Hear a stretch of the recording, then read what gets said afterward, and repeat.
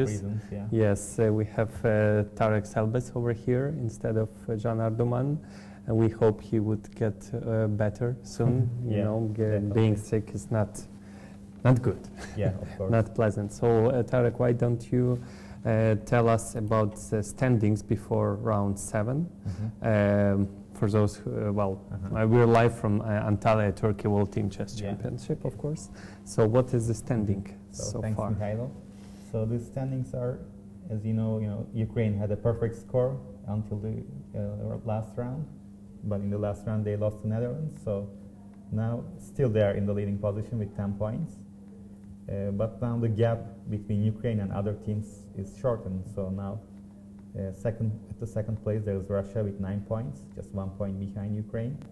And then 1 point behind Russia comes Netherlands with 8 points. And also China has 8 points, so they share the third place.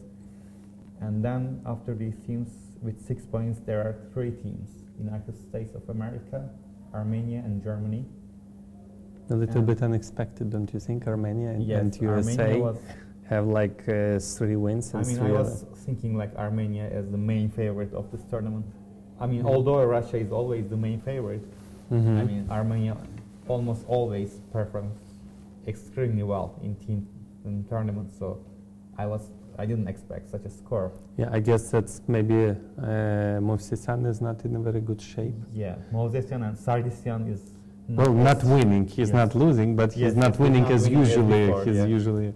So yeah. Aronian is doing very well, but the rest of the team not so well. That's why they have like 2 wins, 2 losses, and 2 draws. Very unexpected. Yeah. Also in European Championship, like the before, so they couldn't manage. So they are in a kind of decline period these days. So, but they are still strong. So, and then Azerbaijan comes with 5 points. They are at 8th place.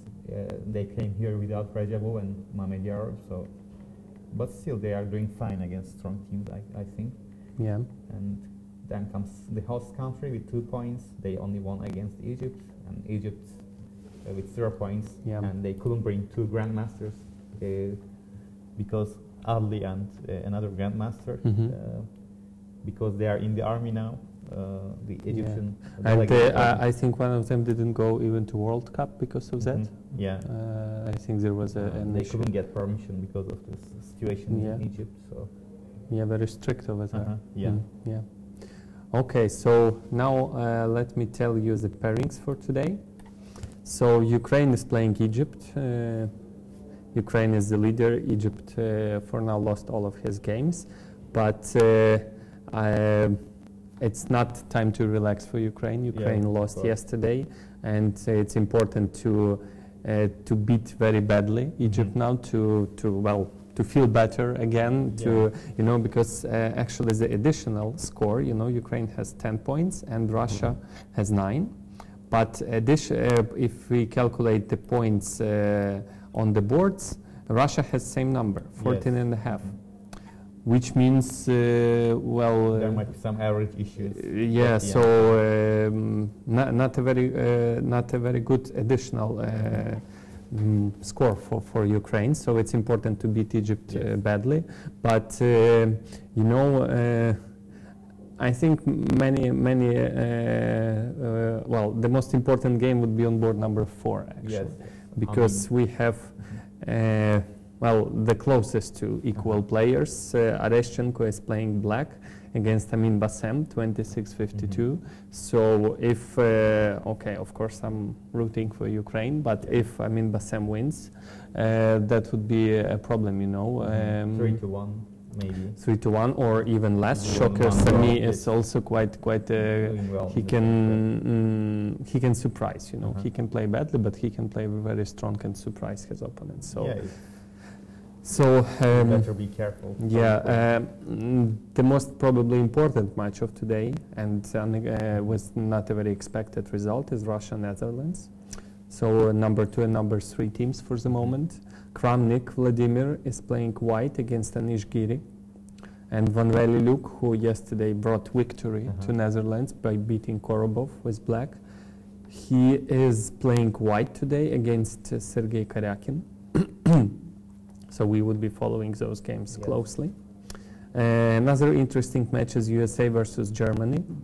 So even though they are not doing so well according to the score, but they are very both decent team. By the way, Germany yesterday beat Armenia, by the way, quite badly, 3-1. Unexpected. Armenia rarely loses 3-1 to any team. Yes. Okay. And Germany is not like they're the favorite in this tournament.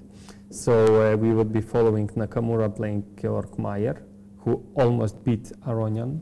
He had a clearly winning position, but in time trouble didn't make the mistake, and Aronian escaped. Yeah. Kamsky is not solid in this tournament. So. Yeah, Kamsky is not doing that well, and actually Friedman Daniel, yesterday he beat with black Movsisan, and now he is white against Kamsky. So we'll see what happens there. China-Azerbaijan, also interesting match. China is now number 4, so if China wins, that would bring more problems to other teams that fight for the lead. We would be following Li Chao Mamedov Rauf, who is, by the way, doing very well in this tournament on the first board. I think he lost only one game. Is it to whom? I don't remember. Maybe he didn't even lose. I can't remember. So he's doing. He had huge advantage against Kramnik, and yesterday very convincing draw against Nakamura, and also drew Aronian.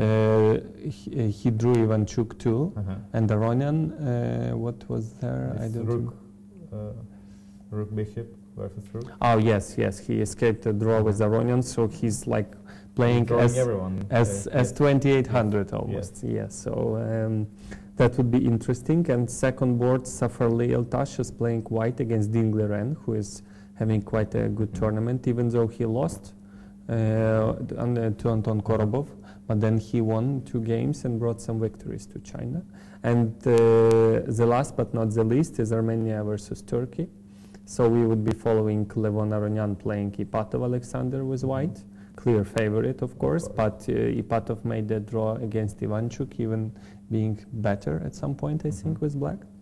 And Dragan Solak is playing white against Akopian Vladimir, who is, by the way, I don't think he's having a good tournament either. Akopian, yes. He lost some games, so and Solak does not have a bad tournament. Maybe I think he lost to Mayer, but yesterday he drew against Karyakin with black with a huge advantage, so he's in a good shape now. All right, so I suppose we start with Egypt-Ukraine. Ukraine gave rest to Vasily Ivanchuk, which makes sense. Tomorrow he would be playing Kramnik with black, so he needs to prepare to relax. And so Korobov Anton 27-13 his current rating is. Last year he was champion of Ukraine. This year is Yuri Krivoruchko champion of Ukraine. So Anton Korobov is playing white against international master Esat Mohamed. So clear from Egypt, clear favorite, of course, Korobov. So, and even though he lost yesterday, he brought a few wins to Ukraine by himself. He beat with black Kamsky, and Ukraine won against the USA. He also beat in some other match. He brought victory to Ukraine. So we are expecting him to do the same. Even though he lost yesterday with white, now he has white one more time, but against a weaker players than Van Velle. So E5, D5. Do you play King's Indian? Yeah, I play. Yeah, so maybe you would explain some details, because I don't play it for black, and for white I only a few games have on D4. So maybe you would explain some ideas. Well, what are these tricks? Forcing H6. In whose favor is it? Is it a common thing? Well, H6. It's of course a weakening of black's position. So if you play like Queen D2, it comes with tempo.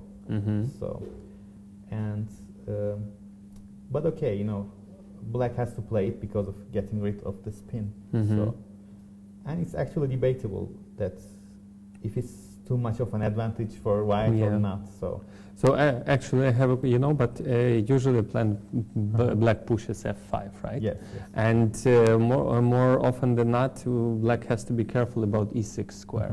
Knight coming. Knight g5. So knight g5 is now not an option. Yes. So I mean, almost all the time black plays at some point h6. Yeah. So. But what is the disadvantage of this move? There is no bishop h6 if white moves the pieces away, or do white play g4 and then h6 is a weakness? Then if you play g4, it's a weakness. So g6 square if you play f5 might be weak. In this variation, actually white's plan is to play g4. So I assume g4, then black pushes f5, and then that pawn on h6 would be weak, and g6 square becomes weak. Okay, I agree. Knight c5, knight d2, and a5. g4, you were right. And now c6. Yeah, pretty normal, like c6. Yeah, black creates some tension on the queen side because it seems that white is going to castle queen side and attack. Yeah, maybe some possibility for attack. I think white would play something like queen c2. Right? Yeah, queen c2. And then maybe long castle, maybe bishop, or maybe bishop e2 now and h4. Is that a good idea? Or? Bishop e2, h4. Yeah, that's and then g5, like in one Pirc variation. Bishop e2, bishop e3, then. Okay. Speedy g4, h4. But okay, black has also, if white castles long, then black can play immediately b5 or. So to open lines, So it will be. But first to maybe protect the knight on d5, c5, because I would take and get the d5 square maybe. Yeah. So we are expecting either bishop e2 and h4, which I'm not sure about that actually. For example, just my imagination, bishop e2. Let's say bishop d7, normal move, I guess, and h4. And now I think maybe takes and b5 is an option. And now, if you take with the bishop, you lose the g4 pawn. If you take with the knight, you lose the e4 pawn.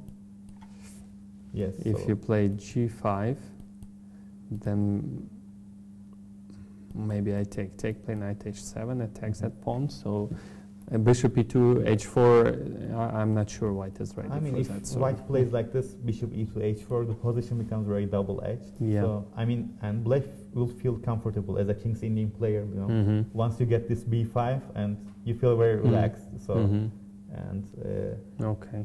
So I think... so what do I do against this bishop d7 and takes b5 coming? Let's say queen c2, bishop d7. Yeah, at this position, it's hard to stop it, of course. Maybe f3, F3. Is that a... Yes, f3. Just to control the e4, and in case of this, e5. bishop takes, and that would be hard to maybe take here first. And that is not good, I guess. Just this c4 square, that is not good. I actually don't like this variation for white. For white? Yes. You mean when you play black, or when you don't play it for white? I mean, from white's point of view, I don't like this variation. Why not? I mean, for example, main lines, or this variation gives lots of counterplay in the queen side for black. That's how I feel. You mean all g4 variations? This h3, it's a little bit slow, so it gives some time for black. And okay, it has its points as well, but this white squares, white is putting all his pawns on white squares here, so it's like kind of Petrosian game, like putting everything on white, and something like that. But okay, I don't. Yeah, as black, I feel comfortable when white plays like this. So I see. Actually, Anton is thinking in this position. Maybe he's choosing between queen c2. And also, is this if the pawn on bishop e2 was played? So, is this a good idea to play knight b3? For example, let's say I play some f3 move. Assume you go bishop d7, and I exchange. Try to get some control. I guess you take, right? I take. I take with the queen. Is it? It looks quite good. Bishop b6 squared. Now long castle. b7's hanging. Yeah, what should we play? Maybe knight e8 is. Maybe bishop d7 was not good, but yeah. Knight e8. You want some check here. I castle long. Or you may have a4. Yeah, something a4 like a4. takes c takes d. Maybe a4. I play queen b4, but then you go c5. Maybe. Yeah. Okay. So all right, but white didn't choose this one. White played bishop e2, and black quickly played bishop d7. So, and we considered this variation h4, but then takes and b5, and we didn't like it. Yes. Maybe let's give it another try. Wait a second. After b5, I can take on c5 first. Okay, takes. And then take here, and then you don't win any pawns. Oh, unless you go knight g4. Yeah, you can. Unexpected. Knight g4, and that is takes. I have no idea. Yes, I mean. If I get the c4 square, but if your bishop comes to life, bishop f6, but queen g5. Now f5. Black can play f5, bishop e2. Yeah. If I exchange white squared bishop, I would be just much better with the opponents.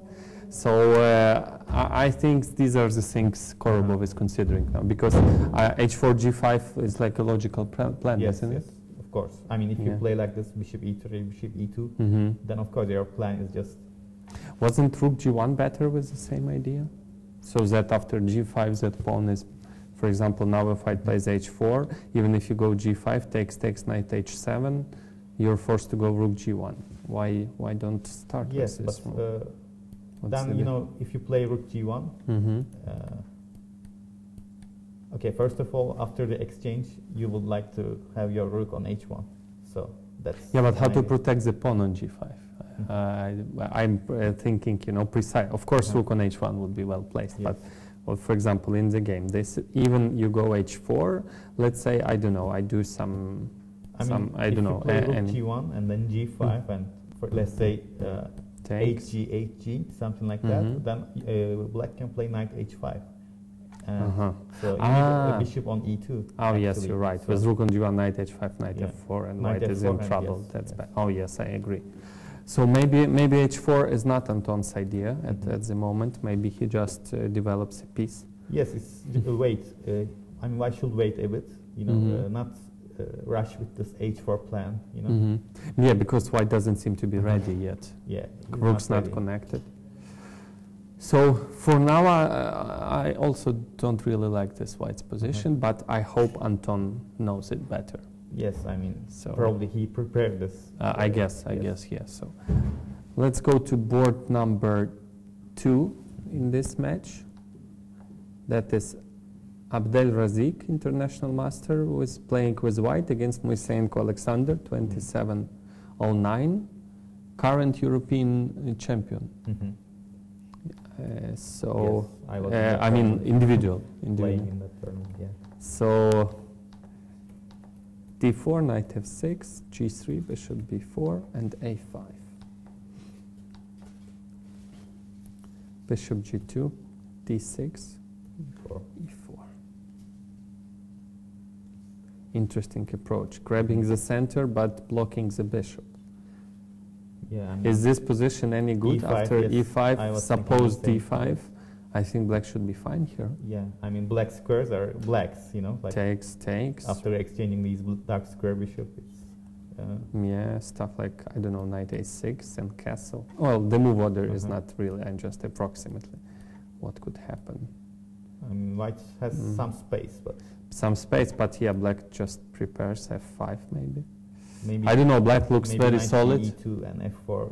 But then I really don't like this knight on e2. He's never good here, you know. He has no place to go. So black should be fine after a move like e5.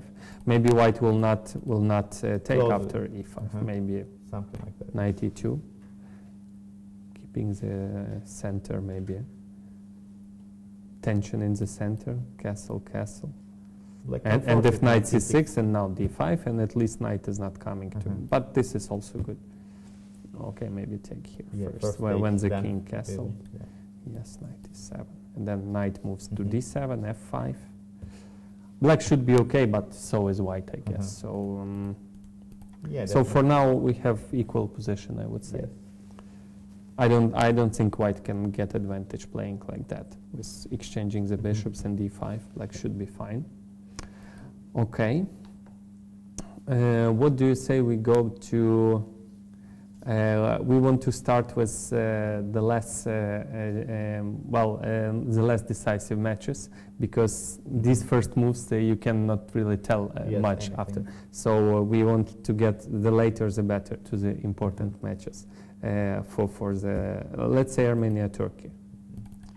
So Aronyan Ipatov, Levon Aronyan, 2801.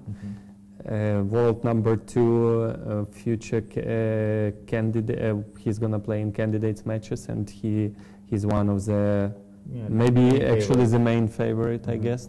Well, depends on how Kramnik is doing, but according to the rating, according to his results, he's definitely one of the clear favorites. So Ipatov Alexander, ex-world champion under 20. Current vice champion, he's got second place. Yes, after you. Yeah, he is doing not bad, I think, in this tournament. He drew with black against Ivanchuk, though yesterday he lost with white to Kramnik quite badly. Yeah, very so, bad. It's normal result, actually. Yeah, not anyone the way could. He lost, but yeah. I mean, it was expected that he would lose somehow. So knight f3, knight f6, g3, b5. I thought he's gonna play solid. Nope. b5. Wow. I would really like to see Aronyan's face at that moment. You know, there is a funny story. I think it was Adrian Michalchyshin. He was playing in Lviv Lviv chess club, against some, it was maybe the first round of some tournament. He was playing against some club player with no rating and everything. He was black, and Michalchyshin was black. And that guy played Queen d5, yes. And he couldn't believe his eyes, you know. He was just looking at the piece. How he couldn't understand. He was just fixing his glasses. He couldn't realize, how can you play like that, you know? See, you're gonna give me like this kid's checkmate, right? Yes, He couldn't believe this move. So, okay, b5 is not a bad move, but it looks very, very odd. Yeah, but you know, like the famous Karpov-Miles game, you know, when Miles played a6 against then world champion Karpov. On first move, on first move, and then he won.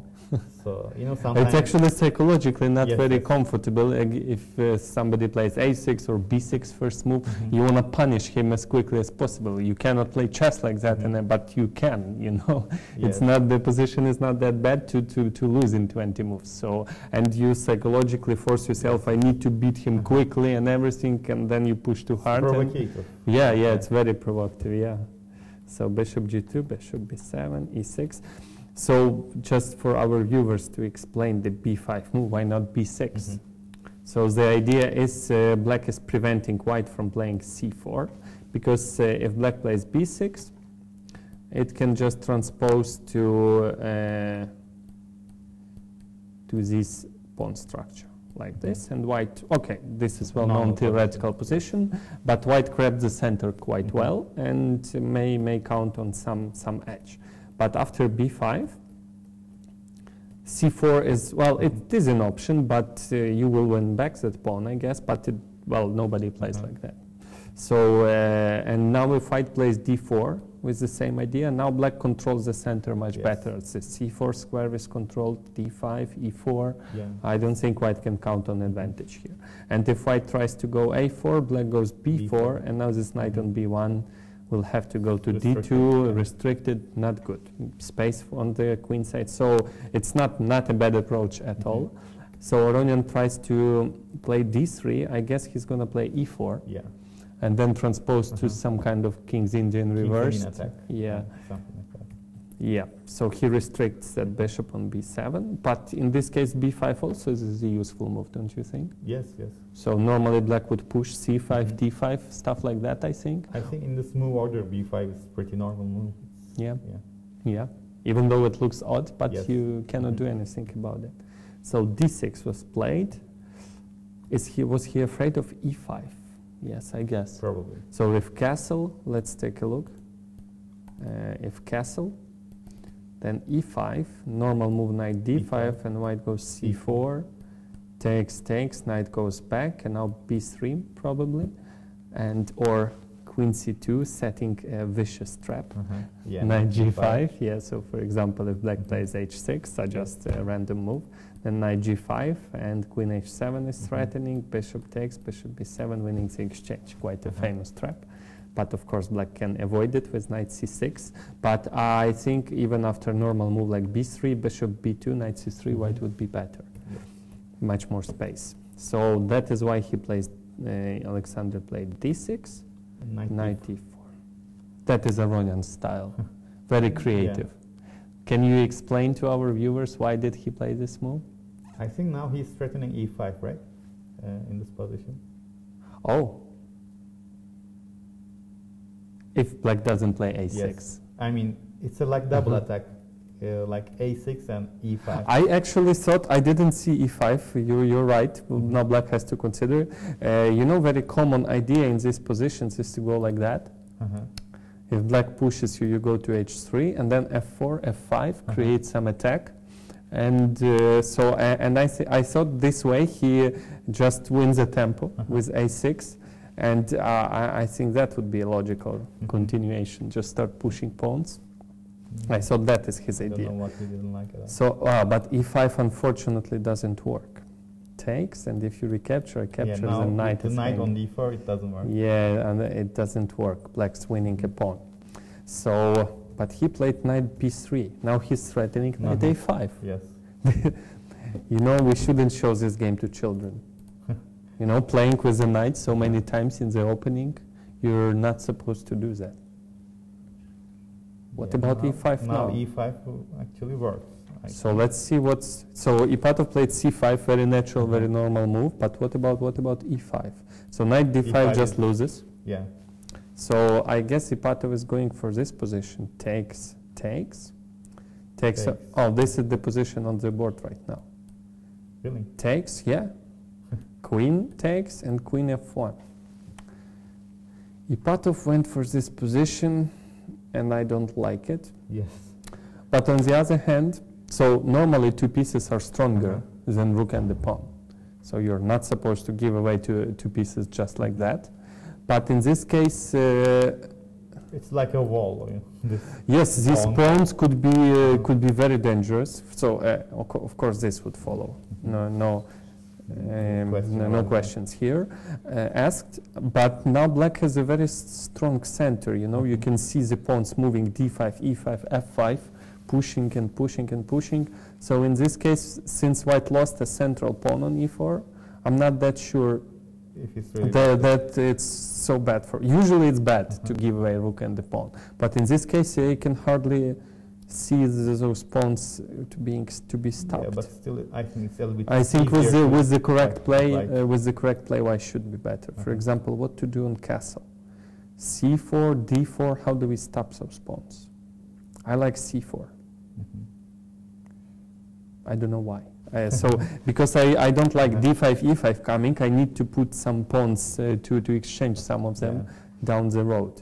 Because if you play some normal moves, right, this looks quite like a normal move, then black goes e5, and these knights are kind of restricted. f5 is coming, knight d4 is coming, so I want to put some pawns in the center, or at least near the center. Maybe c3 and d4.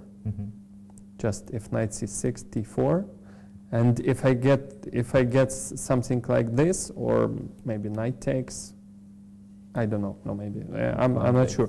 This pawn would stop black's pawns, and white sooner or later two pieces would go back to life. But I think white needs to to put some pawn in the center very quickly. Because if, as I said, if you play some normal looking moves like that, black would, well, advance very quickly. F5, knight d4, maybe d5. Looks a little bit dangerous. I guess computer is not afraid of it, but we are humans. We don't like when so many pawns are advancing at white's position. So I would consider c3 or c4, just to not let him play that c4, maybe a little bit artificial. Maybe b4, my knight. So I just want to, if he goes d5, I'm going to take. And there's no more, well, these pawns are not that dangerous anymore. Just so like that, and more or less I stopped them. And if I stop those pawns, two pieces would be stronger. So creative approach by Ipatov.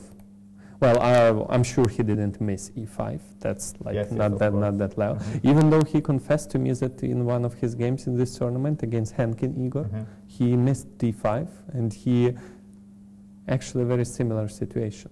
He missed d5, and Henkin got two pieces for his rook and the pawn. But in that position, it was two pawns. So, but he drew in a very bad position. He made a draw. So. I don't think he. Yes, it's very similar, but I don't think you can. Prepared. I mean, for this position, if he plays b5, you know, let's check. No, but this knight d4, knight b3, I don't think it even ever happened actually. Maybe you would check it. So this is the position we have on the board right now, and Aronian is choosing. Oh, maybe king takes f1 actually, and then queen comes to f3. Or maybe he's considering to go queen f3 right away, by the way. Interesting move. Yeah. You know, just to confuse you with force your rook a7 or d5, because d5 is weakening dark squares, and my bishop would become stronger. So maybe he's considering actually, and that would suit his style, you know, queen f3, an expected move. And, well, rook a7, well, that's good. But then the rook is after bishop e3 is under attack, and knight c6 is no longer possible. Yes. Pretty good. No, I think actually with the correct play, black isn't just in trouble. Just I don't know. Didn't he have any other choice here? I don't know, knight c6 or e5. You know, why did he go for this? Yeah, there was absolutely no need for this. Yeah, maybe he evaluated this position slightly different than we are, but well, normally you're not supposed to do that. So, all right, let's go to board number 2. Solak is playing Akopyan. Again, French defense. Solak played this line versus Georg Mayer, and he didn't get any advantage and then even lost with white. And now he goes back. Actually, I'm a little bit surprised because we were looking at this game in live analysis, and in database, bishop f1, very rare move actually. Bishop usually goes on b3 to put some pressure on e6, maybe some sacrifices there. Bishop f1 is quite a rare move.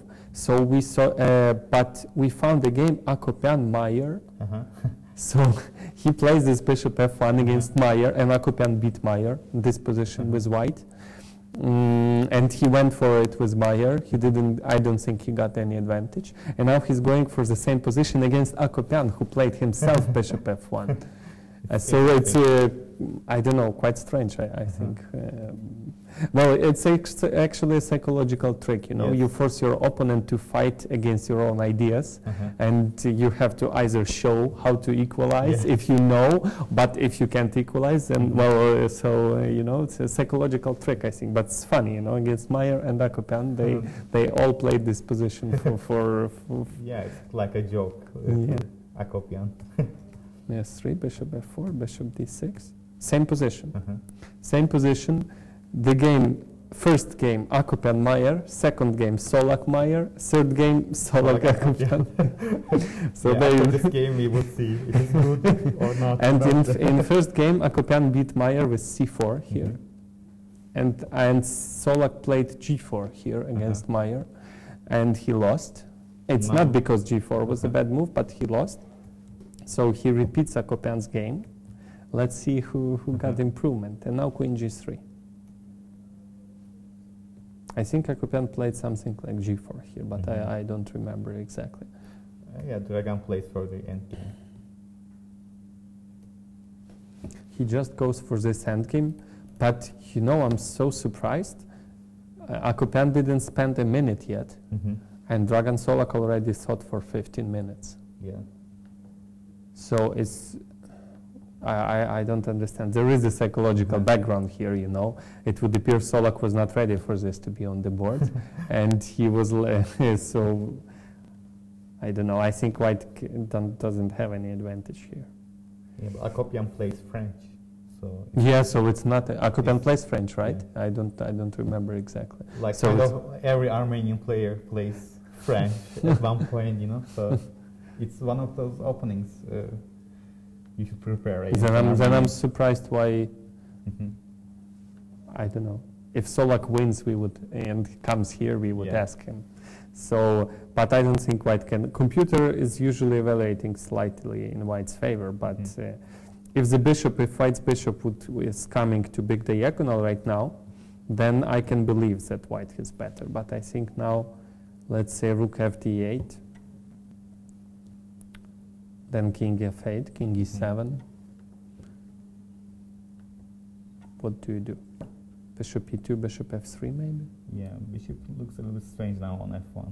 Yeah, so normally f3, g4 would be a good move order, and then king comes to this. But then this bishop is highly restricted. Actually, that's similar thing Solak did in the game that he lost. He brought the king into the center, but I don't think there's much. Maybe bishop e2 and bishop f3, but now rook c8, this pawn is hanging. And if you go bishop f3, you would have to calculate this, so maybe b3. Now let's say this. Oh, and I don't have b6. Oh, b5. Yeah, b5 also. The problem is king e7 is not an option now. Knight f5. So maybe some technical problems still for black, but black has no weaknesses, you know. Yeah, it's like a Sicilian endgame, similar to Sicilian, but there's slight difference. Usually if black gets a c file, black is even better. But in this case, c file is blocked. There is no square on d5 for the knight. For example, if this pawn was on c3 and black had the pawn on b5, I would already prefer black slightly because of d5 square and possible pawn minority attack. Yeah, but with the pawn on c4, I don't know what. In this position, it's a little bit difficult because of these bishop and knight. Black bishop and knight is struggling to find a good square. Yeah, yes, I agree. So maybe black will have to reorganize somehow with bishop e8, knight d7, knight c5, but then he can push. Oh, actually, black needs to play b6 and a5 here. b6 and a5. Yeah, and then knight comes to c5. So, for example, like this, and let's say, okay, maybe I don't know, a5, b6. Let's say bishop f3. I'm gonna go rook. And my next move is a5, and then I eventually would bring the knight to c5. I think looks a little bit artificial, but if black manages, but when you start doubling, I just bring my king. Yeah. And I'm not afraid of anything. Then I move bishop e8. Then slowly go a5, knight moves to c5, then e5. So even white could be, if white doesn't do anything and black gets the a5, the knight on c5, black could be already better. So I think this should be just an equal endgame with the correct play. I'm a little bit surprised because seemingly equal endgame, he lost to Meyer. So. But normally Dragan is good in these kind of positions. I don't know if you know it, but he plays this exchange variation in Ruy Lopez. Always. He always plays this bishop takes c6 in Ruy Lopez. He mastered this very well. So, and you know, he's good with this queenless play. So maybe he preferred to play against Akopyan, like this kind of queenless game. But I also don't think that there's too much of an advantage in this position. You know, white's pieces are very nice. The bishop comes to f3, but there is no weakness. There is no target, you know. When you develop all your pieces, and they are at very good positions, but you can't attack anything, you got nothing, because black will have a way of improvement, and you already put your pieces at best squares. So, like against Hedgehog, you know. Sorry? like this hedgehog variation in this hedgehog formation. White is already good, but it's black who is improving with each move. So. And actually, if you bring the bishop to f3, what's your next improving move? You know, the only thing that you cannot bring king anymore, because if to bring king, you need to go f3 and bring the king to e3. You would double the rooks. Okay, fine. Then you play b3. That's it. What you do next? You have no improvement. And actually, these doubled pawns could be a problem in the future. Black can fix them with h5. And then, for example, the pawn on g2 would be always under attack and everything. So that's why white needs to go f3 and g4. That would be a solid pawn structure there, no weaknesses. So g2 pawn is well protected then. But then the bishop is f1. then the bishop is in trouble. So I think black is doing fine here. Actually, f3 was played, just as I suspected. f3, actually, if I were black, I would consider doing this move. Yeah, prevent e4. Just maybe in the future, I don't know, I can see the rook coming to g5 maybe at some point. So I would maybe fix those pawns like that with rook fc8 was played. Yeah, makes sense. He's preparing b5 for b8 and b5. Yeah, so f3, and I would really consider playing h5. Yeah, h5 looks very good. So even though you're not supposed to put pawns on squares of your bishop, but in this case it's not a weakness, I can always play g6. And this pawn is, you know, if I play g4, he grabs some space. You would always have to be calculating g5. So after g4, you have to go h6 at any point. But why not grab some space with h5? And, you know, with the pawn on g4, very solid formation, it's protecting each other. But after h5, g3 might be a problem. And actually, if I bring my bishop to big diagonal, which and then I go g5, g4, I can. So I like h5 here. Yeah, looks very I had an interesting in Reykjavik. I was playing a close tournament, and I had similar endgame. He had the pawn on e4 and I on d6, so it was a Sicilian type endgame. But he had these doubled pawns. And the first thing I did, without even thinking, I brought my king to e7, like the most what is more natural. But only then I realized that I should have played h5. But he didn't realize that he needs to go g4 because he also had white squared bishop. But then I quickly played h5 the moment he gave me, and I won because of those weak pawns. I just in 10-15 moves I got to them and I won them. So, but if he would have played king f8, I'm not fond of this move. I think after g4. Very solid formation. I guess g4, h6 would be, but some space here, the f5 square is taken, because if you go h5, I can imagine knight coming to f5 in distant future. But the thing is, not so much space, and this is potential weakness. Even g5, g4 is after that an option. h5 looks pretty. I mean. So and it's not spotted this move actually. Maybe he was afraid of g5 square, f4 knight f4, coming, but I don't think it's. I can always go bishop e8, protect everything. So I think h5 was better move. But you know, I also did the same mistake. You know what the rule says in the end game. If you have some extra moves, just bring the king into the center. So I just, without thinking, 1-2 moves, and then I realized, yes, g4 was played. Solak realizes very quickly, plays g4 very quickly, probably. All right, so I think this is an equal endgame. And by the way, another point, if I play h5, so I can then go g6, and then push the knight with e5 at some point to control the f5 square.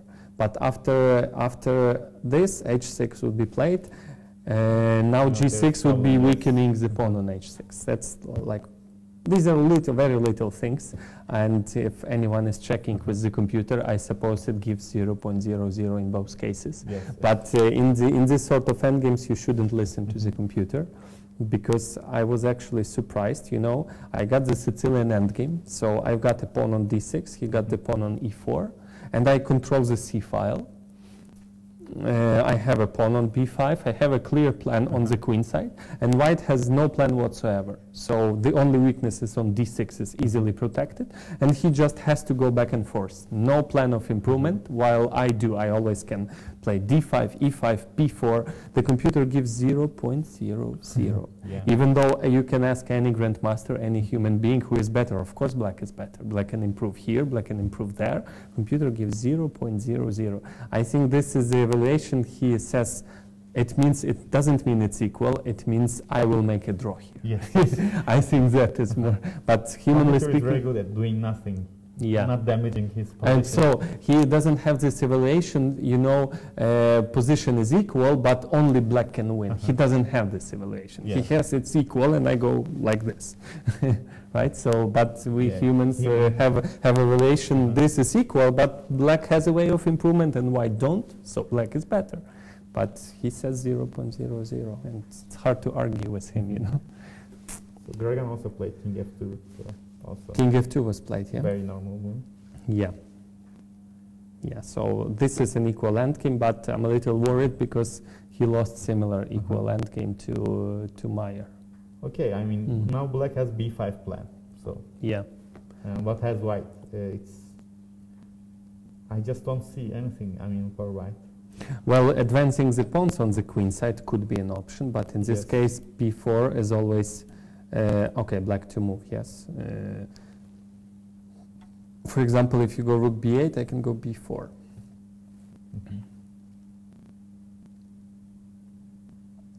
You don't have b5 anymore. Yeah. So I'm not sure if b5 is now I think white has maybe you have to go back and play a5. So that's why here I would consider for black. Oh, wait a minute. Maybe b5. Maybe b5 works right away. Just because of the a2 pawn. I mean, what's probably exchanging all the pawns or what? Yeah, but if white wants to play for a win, this is the way to go. And I want to go c5. I don't think you should let me do that. So you take, and I take. I don't know. Let's say with the rook. This is still equal. Yeah. a5. A5. This is equal. Maybe like this, but rook b8 forcing b3. No, this is equal. This is equal. So b5 is definitely worth attention, but if black wants to play for a win, I think black has to do this. A5. A5, white goes, assume king, or maybe doubling the rooks, and then b6. And then bishop e8, knight to c5. I think that is the way to play for a win with black, and I don't see what I can do here. Maybe transfer the rook on b3, but rook b8. So actually, I'm starting to prefer a little bit black. I would even prefer black more if the pawn was on h5 and the pawn was on g3. Yeah. So, but I would strongly consider to play a5 here for black, and I don't know what white can do. Maybe white still can try to push b4. B3, b6, a3. So let's say bishop e8, rook b1, d7, just very approximate variation. But now I will always have rook a2 or rook a3. So even if you push b4, what's next? I get the a file. Maybe you play b4 when I play knight c5, you go b4. So maybe just go back and forth. And but even if you get the a file, it's nothing. I mean. Yes, but what you do next. So. Yeah, I mean, there's nothing to do actually, except countering the black. Yeah, maybe black will do like this and double the rooks and knight c5. I don't know, but I think black is okay for sure here. But okay, let's skip this game. Yeah. All right. So not everyone enjoys finding little details in an equal endgame. So I apologize for that because I do. Okay. So why don't we go to the central match of today? Russia versus Netherlands. So Vladimir Kramnik is white against Anish Giri. Kramnik 27.93. Giri Anish 27-32, two very strong grandmasters. So Kramnik yesterday beat with black Alexander Ipatov, so I think it's his first victory in this tournament. I don't think he won a game before. He drew against Aronian, he lost to Nakamura, he drew with Mamedov, so he didn't play against Egypt, so I think so, if they played Egypt. So but he had 2 rest days, I think, and he won with black, so he now feels more confident with himself. Danish Giri is also having, Giri having a good tournament, I think. He beat Ipatov with black. Yesterday it was not very... okay, he at some point he just decided to struggle for a draw, even though the position was equal. Okay, he convincingly made a draw with white in the different colored bishop endgame, but all right, so Slav defense, d takes c4, all right, I myself play this variation, but I play knight b6 here, queen c7, g3, e5. Very theoretical. Very, yes, very, knight takes e5.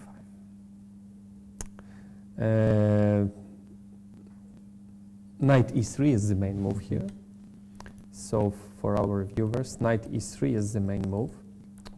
So, okay, g5, I think Morozevich played it first, not very long ago actually. f6 was considered to be the normal approach, but now they don't play like that because white has very easy plan b4, b5, for example, castle, and then queen c1, and then b4 at some point works tactically. So I don't think it's a good variation. Now g5 is considered the strongest. Well, the trick is why black wants to distract the bishop and win the knight, or get 2 bishop advantage after like that. So, but white can go knight e3 here. That is by far the main move. And g takes f and knight takes f5 and long castle. So that is, and I think short castle, one of the key positions in this variation with many ideas for both sides. Very often white can sacrifice knight b5 very unexpectedly.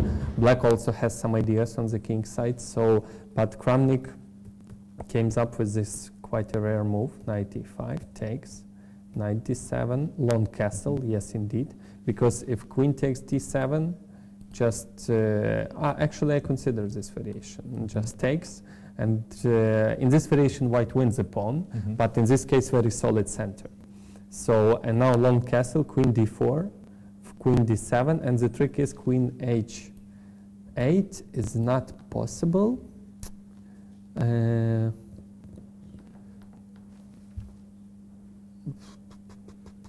This is just losing, but I don't remember how exactly.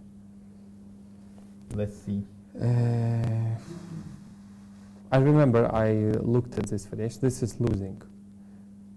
Maybe just takes, maybe like this, maybe like this. The trick is there is no rook b1 because of this, and checkmate. So rook has to go here, and maybe now like this. Maybe that is. But wait a minute, queen f6, and maybe just like this. I don't remember exactly, but I remember this is maybe now moving the bishop somewhere. I remember specifically that queen h8 just loses, not even a draw. So queen takes f4, bishop d6. I actually, but it was a few years back, I analyzed this position, and everywhere black has very good compensation. Queen c1, interesting. Computer suggests queen h6, something like that, and bishop f8, and then just offer a draw.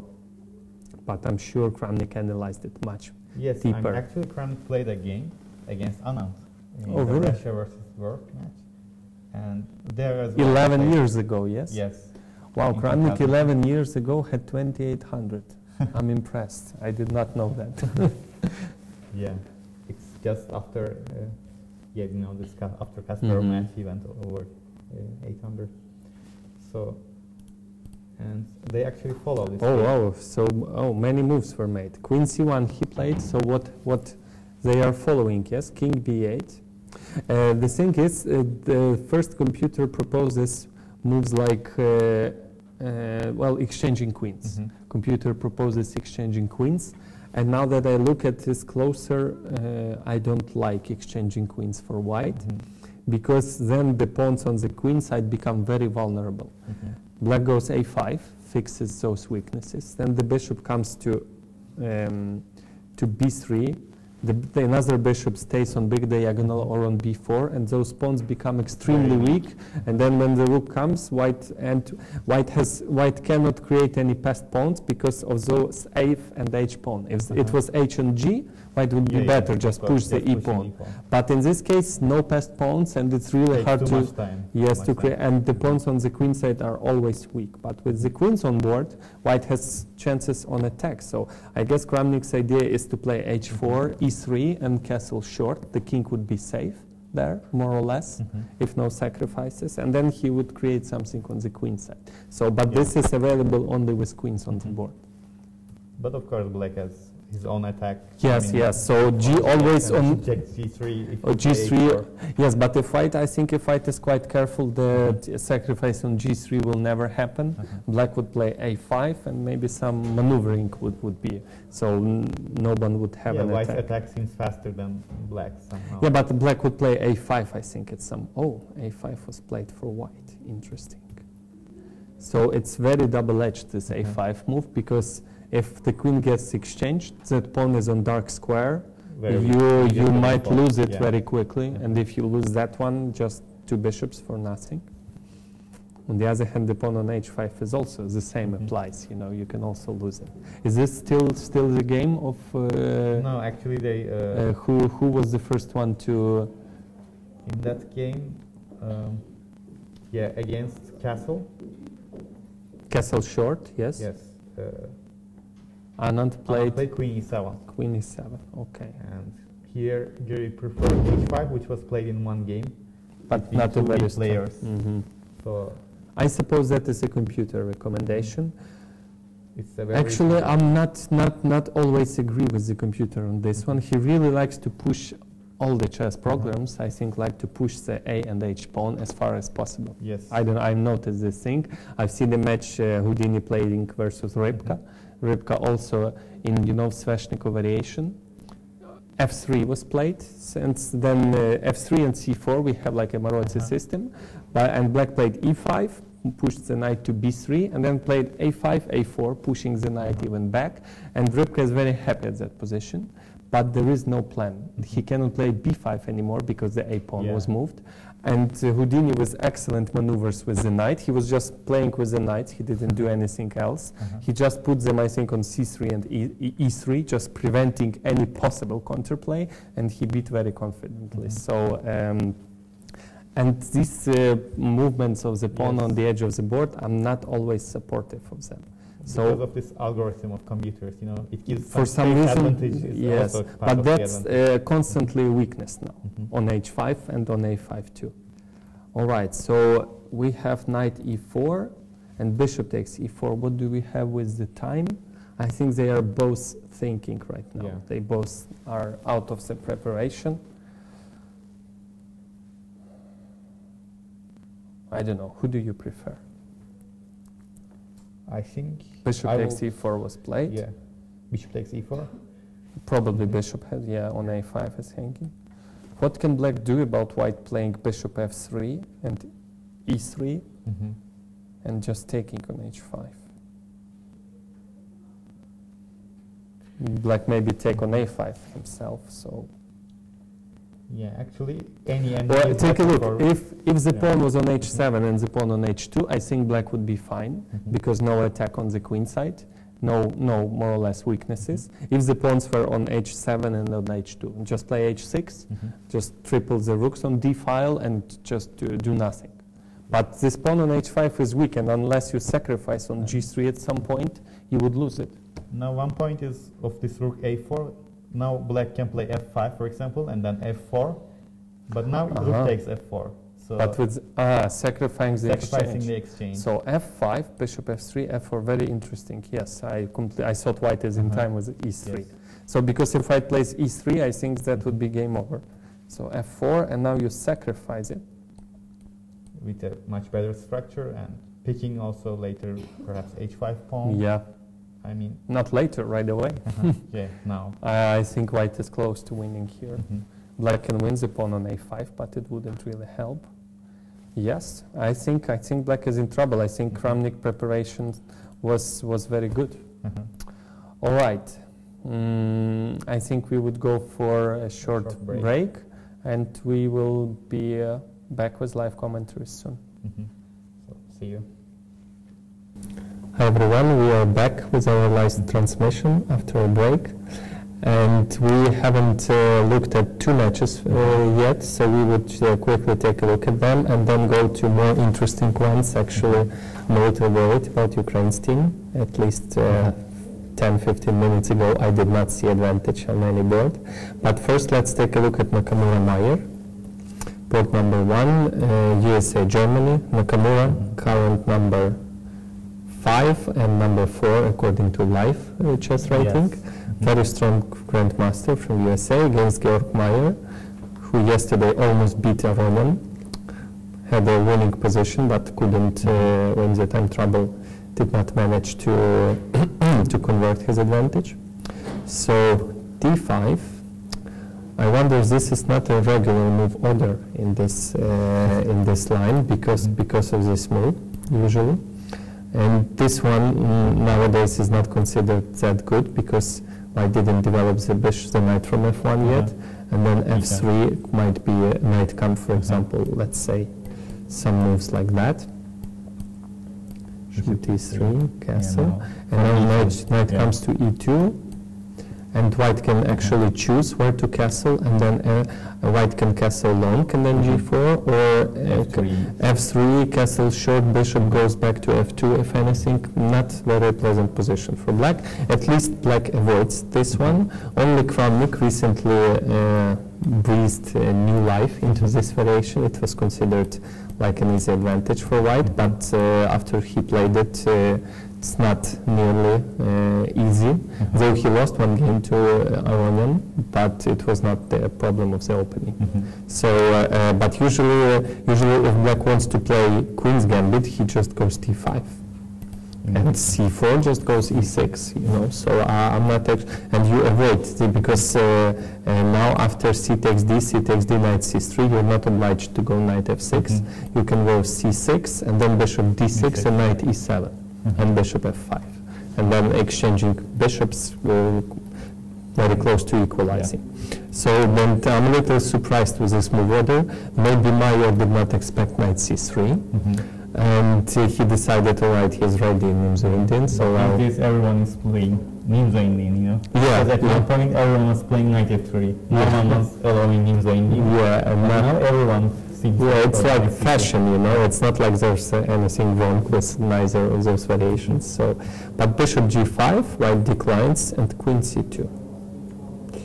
A little bit surprised with this move. Maybe Nakamura was also surprised with Mayer's choice. That's why he decided to go to a sideline.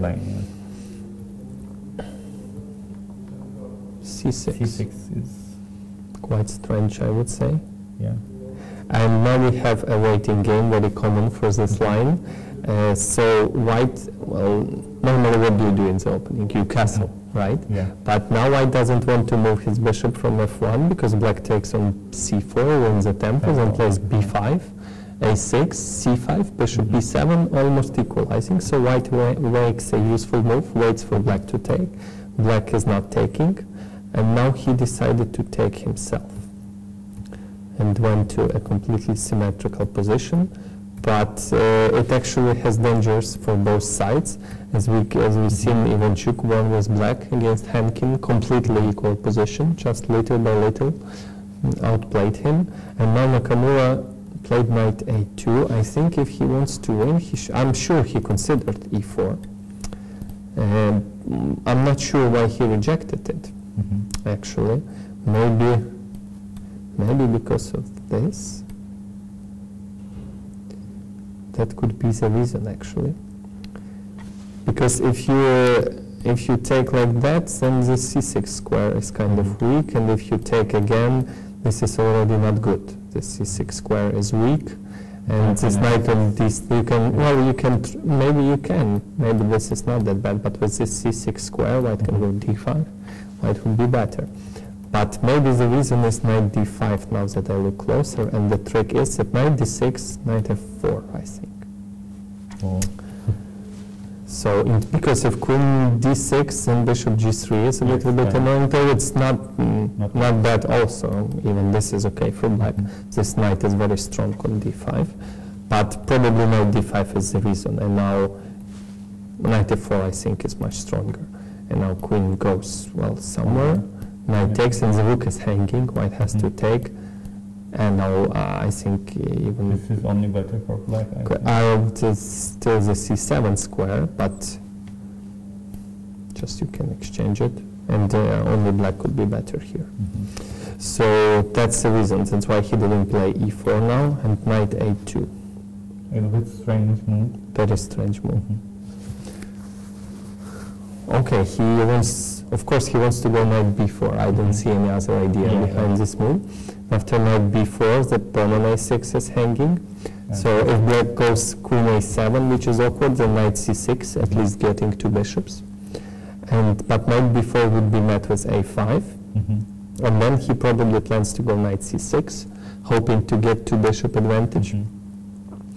And grabbing some squares, and then the knight can go to e5. And a5 has weakened the position, so it makes some sense, but... Meyer played rook c8. Rook c8 Meyer played already. So if knight b4, then a5. a5, and there is no rook c8, rook c1, because c1 is not protected, yes. But what about if white starts with takes and play rook c1 now, then I guess queen f8. Queen f8, yes. I think so. At least it makes a lot of sense. Preventing knight b4. And what can white do? Maybe bishop g3. Yes, just but then c7, but still you don't get it. Yeah, well, I don't think white wants to take on d6 because takes knight b4, again a5. But you know what black can do here? Oh, knight e4, black can do. Yes. Yeah. So I don't think there's any advantage here for white actually. Maybe he would play knight b4 and then a5 and go back. That's also an option. And then knight c3. Try to use that weak square, but maybe not black goes like that and doesn't let the knight to e3. So actually it's not that easy, you know. If it was white to move knight c3, white would be already clearly better. Because knight b5 pushing the bishop g3 just getting in. So it's not as easy as it may seem. These symmetrical positions might be very tricky. So and now knight e4, and I don't see there is no knight c3 anymore. What else can white do? I don't see anything. I don't see anything. Yeah, so I think Nakamura would have to come up with something tricky. I don't know what. I mean, this knight a2 is okay, tricky, but it's a little bit clumsy too, you know. Yeah, with the correct play that shouldn't work normally. Yeah. All right, so Meyer is fine. Board number 2, Friedman-Kamsky. Kamsky in his style. He always likes to get some unknown bad positions, in my opinion. I hope he will forgive me. I constantly see him in some... Especially after his comeback. He doesn't play main lines, he wants to avoid them, but usually if you avoid main lines with black, usually you get in kind of trouble. So a5. Okay, his idea is bishop b7, knight a6 and everything, but Tivakov plays this line for black, but he doesn't play a5 in that moment. He plays just knight a6 at some point. So little bit provocative. You know, another game which we should not show to the kids. Just a5, you know. If I was a coach of a child and he would make a move like that, well, but if Kamsky plays it... Yeah, you say, okay, he has an idea behind that move, yes, but yes, normally that, he wants the bishop to a6. Of course, there is a bishop a6 line, so very common here, but he wants to go a5 and now bishop a6, and probably the idea is normal move for white is b3, and maybe he's ready to meet it with a4. It's maybe not right away, but at some point that could be annoying.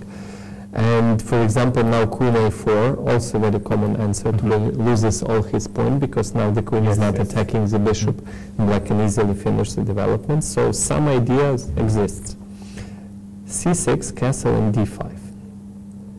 But now white gets, I think, quite a nice Catalan, because a5, bishop a6, some black has some tempers, but it's very precise position. Now the c4 pawn is after, for example, knight fd7. It could be in trouble. But Kamsky played bishop d6, and now c takes d. I wonder why. Why not, I don't know, b3? Why not bishop f4? Why does he? Oh, maybe it's a tactical reason. Why did he take it with the knight? Why not with the pawn? Yes, with the pawn. Queen f4, something like that. Queen a4, knight fd7. And now maybe this. Oh. Is it possible? If takes, the rook is hanging. Yes, but if you take c5, still maybe I just go back. And white is better. Yeah. The rook has to move, take it. E2 pawn is not important here. Maybe that's the reason. Maybe it's a tactical reason. Queen a4. And if anything, knight b5 is also. Knight b5 is also very good. Yes. And to all if this is not good, white squares are weak. So maybe that's the reason. Very precise approach. C takes d. Now e takes d is not good because queen side is weakened. So knight takes d5. Knight takes, c takes, bishop f4. Now this I don't like. Yes, I mean, if you forced him to take with the knight, why don't you keep the center? Yeah. Only if there is That's very strange. You know, maybe. I know maybe he wants to keep it solid, but you know, you can get a free center. Like, okay, maybe for now it's actually white has to be careful because bishop e5, knight takes c3 is threatening. So for example, rook e1 is not working here, but maybe I just move my knight back. Oh, sorry. What if I just, why didn't he do some, I don't know, maybe to f3 also makes sense, but to d3? Isn't this bishop powerful on g2? Why didn't he play this? I don't know. For example, castle. Knight b4. E4, knight b4. All right, rook e1. I'm not in a hurry. Just this bishop is powerful. I don't want to take on d5. You cannot play c5. You cannot play e5. What do? You should play some knight d7. But now I can consider e4 or maybe still some useful moves. Maybe a3. A3, yes. But I really like this bishop. Yes. Or maybe I just a3 and knight b1 and e4 also could be an option at some point. Yeah. Just I don't get the c takes d5. Yeah, so c takes d5 makes sense, but after this I would just go back. Knight takes d5 is, but maybe he miscalculated something, but well, normally black is fine here. What was his idea of black castles? Maybe he wants to grab the c file very quickly. Rook c1, rook c2, and then doubling. But f6, knight d3, and knight c6, bishop e3. No, that's nothing. Yes, that's you don't even have e4 anymore. That's absolutely nothing. And black is very comfortable, I guess. Okay. Even f5, yeah. Just all the squares are under control. Black is fine here, for sure. Yeah, so he could have had advantage, I think, but now it's just equal. All right. And one more match that we haven't considered yet. Azerbaijan, China.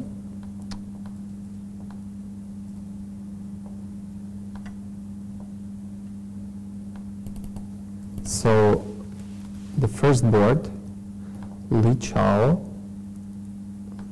is playing Rauf Mamedov, who's having an excellent tournament here. Yeah. And Li Chao actually is not. He lost many games on first board, even though he plays the same opponents as Rauf Mamedov. So, okay, you can bet on King's India if you play with white d4 against Mamedov. Again, this h3 line. But this time on knight h5, yes.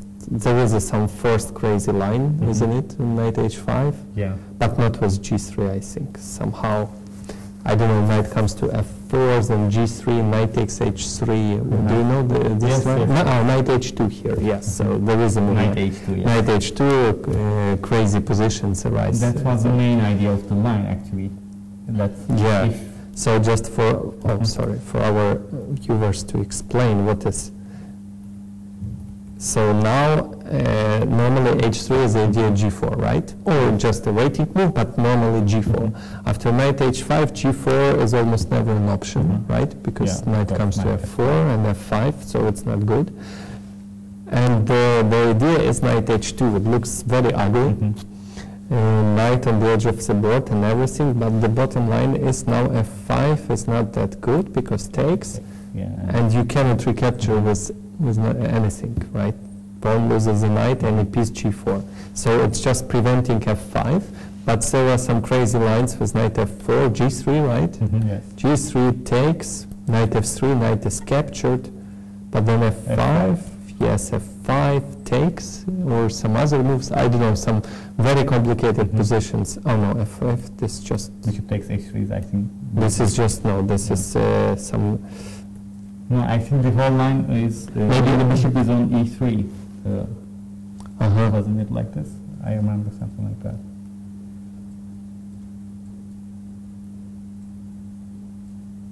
Yeah, somehow knight h2 maybe some waiting move for black and bishop e3 then knight f4. Maybe like that, I don't remember exactly. But this is the main idea, knight h2, so f5 is not an option and knight f4 is met with g3. So, but Li Chao plays g3 now. Isn't f5 possible here? Yeah, but how do you, what do you play after takes? G takes. Some knight g5 or something. Knight g5, go back to f6. I don't know. So maybe knight takes e5 and queen e8. Like. Oh, I thought knight g3, but queen e8 also good. Yeah. So f5 was an option to consider, but I'm sure that was Li Chao's preparation. So maybe he just wants to play a normal move. Knight c5, b4, and knight d7. Is it good? Isn't b4 in white's plans? Isn't it like losing two tempos? Yes, I think so. It looks very strange. Looks dubious. I mean, and you are closing the diagonal for the bishop. No, but if you want to go knight d7, go right away. Yes, yes. Why are you choosing this knight a6? Then a5 make more sense. So it looks dubious to me. I don't know. Yes, yes. b4 is useful. Bishop g2 is useful. Okay, he tries to prove it with a5 and f5, but what if white played a3 here and a5? Some, I don't know, would b1. Isn't it b4 according to white's plan? So I'm confused. I'm very confused here. But that is definitely not Li Chao's preparation, right? You would never consider this at home. So in a way, he succeeded. Maybe he wants to keep the knight on h5. Play the other knight, come with the other knight quickly after f5 and some pushing. Maybe queen e8 is not necessary. Oh, f5 right away. Oh, if takes,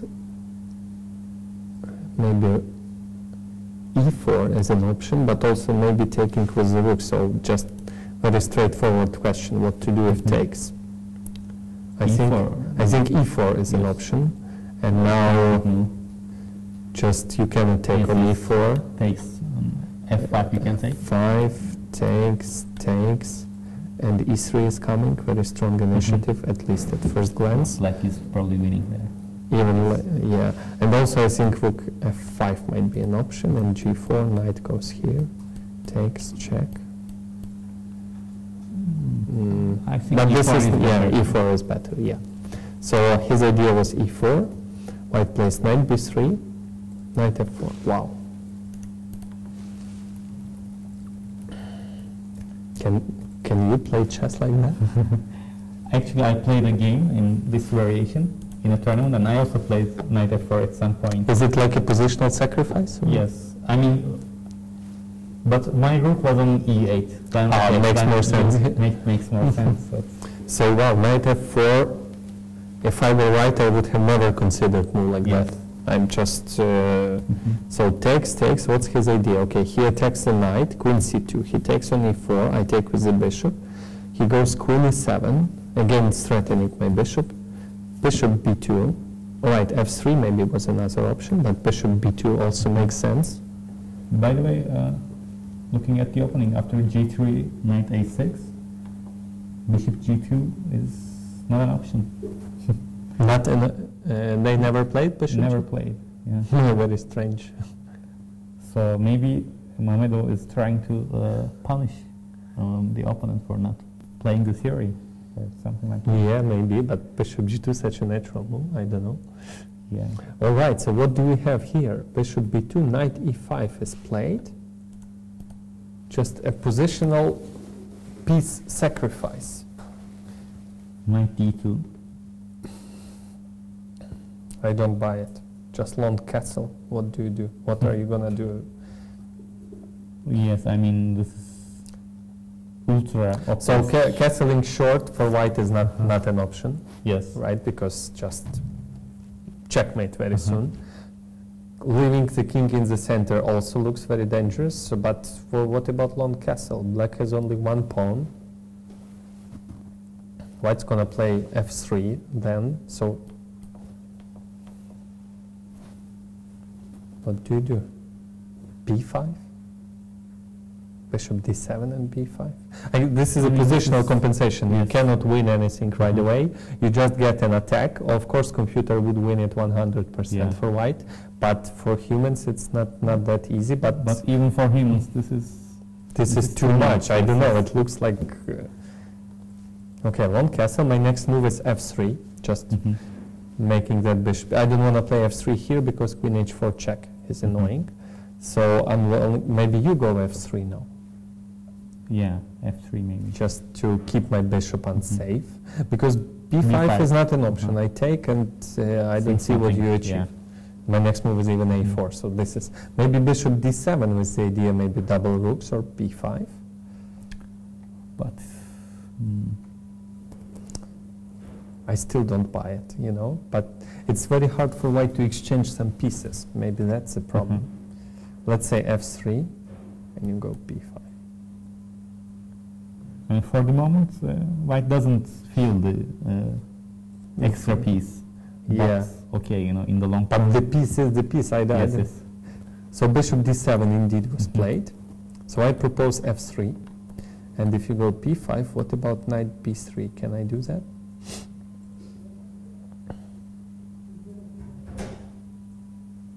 Yeah, I think so. There's nothing but going back with it. If you go back, you can take with the knight. No, the a2. A2 is saying. Maybe I take. Maybe you still keep on jumping. Yeah. Somewhere. Something maybe.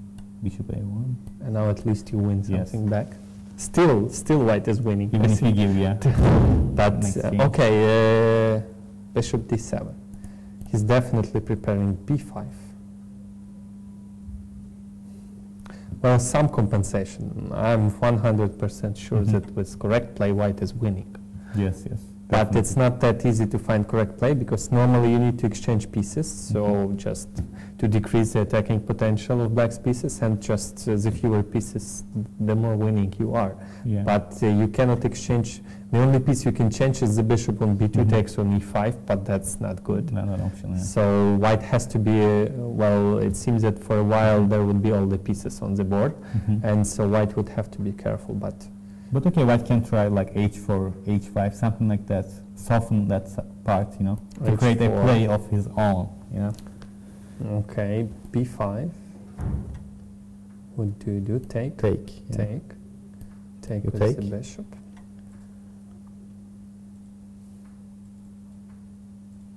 Can I just take that? Takes. Now And play knight b3? Knight b3. Yes, you can. Maybe rook a8. b1. I think this is the way it might go, you know. Yeah. I don't see what black can do here. I don't see. White has many useful moves, Mhm. f3, h5, but what to do for black? One pair of pieces is exchanged. Maybe he's not aiming for b, maybe he wants to go c6, but no. So h4 makes sense, king b1 makes sense here. Yes. f3, or we can just play f3 with the same idea. If you Mhm. go b5, just takes, takes. No, this is not, yeah, takes and knight b3. The important thing is to keep this bishop on b2, Yes. so that guy on g7 will not feel comfortable enough. Seems to be winning. Okay, maybe some, I don't know, rook b4, king b1, rook a8, and then rook a4, but it looks just it can't be right. Yes, you know, yes. only one pawn for a piece, Mhm. no direct threat in next 2-3 moves. Mhm. That's losing. So he's just having fun, I think. He's an excellent blitz player. Mhm. You can play blitz like that. I'm Yes, sure yes. he beats everyone in Mhm. blitz like that, just crazy sacrifice. And then, but in classic chess, I don't know. Or, indeed, queen b3 makes a lot of sense, preventing b5 at all. I mean, this knight c5 b4, it's very interesting. And this losing tempies in the opening, I mean, this is very strange. It's After b4, knight e4 was not an option, no? I just looked at the... I guess this was not an option. It just doesn't work. Even like that, yeah. it just doesn't work. Queen f6, bishop e3. Even this. Mhm. And c5 never works because of en passant. So yeah, okay, doesn't work. Then it's just, I don't know what, should be just good for white. So. Anyway, it's Lee should be winning. yes. Lee should be winning, but anything could happen, you know. Mhm. Yesterday Meyer had one piece up. Actually, he could have had rook, Yeah. and he just blundered, and it was a draw. Okay, so for Lee Dingley-Ren, knight d7, bishop c4, and just taking on f6. Mhm. I never thought this could be a problem for black, you know, exchanging one pair of pieces in a position with not enough space. Mhm.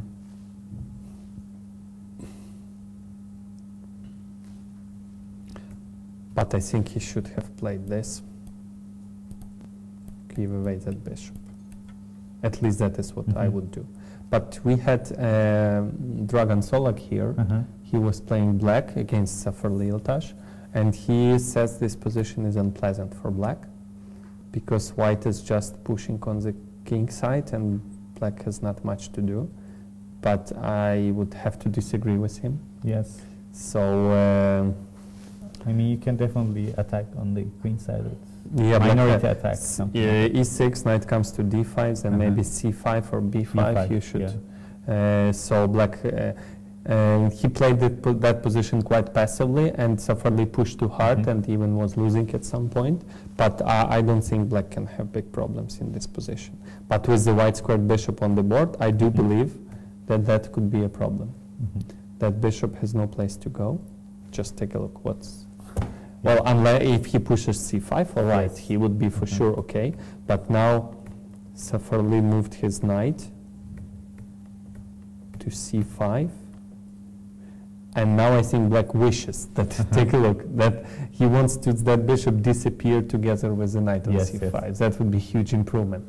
But now I think white is clearly better. Yeah, very clear better here. Well, the only problem is if black gets rid of that knight and pushes c5, but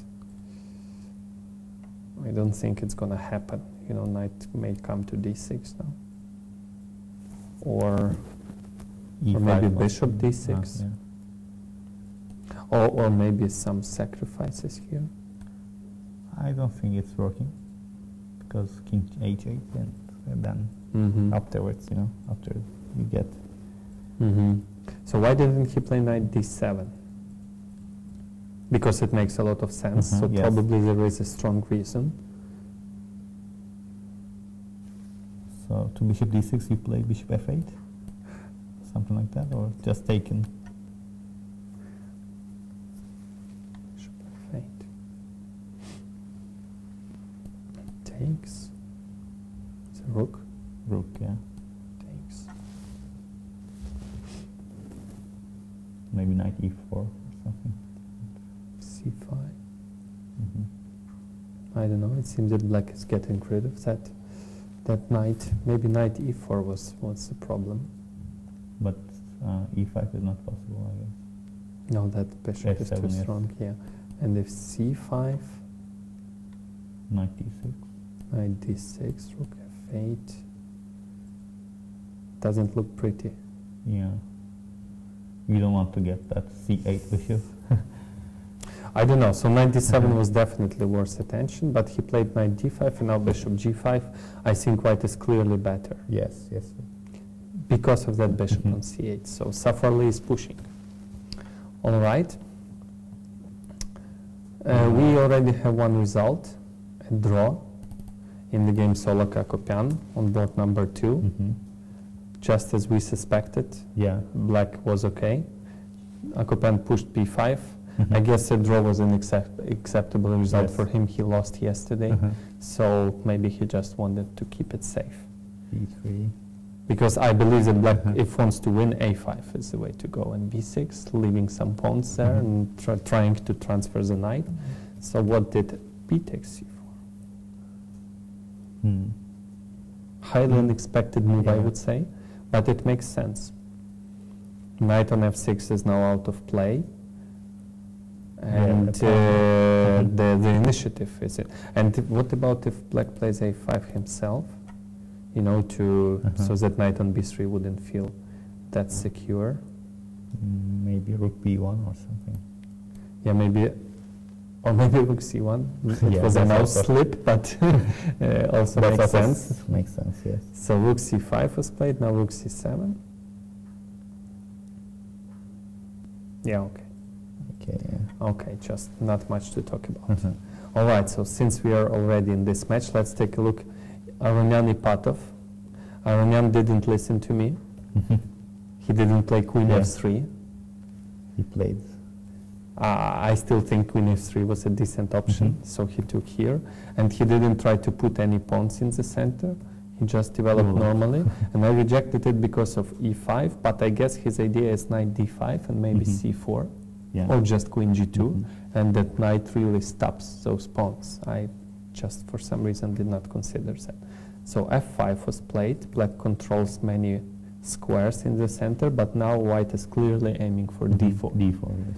And so d4 is a big threat, because if you take knight takes d4, and if you move any of your pawns, you get Yes. many weaknesses in your camp. So And it happened, actually. knight d4 was played. And f4 also, yeah, he Stop puts them. another pawn just to stop them, but I would really prefer for that to be a queenside pawn, not a kingside, because the king could be vulnerable. So takes, knight a2. Yeah. What's Rook going f1. on? Preventing e5, but Yeah. okay, knight d4. Why not knight d4? Queen b6, queen f2, e5, and then takes on f2 and takes on c2 with a check. Let me show Yes, this. So yes. knight d4 makes a lot of sense, but now queen b6. There is a pin. e5 would win the knight, so queen f2 is the only move. And now e5.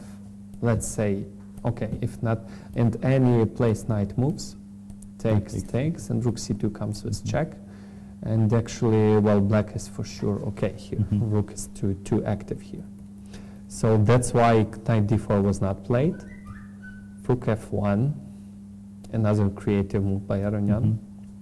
Another idea of queen d8 is to meet knight b4 with a5 always. Yes. So actually, I'm not sure that white is okay here. I mean, in order to play for a win. So rook f1 and queen f2. Why not queen f2 right away? Mm. I think queen b6 has to be played, because I'm just threatening knight d4. You cannot play e5 E5, because yeah. I take. If you take, I take here. Ah, I would take maybe C2. that's the problem. Uh-huh. Yeah, that's why he attacks. So here e5 works. Mhm. So he plays rook f1, queen b6, and now queen f2. And now actually knight d4 is threatening because after e5, knight moves, queen takes And f2, rook takes f2, Uh-huh. protecting Yes, now the it all c2. makes sense. So very, E5. very forced actually. Yes. Very forced. Now knight d4 is threatening. e5 is not an Yes. option. Queen b6. Again, And knight E5 d4. is again forced. e4, e5. So why didn't C3. he take? Because pawn takes. Mhm. And if you take here, oh sorry, that's a blunder. Queen f7. Maybe rook f8 F8. first, Yeah. and then on c2 Uh-huh. pawn is hanging. Yes. And you don't want the rooks to get too active, you know. Now actually we have some strategical struggle. Mhm. Knights need some outposts, and rooks need some open files. So white is trying not to open too many files, Mhm. and black is trying to not to give any outposts. For example, for now, knight has no outpost. Yes. On b4, Uh-huh. it gets kicked out. On d4, okay, it cannot go to Uh-huh. d4. So c3 was C3, played. Queen b7. So again, taking is not an option. All right. So taking, very forced play. Mhm. I don't think that anyone could foreseen this one coming. Mhm. I don't think that they could calculate so set far, but they are doing very natural moves. guess. Both. Yes. Queen b7. So now d takes c3 is threatening, Mhm. and if knight takes b4, opening more files for the rook. C takes. Pawn takes f4, and now knight f3. Wow. Why does he give away that pawn? So I guess he rejects queen f4 on general reasons, Rook just C2. the rooks coming, Oh, yeah. both rooks. Yes, rook c2 just wins on the spot. Yes. Mhm. So yes. So but why not Pawn g4? Rook e6 maybe. Rook e6. Yeah, seems. h3. What do you do?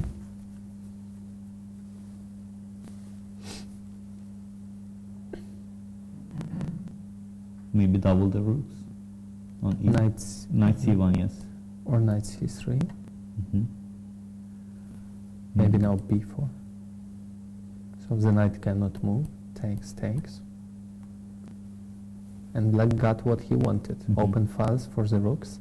But still I'm not convinced. I have nice outposts on c3. But wait, what is my next move? Not clear. Maybe d5, just trying Yeah. to force your rook to decide. But where will you go with your knights? It's like these two Yeah, knights. actually, this is now might be a problem. Oh, Oh, sorry, the queen is not on b7. I forgot. but you So- can play like that. Maybe he just rejected it on general reasons. Maybe he's seen some. Maybe your idea is right. Maybe after rook e6, maybe Right away, rook yes, g6 something like that. and rook e3. Now d3 pawn is hanging. And now rook g3 is not a threat. I'm gonna Mhm. take on g3. Rook h3 might be a threat, and rook h6, rook Mhm. g6, forcing you to. Well, Perpetual. you will not give the queen away. That's king on h4 would get checkmated. So yeah, that's the reason. Hold on. d5. Yes. So now you are getting your knight to, but probably Maybe just taking, yes. And knight d4. yes, knight comes somewhere. But where is it going? I don't know. We can take. e6. It's nicely placed, but not doing much. Maybe first take the pawn. I don't know. Maybe that's the reason. Maybe he calculated deep enough to realize that there's something wrong with this position. Indeed, black has initiative now. b4, rook g6, rook e3. He wants to prevent it by a cost of a pawn. Knight c3, f takes g, and h takes g. Okay, white wants to go something like d5, then knight d4, knight e6, and that would be winning. I think b4 seems to me. Sorry? b4. b4 seems to be necessary indeed. b4. Now moving the knight doesn't make sense, right? Well, yeah, it doesn't look good. Takes. Now this one is hanging. a1, not good. Yeah, probably c1. Probably c1. But what is next move? Let's say I play g6, just in case, protect the pawn. How do white improve now? This knight. This pawn on b2 is weak. Maybe d5, then d4, and knight d3, if it works. Step by step. But then wait, rook b8, how do you protect this pawn? Yeah. So some open files for the rooks. I think black should go. I wouldn't evaluate this position so quickly. So it's still not not safe for anybody. It's not. It's still complicated. It's not like a static position where you can evaluate. So I think b4 should be the move. b4. If I play knight a5, I want to take and then play knight c4. That's a good idea. Yeah, that is a very good idea. There are no tricks with the c pawn, no. Yeah, knight a5. Quite easy to miss an intermediate move like that.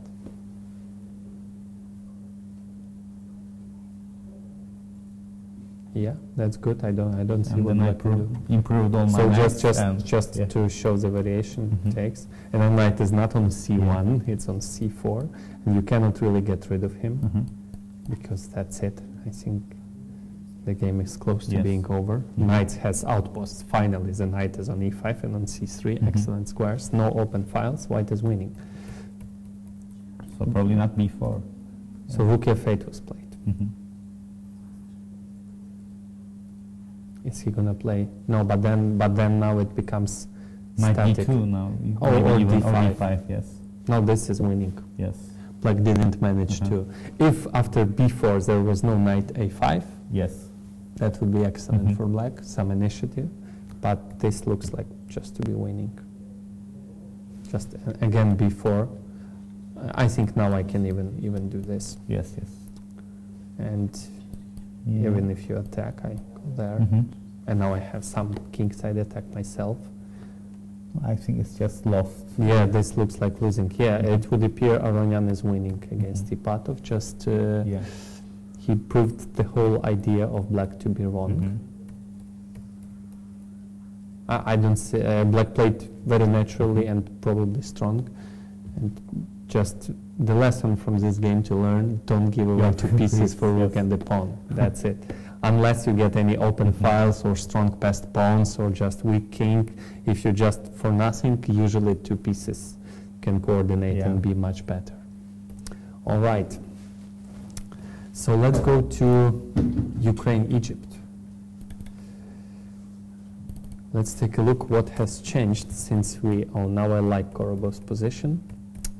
So he played g5, he played rook g1, and queen a5. It seems to be like a very good position for black. a3. And now I don't like this c takes d5. Yes. Maybe he blundered that. Okay, not blundered. So I was wondering what to do after knight e4. And I think white was aiming for just bishop b6. Oh no. Even this endgame is very good. I have to take. Queen takes and king takes and white is dominating, I think. Bishop c7 coming. Yeah, maybe knight g5 here. But knight e7. There is knight e7, I guess. Knight e7. No, but even takes and bishop e3. Even b3, yes. Take a look. Same story. Yes. Even 2 pawns is not enough. Yes. White is winning here to dominate pieces. I mean, the ending is also. I mean, with the pawn down, even it's good. Yeah. So I think he just missed this knight.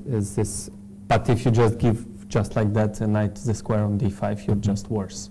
So this would be a mistake. I was actually maybe considering just moving the rook from f8, maybe to c8, and bishop f8, bishop e7. That was my idea, to put pressure on g5's pawn. So, yeah, definitely. C8 or d8 even, something like that. You know, maybe d8. I'm not really Uh-huh. confident with choosing the squares here, but now at some point bishop g4 could be an option. Well, not right now, but maybe b8 is better. You know, just to b8 escape with the like bishop. that. Yeah. Mm-hmm. If you play bishop g4, I play bishop e8. Oh, makes sense. And actually, bishop g4 now is the knight d3. You know. Yeah, no, I was worried about knight d3. Let's say queen c2. So do you move the bishop to e7? Is it a good idea? Because I'm worried about h-file after that. You know, maybe I castle long, rook h1, and is this a good idea? I think it looks like a good idea. Protect on d6 and improve the bishop. There is this idea always to bring the bishop to d8 and then to b6 or a5. So let's say here, that was the way to go, I think. And I don't see what white can do. I thought maybe knight moving to b4, but then if the knight moves, black will take. Maybe white will just play f3, king f2, something like that. Oh yeah. Yes, you're right. f3, king f2. The problem is black can never take on d5, or maybe bishop e8 and bishop b5. e8 and b5, yes. That's the only idea, I guess. Yeah, but then if you go b5, I take on b5 and then play knight a2, hit b4, and then maybe come to c6 at some point.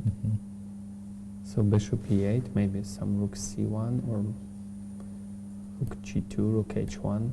Okay, I thought black is better, but now I don't think black was better at any point. It's not that easy to create some. And actually, king's not gonna castle. You're right. F3, king f2. And then maybe rook g2, rook h1, and then do something on the h-file if you are not fast enough on the queen side. So, but c takes d5 was played. I believe that to be a positional mistake. Just now the pawn structure is ruined. Nice outpost on d5 and on b4, if anything. Unless you play b5 somehow, but doesn't work b5 at any point. Just even because of the fork on c7, just that's the first reason that pumps into here. Okay, maybe that's the only. The knight div comes to d4, but the d5 square I think is much more important here. Yes. Do you think Korobov would have taken with the pawn on b3, right? Yes, I think it makes sense. And now no squares for the black's knights. Yeah, rook b1, taking on c5 maybe. Or maybe he wouldn't. Maybe he would do this. Knight e6. Oh, no, black. I think he will take with pawn. Yeah, probably he would take with the pawn and then try. Yes, rook b1 and taking on c5. Is it bishop g4? Oh yes, bishop g4 at some point exchanging maybe that bishop. So he would play like that. Has not much play in this position. Yeah. So. And actually, after at some point knight f6 could be an option, checkmating on the h-file.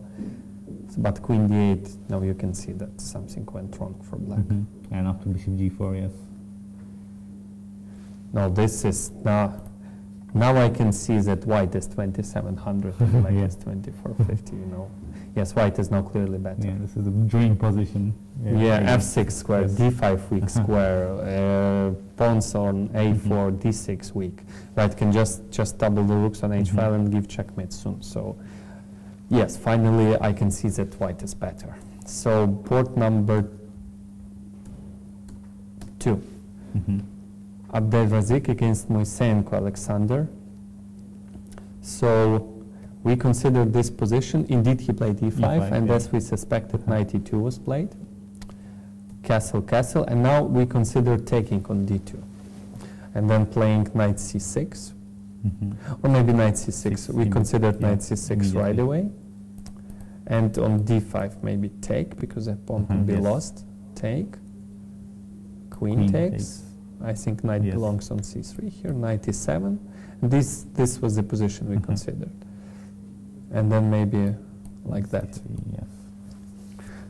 I'm not sure. Maybe still white is better here. Maybe slightly better. Maybe slightly better. So he didn't want to go for it. He played rook e8, and d5 now makes a lot of sense, I think. Rook on e8 is misplaced. And now knight c3. I wonder, why did he keep that bishop alive? I would be afraid of getting losing the bishop for a knight. All right, h3, c takes d, and bishop c5. King h2. Maybe h3 at least looks too slow, maybe. a3 should have been played. You mean a3 here? Yeah. a3 here. Yeah, taking's not good. Bishop c5. Can't I? Oh, I can't play. But you know, he moved his bishop himself. Yeah. To c5, bishop d7, and now f4. And now b5. Maybe white should have prevented that b5 with a4, but then b4 square is weak. Yeah, actually now that I look closer, it makes some sense for black. Just c takes and pushing b5 because the bishop on g2 is not where it belongs. f4, b5, takes, rook takes. Wow. Ah, yes. Grishchuk style. You know, the last game of 2011 candidate matches, when Gelfand won with white, it was game number 6, and Grishchuk and Grunfeld transferred the rook from a8 to h5. But unfortunately, it was refuted by Gelfand very well. So you know, in this G3 King's Indian, there was this idea of bringing rook to h5. Whenever there's this fianchetto, bishop on g2 and pawn on h3, there is always this rook transfer. And it's quite easy to miss. And at this position, it's very effective because now bishop is on c5. No, I think black is already winning, don't you think? Looks, all of the pieces are working. The knight on a6 went wrong for the white player. Takes. King takes. There is nothing stronger. The rook on h5 is always hanging. That's the problem. Yeah. So very precise approach. Bishop takes g1. So rook takes g1. Not a very good move. Let me show for our audience. Rook takes g1. Terrible blunder. Knight g4. And king h1, knight f2. So yeah, king takes g1, and we are waiting for bishop takes h3. Otherwise, maybe b4. He's considering including b4, but then g4. b4 could be met with g4. But yeah, if he wanted to do so, there is a slight problem. If he goes b4 now, knight e2 and bishop g1, knight h1. Yeah. So he took here first, and now he's. What is there anything wrong with this move? Do you see anything wrong? I don't see anything here. Bishop g5. Is it working? Rook takes g5. Oh no.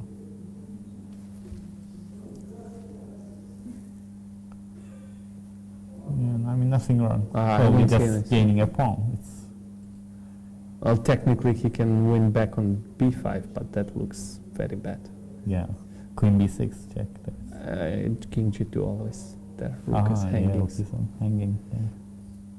So why is he thinking? Maybe he sees something even better?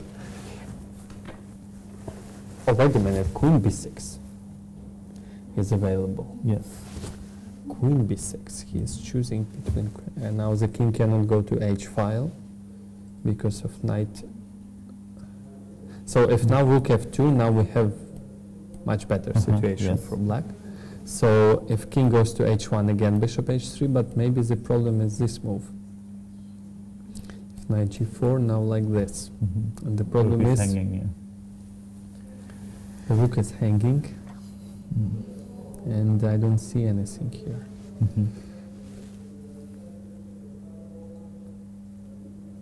Just king h2. Maybe these are the things he is considering right now. Yeah. Not maybe b4 here. b4.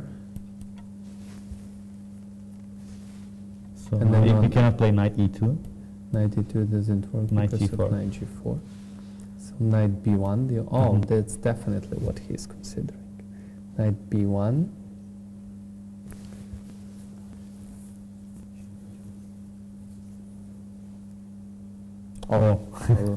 Already have some moves made.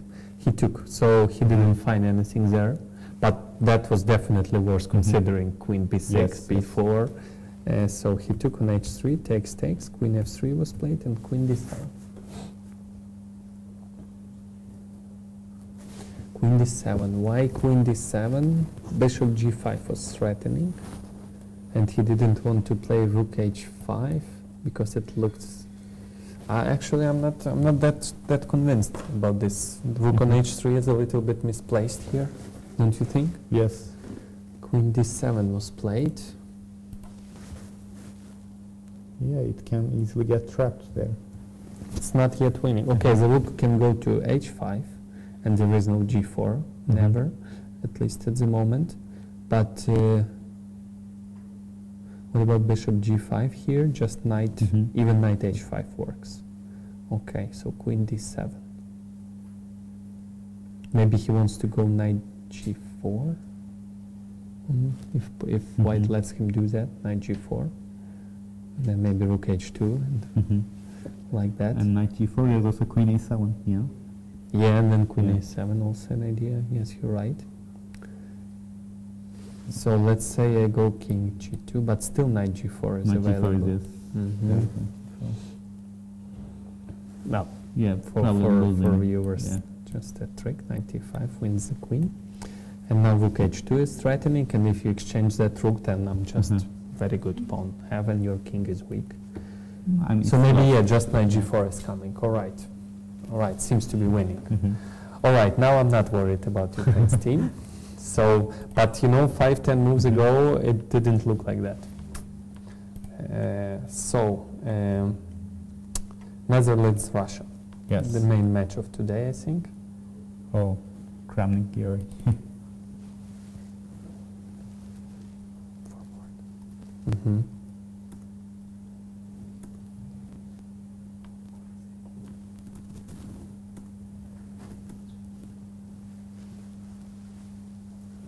We get some sign. Which match is interesting? Akopyan. 1 second. Let us consider Akopyan's game. Akopyan. No, Akopyan already made it through. Akopyan. Akopyan, USA. Germany, USA. Okay. Very interesting. So, Poranidze Akopyan, board number 4 in the match USA versus Germany. So, we have a Russian, Petrov defense. Not much to. But with different castles, so it's not boring as usually. So bishop b5 was played, a6, knight c6, queen sacrifice. Just for 2 pieces. 2 pieces, yeah. And rook e1 was played. Now rook. So what is the trick? If the rook goes, let's say, to c7, let's take a look what was. What was his idea, right? Look, rook c7 makes the most sense. Rook takes a2. Checkmate is threatening, and just there is no good defense because the rook on h1 is not protected. And there is no queen d6 because check and knight e4 fork. And it just seems like game over. Yeah. So actually now 2 rooks are hanging, one directly, another one indirectly. So rook e1. Also saving knight e4. So the trick is takes. Oh, I thought king b1 was the idea. I thought king b1, doubling, check, and to go for this. Oh wow! Take a look. Oh yes. Take a look. It's very pretty. Very beautiful. That's quite easy to miss, right? Yeah. But if not king b1, then what? Queen e3 was played. Now black has rook, knight, and one pawn, but c7 is hanging. What to do here?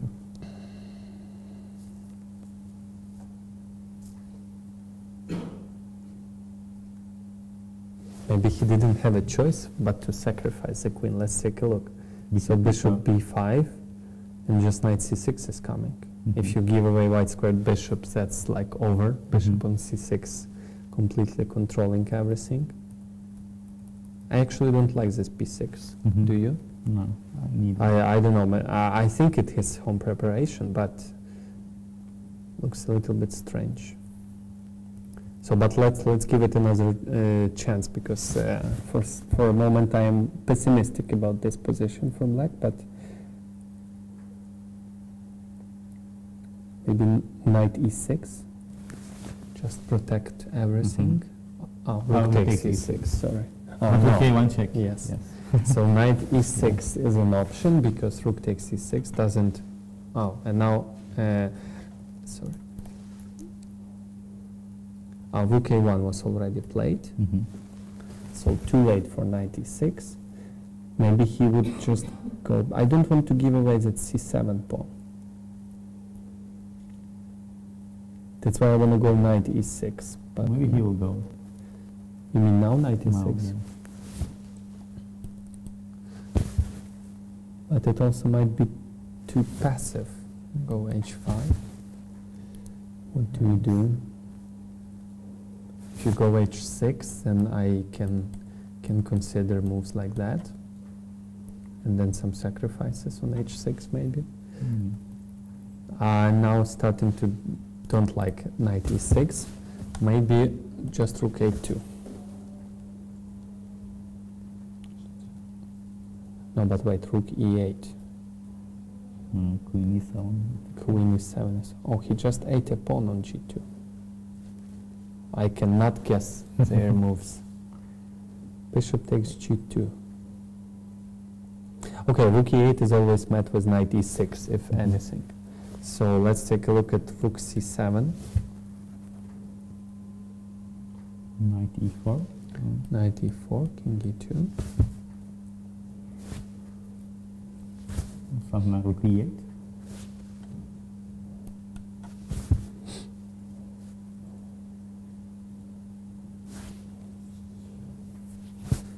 Looks winning. But wait, what are you threatening? Knight f6 is always met with rook e7. What else you got? Knight g3 check? Knight g3. I take, and then take on e3. And but that's a draw. I'm one pawn down, but quite active. Okay, draw is fine for me. Oh, yeah, okay. Yeah. So, but I was wondering if there is a threat of direct win. I don't see one. I don't see a direct win, but okay, but what to do for black? Maybe f3? F3 checkmate. Yeah. Beautiful. You found a self-mate. Wow, I never seen a check similar and similar. It's just, wow. Yeah, it looks very dangerous. So, very dangerous. Yeah. So bishop takes. What if I try to catch your bishop? It can escape through h3. I have no. Who is better? Black is better, or maybe now rook f1. Looks quite. Is it working? Queen e2. Queen e2. Rook f3. And then bishop h1. I don't know.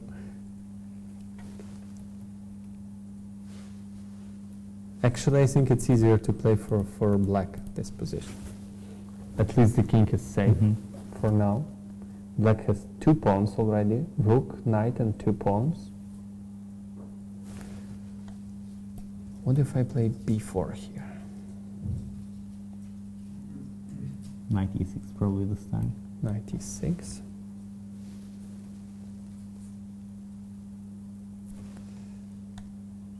What if I take?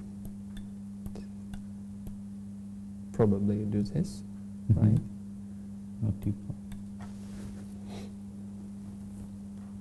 I want to transfer to d4, d4 but and yes, maybe this one.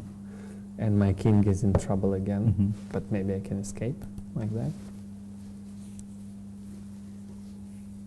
No, but black should be safe here, yes. even if I bring the bishop to d4. Okay, I want to go bishop d4, h5, if possible h6, but h5 would take on h5. So maybe white has a perpetual, but maybe white has lost. So what else can I do here? If I go h5. Very interesting position.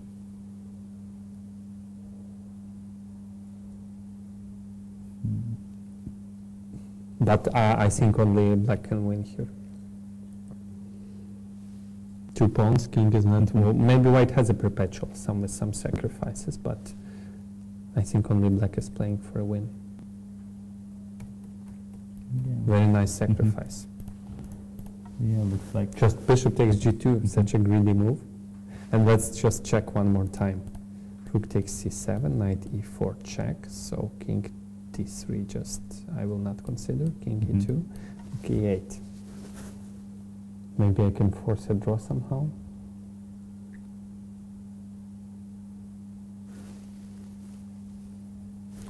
Wait a minute, I cannot move my king, I cannot move my queen, I can move my bishop or a rook, not the f-pawn. Yes. Yes, the bishop can hardly go anywhere. Bishop e5, but d takes e5, and I don't see any tricks. Bishop e5, f3, but again, we are getting mated. What else? Wait a minute. Just let's find a checkmate. It's for sure there. Just make sure. Okay.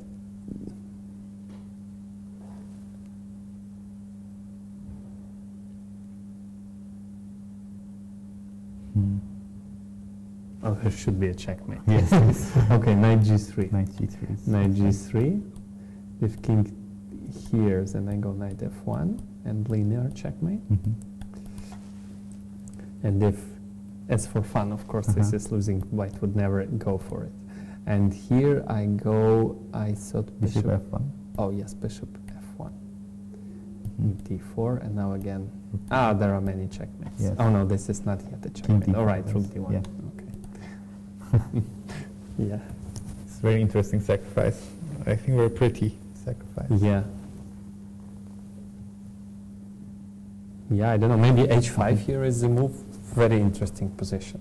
I think it's easier to play for black. If anything, black goes knight e6 and everything is protected. Yes. So, but black can also try to create some checkmates like we just considered. Wow, I really like this sacrifice. All right. Okay, since we are on this match, let's take a brief look at Nakamura Meyer, what happened there. So rook c8 was played and Meyer rook c1 and Kunev just as we predicted. Yeah. So and we thought knight e4, didn't we? Yeah. Okay, but he decided to take and exchange. A trick. Bishop takes a6, doesn't work. Bishop takes a6, just loses. Oh, wait a minute, maybe not loses. What is his idea? I thought takes, queen c8, bishop takes, queen takes. Yeah, knight so e4 so queen e1, queen takes b2, and if knight e1,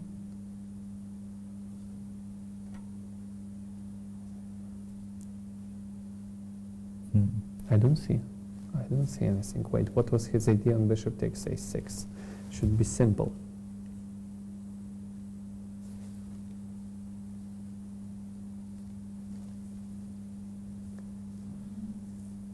Maybe it's just initiative over there. Just try to bring the knights into game, knight e4, let's say, and if bishop goes, knight goes like this, and then to g4. Bishop d3, knight g4, takes, and maybe white is just in a bind. Yeah, maybe this is just a draw. But otherwise black plays f5 and it's good. Yeah, seems just white cannot improve. Maybe that's the point, you know. Very strong initiative here for black. Maybe that's the reason. Or maybe e5 coming. Maybe e5. I think he rejected just for some reasons like that, so it's really hard to get rid of that queen on c1. So he played rook f1, a5.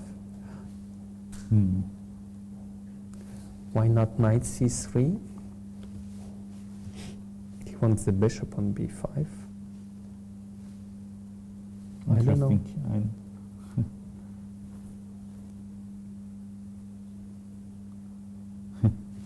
I think this is just equal. Yeah. Just, I predict a long game like yesterday. Yes. So Nakamura would try all his best. So, but definitely the position is equal, and I think we are going to go for a short break, and we'll see you soon. Hi everyone, we are back with live transmission from Antalya, Turkey, World Team Chess Championship, and we already have some results. So the first game that I want to show you is Aronian-Ipatov. So just Aronian proved that whole idea was just incorrect. He just to repeat the lesson on this game you can learn, don't give away 2 pieces for rook and a pawn if you don't get anything extra. Like strong passed pawn, many open files, weak king. In this case there was maybe pawn majority in the center, but white easily neutralized it. Just like predicted. Knight came to outposts, and now just take a look. Yes. Just a sad view. So just a few more moves, and the final combination. Queen a7 with Queen a7. Beautiful. Beautiful, quite easy to miss. But this was anyway winning completely, so just to show to the viewers, Queen a7, very unexpected. You know, because of move like that, Topalov lost his match against Kramnik. He had a queen on c1 or c2, and some maneuver like queen c7, queen c7, and queen on 7th rank was winning. In this case, Queen a7 is even more unexpected. Always easy to miss this. Yeah, and just Queen g7 and even Queen g7. There are just so many checkmates, so not much to talk about. So yes, Aronian won very convincingly. Solak-Hakopian was a draw, as we already seen.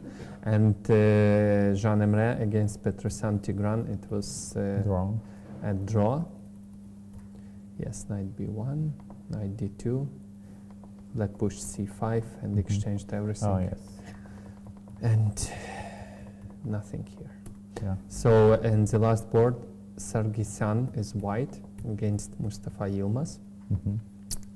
So Sargsyan needs not to lose this position, but I think he can only win this because the pawn on c6 is very strong. And just even, I know he is kind of threatening bishop c5 and rook takes, but even the pawn on h5 is always hanging, then the king would be under pressure. So only white can win here, and maybe that's how the game would end. I think white has strong advantage. For example, I guess I take, you take, and I move my queen, maybe like that.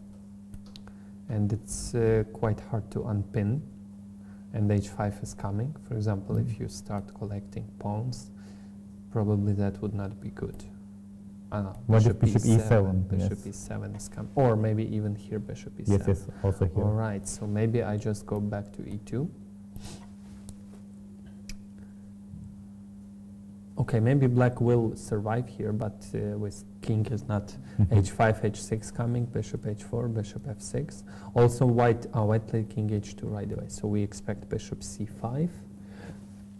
Also maybe just queen c2 maybe. Queen c2, rook c6, but there is no f3, or because of bishop g1 we cannot win that bishop, so I guess queen h5 would follow. I don't see any, or rook a1 is a possibility too. What if f3 now? Like if takes bishop e1, F3, something like that. Takes. Queen d4. Yes. I guess queen d4. And you want to go b4 on next Yes. move, yes? But I will have bishop g1 always. Check, Yeah, so yeah. it doesn't It seem to doesn't work. Yeah. So actually rook a1, interesting move. So with the idea, Mhm. if you take, I give you check, And bishop pin f8, your yes. bishop, and then Yeah, maybe. the f7 pawn, maybe I Take the just pawn. take, and if you take, okay, maybe I just win right away. Mhm.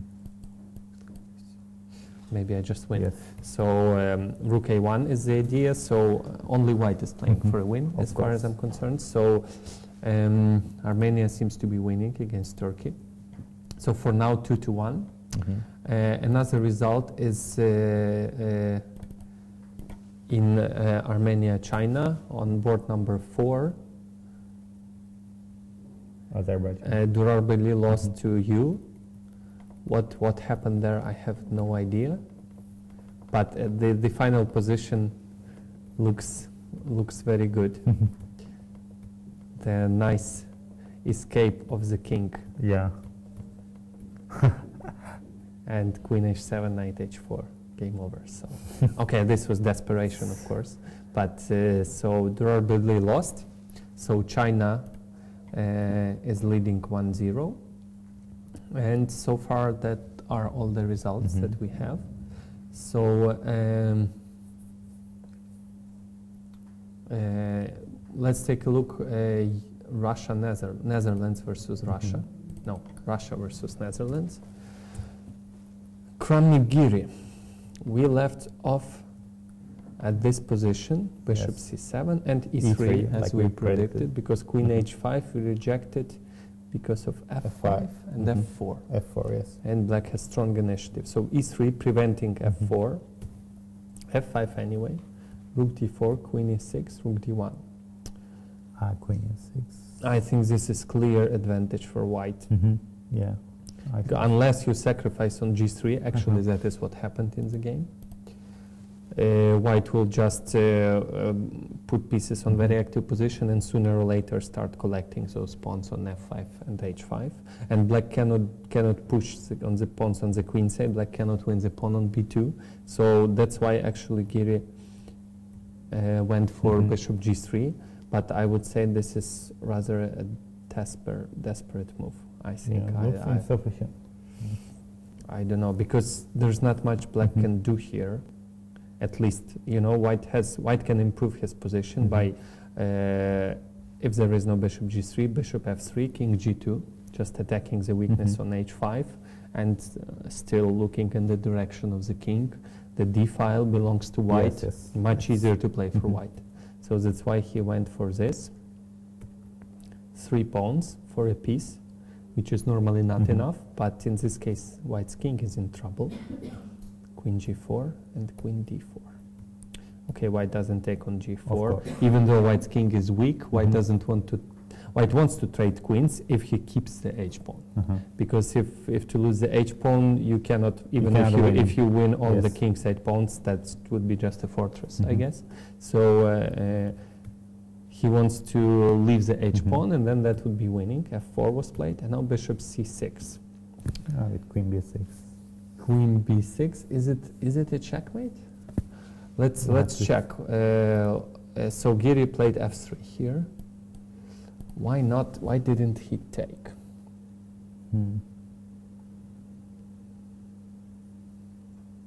Okay, let's just collect all the pawns. Collect all the pawns. And let's say like that. b4 maybe. No, queen f3 is coming, yeah. or queen g1, and I don't see a way how you can guard those. Maybe, yes, it's very interesting. Kramnik was very confident at this point, so He should have seen a win, I guess. or maybe we give a check with on d5 with the queen and rook g2 wins. Oh, Could that be possible? Going to yeah, you're right. How, so we need the queen on d5. How do we do that? Oh, the king cannot enter 7th rank because of, let's say, check. I don't know, you go here, and I give you another check. You cannot go on a7 nor c7 because rook c1, rook c2 would be annoying. And if you go king a8, Queen d5, I get what I want, king b8 and rook g2. Very unexpected, don't you think? Yes. And there is no check. And the pawn, the queen cannot move, rook is hanging, and the pawn endgame is completely winning for white because black's king is too far away from b2 pawn. Very nice idea. Very, so, wow, it's very easy to miss, don't you think? You just see no checks, rook cannot enter, there are many checks around here, h3, that's a draw. But suddenly queen comes to. But let me check for a second. Okay, this one, rook c1, rook c2, and king has to. Okay, let's continue. I don't give up yet. So but there should be a linear mate somehow. If king d6, rook c6, and if king d8, we always have the same, but probably there is a checkmate. Okay, very nice idea. I really enjoyed it, you know, taking queen d5, rook g2. Suddenly we win on the king side. Very nice. So bishop g6 was played, f3, bishop d7, queen g3, no checks for the king, unbelievable. But still, how can white win this one? What did Kramnik do? Oh, he just exchanges queens. Rook g4 is not an option, so he aims for that pawn. This is a position now. Maybe it's still a draw. Oh, yes. b3. Maybe. b3. I go rook h2. What do you do? Rook d4. Just keeping everything. Yeah, and if rook b2, always bishop b6. And then white bishop comes to f7. White is winning. So, just b3. Interesting. And black cannot win any pawn. There is no rook g4. Maybe, wait a minute, what about rook b2 now? I go rook d3 anyway. I thought bishop e6, maybe I can take. And any check of a rook, I win it back. Maybe that, and the h square, h8 square is the wrong one. We cannot exchange rooks. But rook d3 is winning. And if rook h2, rook d4. And here, and now there is bishop e6. Nice geometry. So is it winning? Well, I want to give it one more try.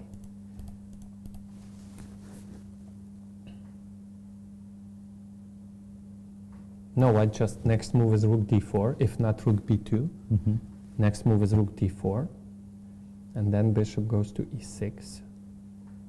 Maybe we can go rook e2.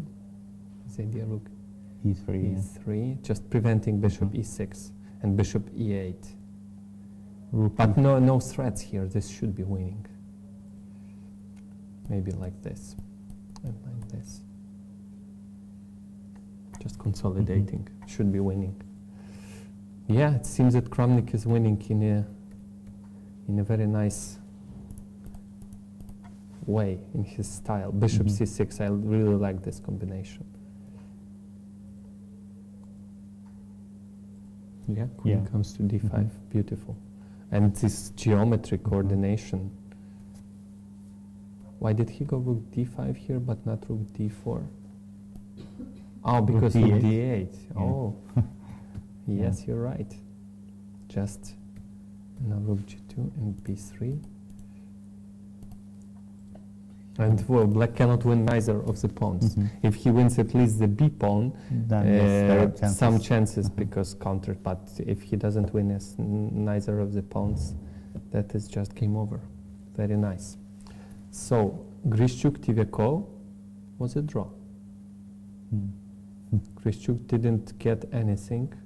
So what happened there? Okay, Tivekov's favorite. Ah, yes, that line. Yes. Very solid line. He plays it all the time. At first glance, he's always a little bit worse, but then little by little, he... Queen e6. Grishchuk tried. It was not like an easy draw for black.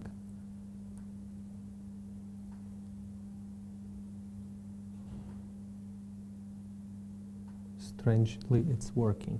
You cannot do anything about that queen. Takes. b6 intermediate takes, and 0.00. Neither white nor black can break the repetition. All right. Van Velle Karjakin.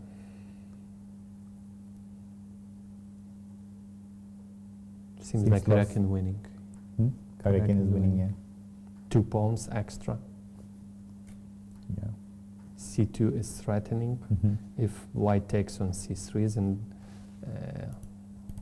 white takes, I guess. Takes. Unfortunately, there is no king d6, but c4. maybe knight c4, and knight d6 is coming. It's technically winning position, should be. Maybe king f4, something like that. Now king f4, yeah. Now I take with the king. And you go somewhere there. Okay, 1 second. Maybe I don't take. Maybe I go like this right away. The bishop is stronger than the knight. I don't know why I took on c3. But wait, maybe white can force black to take. Now 2 pieces under attack. Maybe still knight c4. Maybe still knight c4, but now takes, but at least knight is much more active now.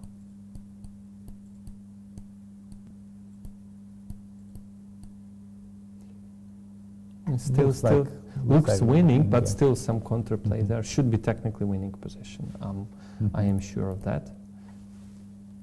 And white didn't take on c3, knight e3, knight c6. Knight is coming to b4. No, that is game over. Game over, yes. So Karjakin wins against Van Velle, and Sokolov, Vitugov. Vitugov is better. Definitely. So 1 draw, and on all the rest of the boards, Russia has either decisive or just a slight advantage. So Russia is winning. Let's take a look what's going on Ukraine, Egypt. Yeah. You wouldn't suspect it to be an interesting match, wouldn't you, right?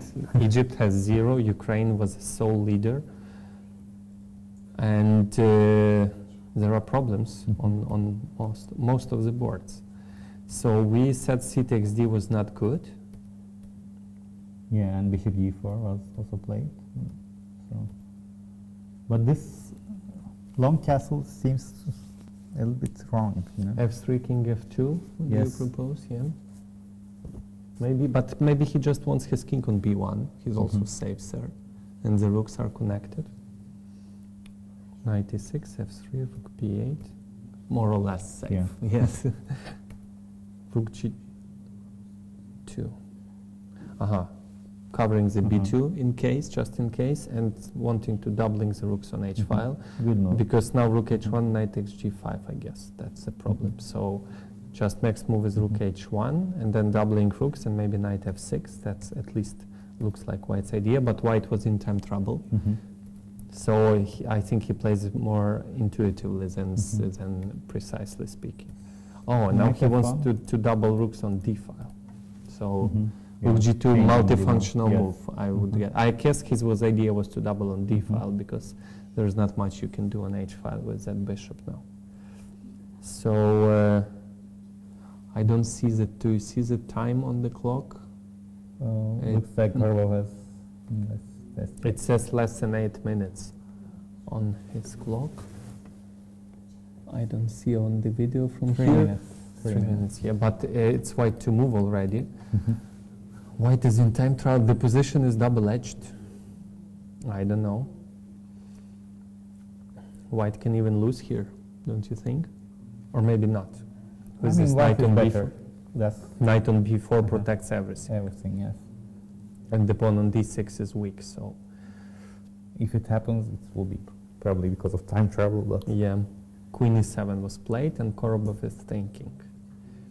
The problem with rook d2 is you have to consider knight g5, and that pawn is kind of important.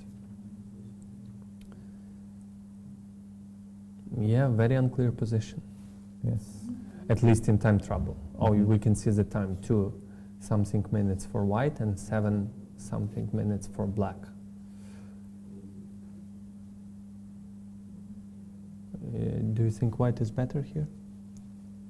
I mean, If yes, then what do you do? What? Yes, there is this question. Where is this knight? Oh, knight h2, knight g4 could be the maneuver. But then c4 pawn. Rook c8 is coming. Wait, we don't have time for slow maneuvering. Yeah, now rook c8. Rook c8 is just coming.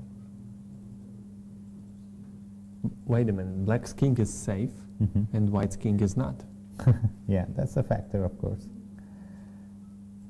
Maybe I would. Maybe he should repeat. Maybe he should repeat the moves with knight d5. Why didn't he do that? Knight d5. I don't think Black would play queen f8. Or maybe he would, and rook ec8. Knight h2 was played. What is his plan?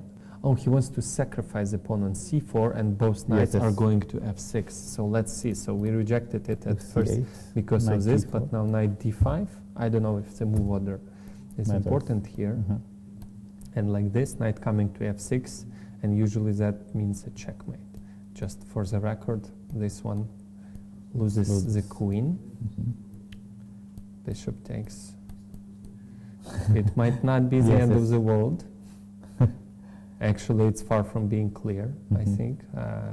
f4 maybe. Maybe f4, but then rook c4, intermediate. Yes. So, but that's definitely white's idea, to go for this f6 square. Maybe white goes c5 here, right? I don't think that that would sacrifice the queen. I don't know, it looks too risky. But that is definitely white's idea. He couldn't have calculated it that much in time trouble. He just said, okay, maybe he just rejected knight g5 because I win a queen. That's it. So without getting into any details. And now rook c8 seems like... He's confident. He's looking on the other board. How many moves has been made? 29. He still has 11 moves to go. Yeah, with 2 minutes. Yeah, and the position is very complicated. I don't like that he's not... Okay, now he's concentrated, all right. So we need to wait for the time trouble to finish to give any evaluations. Board number 2, Abdel Moiseyenko. What is this? Is he losing? Oh my God. Take a look what happened. Queen d7, rook a e1, and we said knight g4, but knight takes b5. Wow. Why didn't he play b4 first? Because knight b5 anyway. Oh no, sorry, the rook is still not.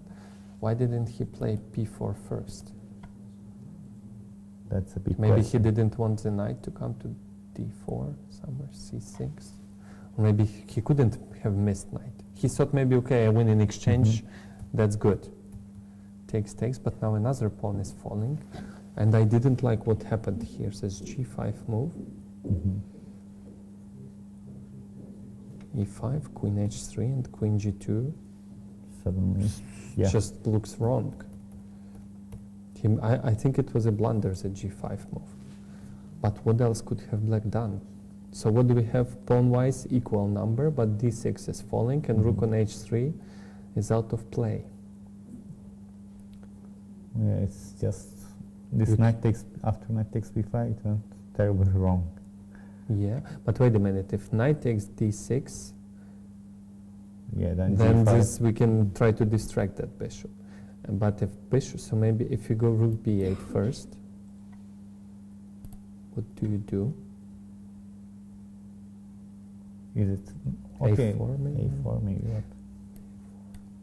Yeah, maybe it's not easy to coordinate pieces here. So let's see what happened. All right, here queen h3, queen g2.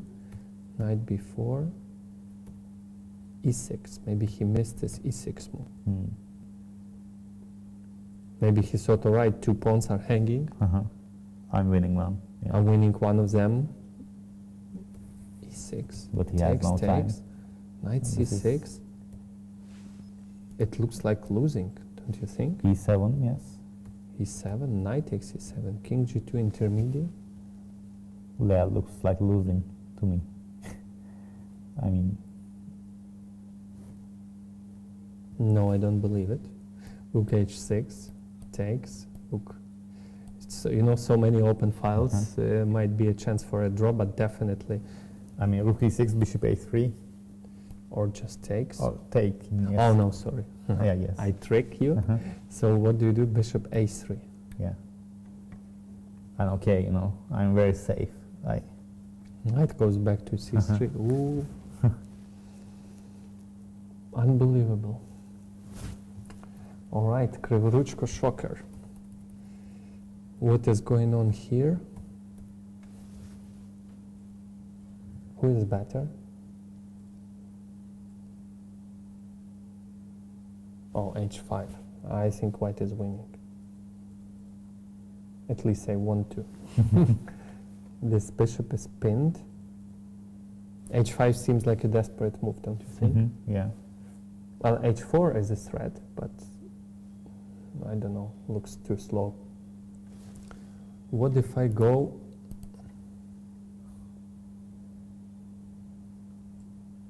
Okay, if I go queen b4, seems like winning. Mm-hmm. I think there's... Oh no, there's nothing. No trick. Wait a minute, rook. Rook c7? Is it the only way? Probably. Yeah, I don't see anything. Yeah, the rook c7. No, but this looks like completely winning. Mm-hmm.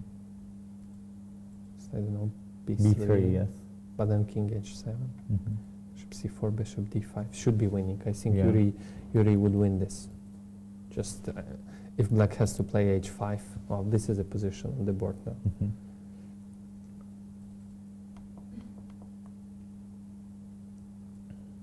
No, black is completely paralyzed. This should be clearly winning for white, so h4 could be the move. h4, yeah, just preventing anything. And f4 never works because it distracts the queen, and you cannot take. There is no perpetual because the bishop is close. So yeah, at least Yuri should be winning. Board number 4.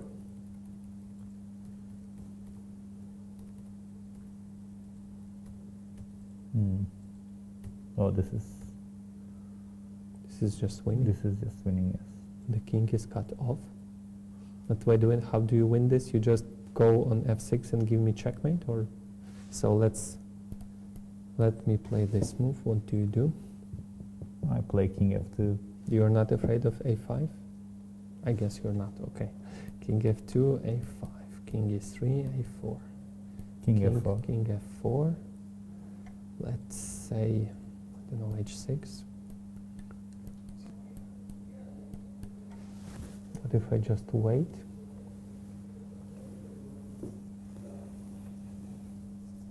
The pawn endgame could be winning. I can maybe go to b4 and then attack your bishop somehow, and or even just go and take on a4. That because your king is cut off. No, this should be a technically winning position. And if just two weaknesses, the king is weak and the pawn's this is winning. So yeah, this is winning. Korobov should win for Ukraine.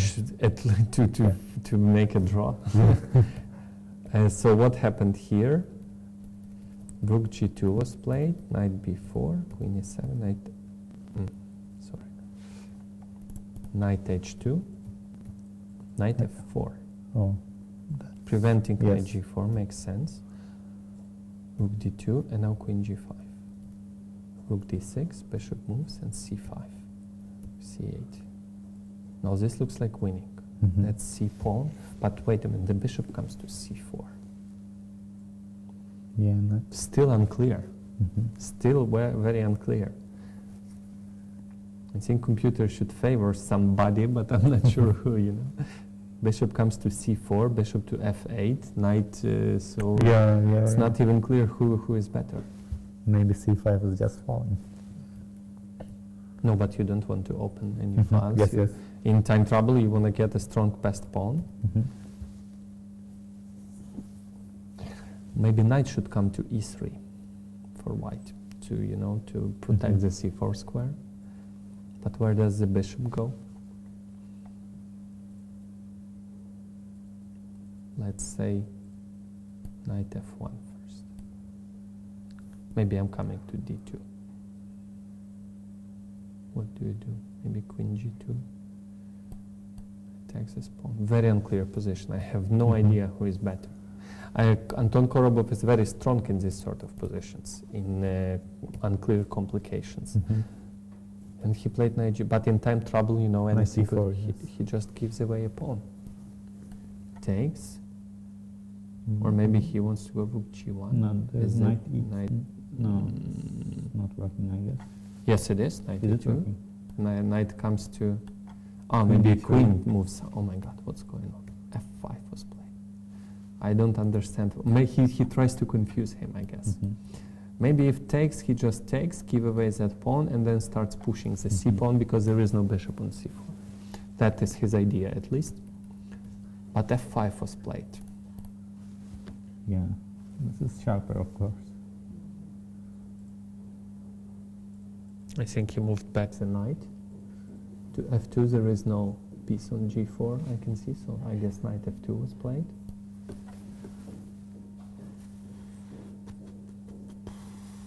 I don't know what's going on. Who is better? Who is worse? Have no idea. The game can end in a few moves, you know, like yesterday, Korobov lost to Van Valley, even though the position was very unclear. According to computer, it was 0.00, and the game ended in 5 moves like that. Because in time trouble, in this sort of position, anyone could lose. Yeah, he has like one minute. Okay. Maybe we will have some guests now. There are some games finished. Yeah. We would hope somebody... Oh, Kramnik won.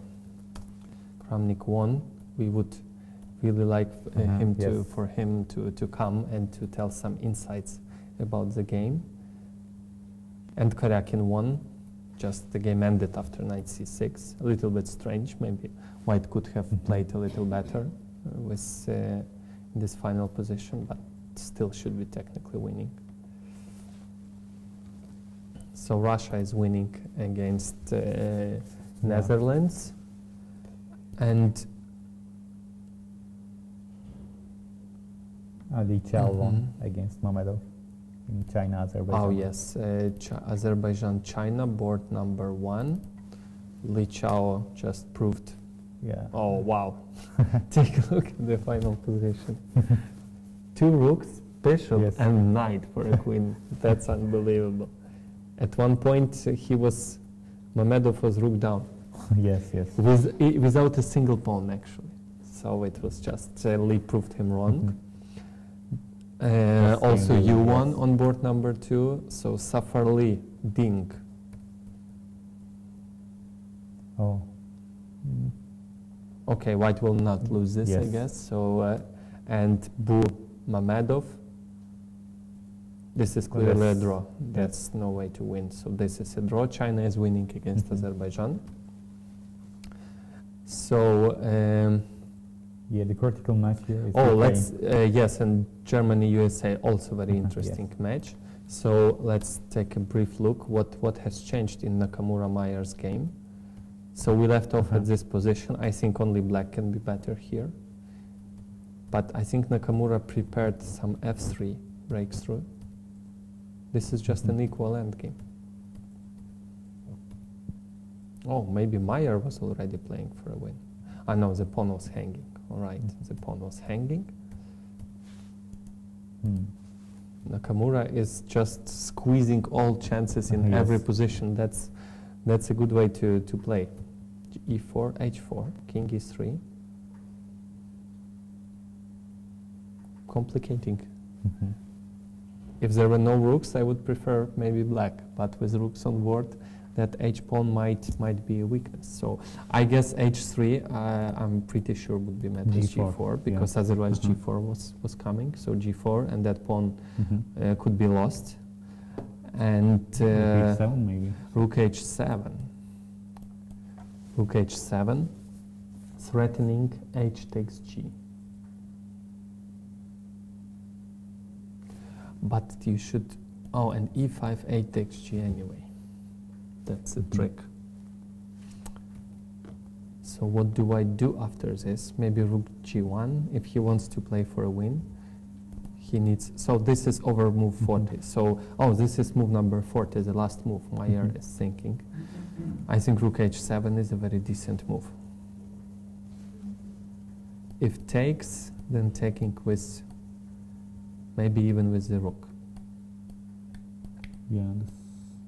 And you cannot win that pawn, but okay, still white is playing for a win, so maybe taking with a pawn. Yeah, that's not good for white. So maybe white would go rook g1, but then g4. I guess this should be a draw with the correct play. Yes. So board number 2, Friedman Kamsky.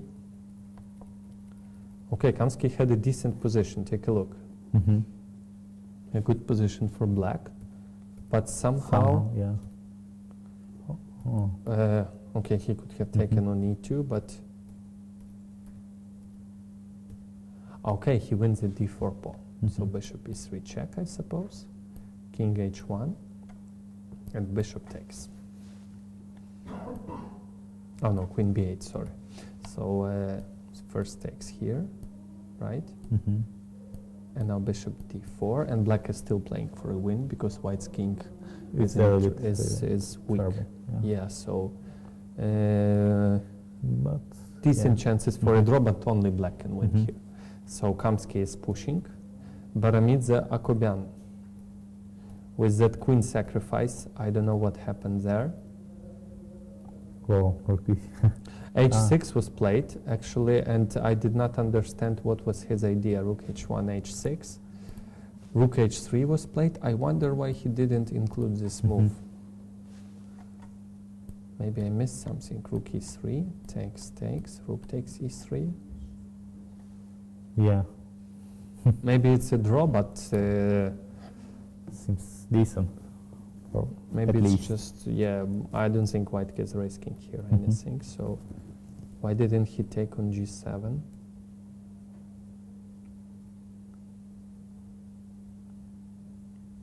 Knight e6, bishop g3. Okay, black is also not risking anything. Actually, yeah, white is slightly risking because that is a fortress. You cannot really, knight comes to e6, bishop to f5, you cannot really break through it. But black has some h-pawn, maybe, but without rooks, that should be a draw. But this was played. Oh, maybe he thought he was cleverly winning. Ah, yes. Probably he didn't see rook b3. It's quite easy to miss, indeed. It's a nice tactic. Saving tactic. Just 3 pawns up for black. Of course, still not easy at all, but he definitely missed something. Take a look. Just h takes g. Why? Seems so natural. Rook takes e3 in the end. But if you don't see rook e3, okay, you think that you are winning. Because what if not rook e3? Maybe he g takes h, bishop h6. Well, that's almost a checkmate. Maybe he really thought he was winning, and he included move f3 because here, suppose he doesn't see rook d3, right? Why didn't he go like this right away? Maybe he rejected because of this. Yes. And there is no checkmate right away. Knight is coming to e6. This is not clear.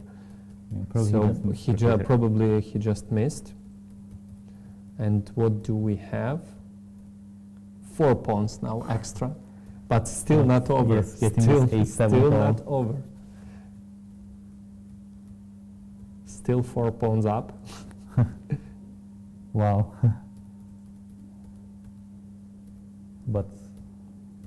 And now it's important to get rid of the g pawn.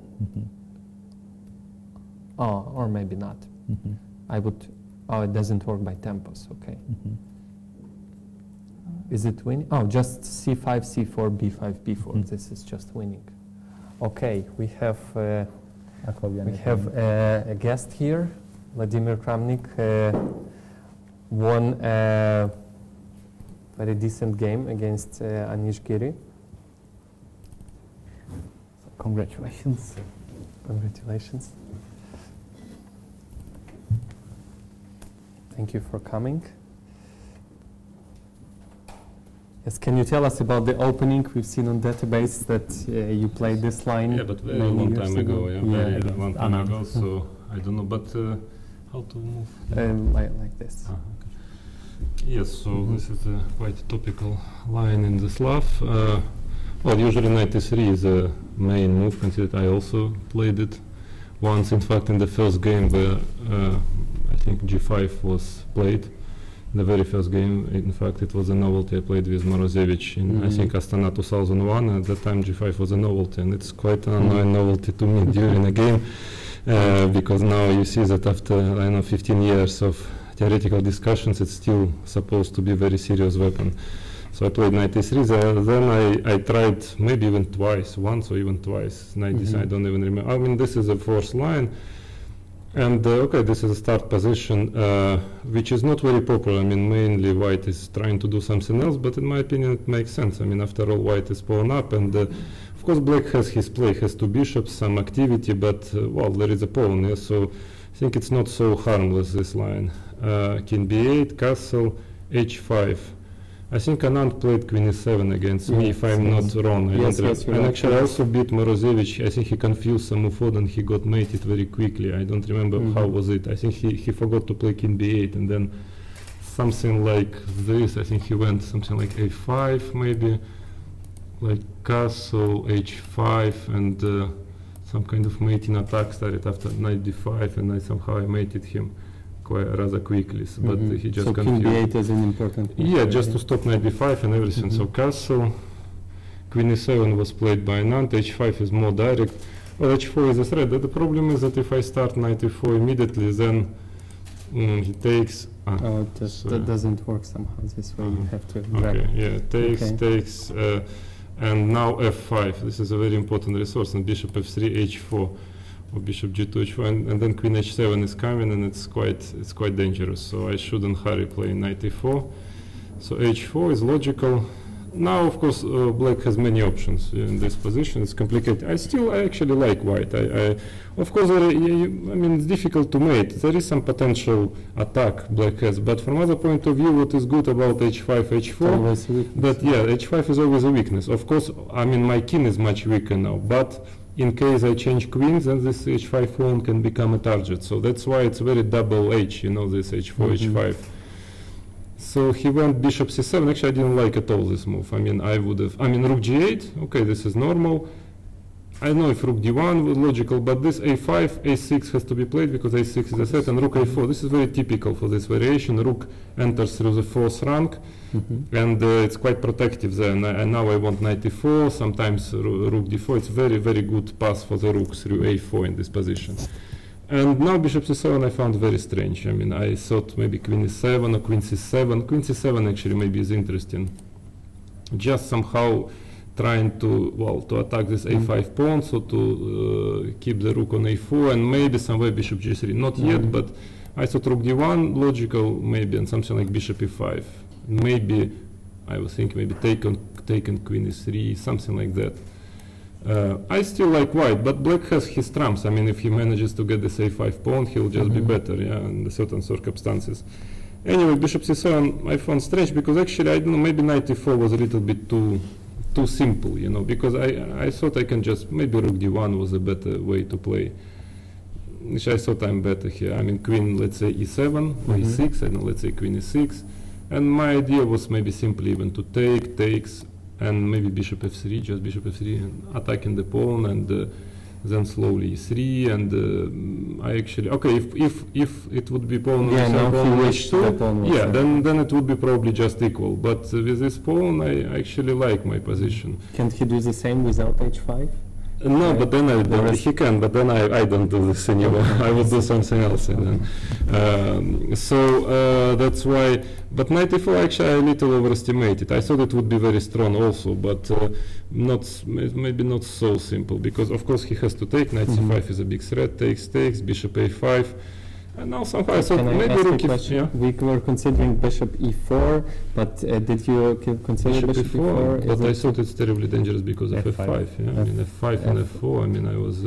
Also, no, I mean, bishop f3 rook takes f4. Yes, you can do this, but first of all, he doesn't have probably to hurry even with f4. Somehow I was a little worried. f4, rook f4, yeah, that is maybe possible, maybe, but I don't know. Somehow I was a bit worried about it.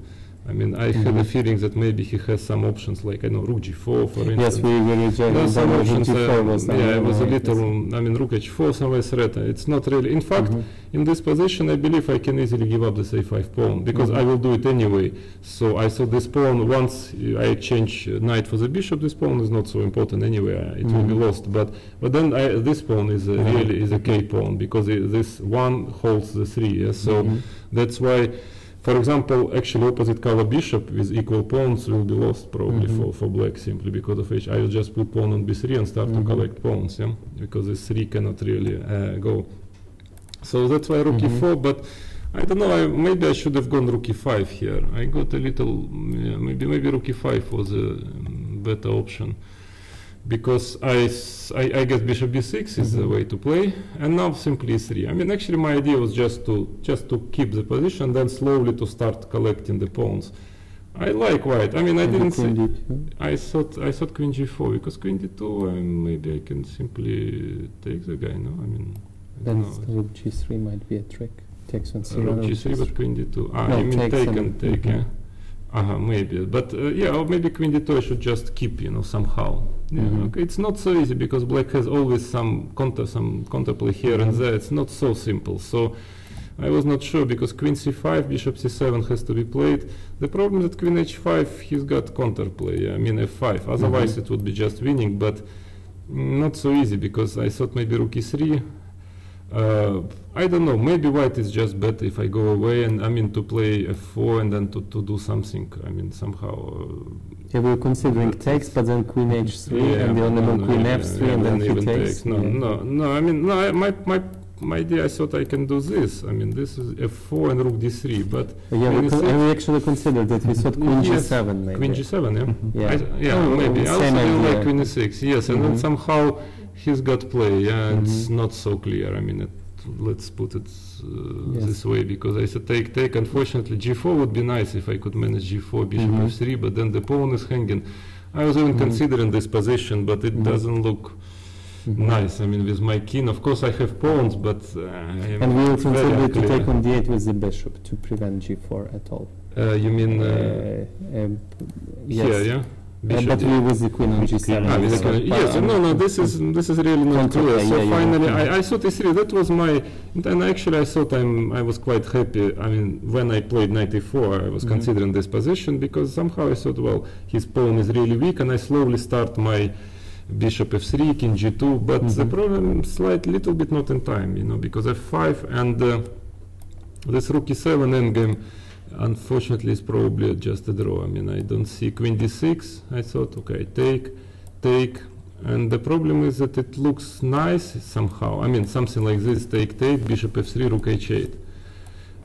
Again, I mean, the thing is that well, without rooks it would be winning probably for white. But here I don't see really. I mean, it's very safe for white, but I don't really see how to improve the position. I mean, okay, I maybe move my king to c2. I mean, his rook is blocked.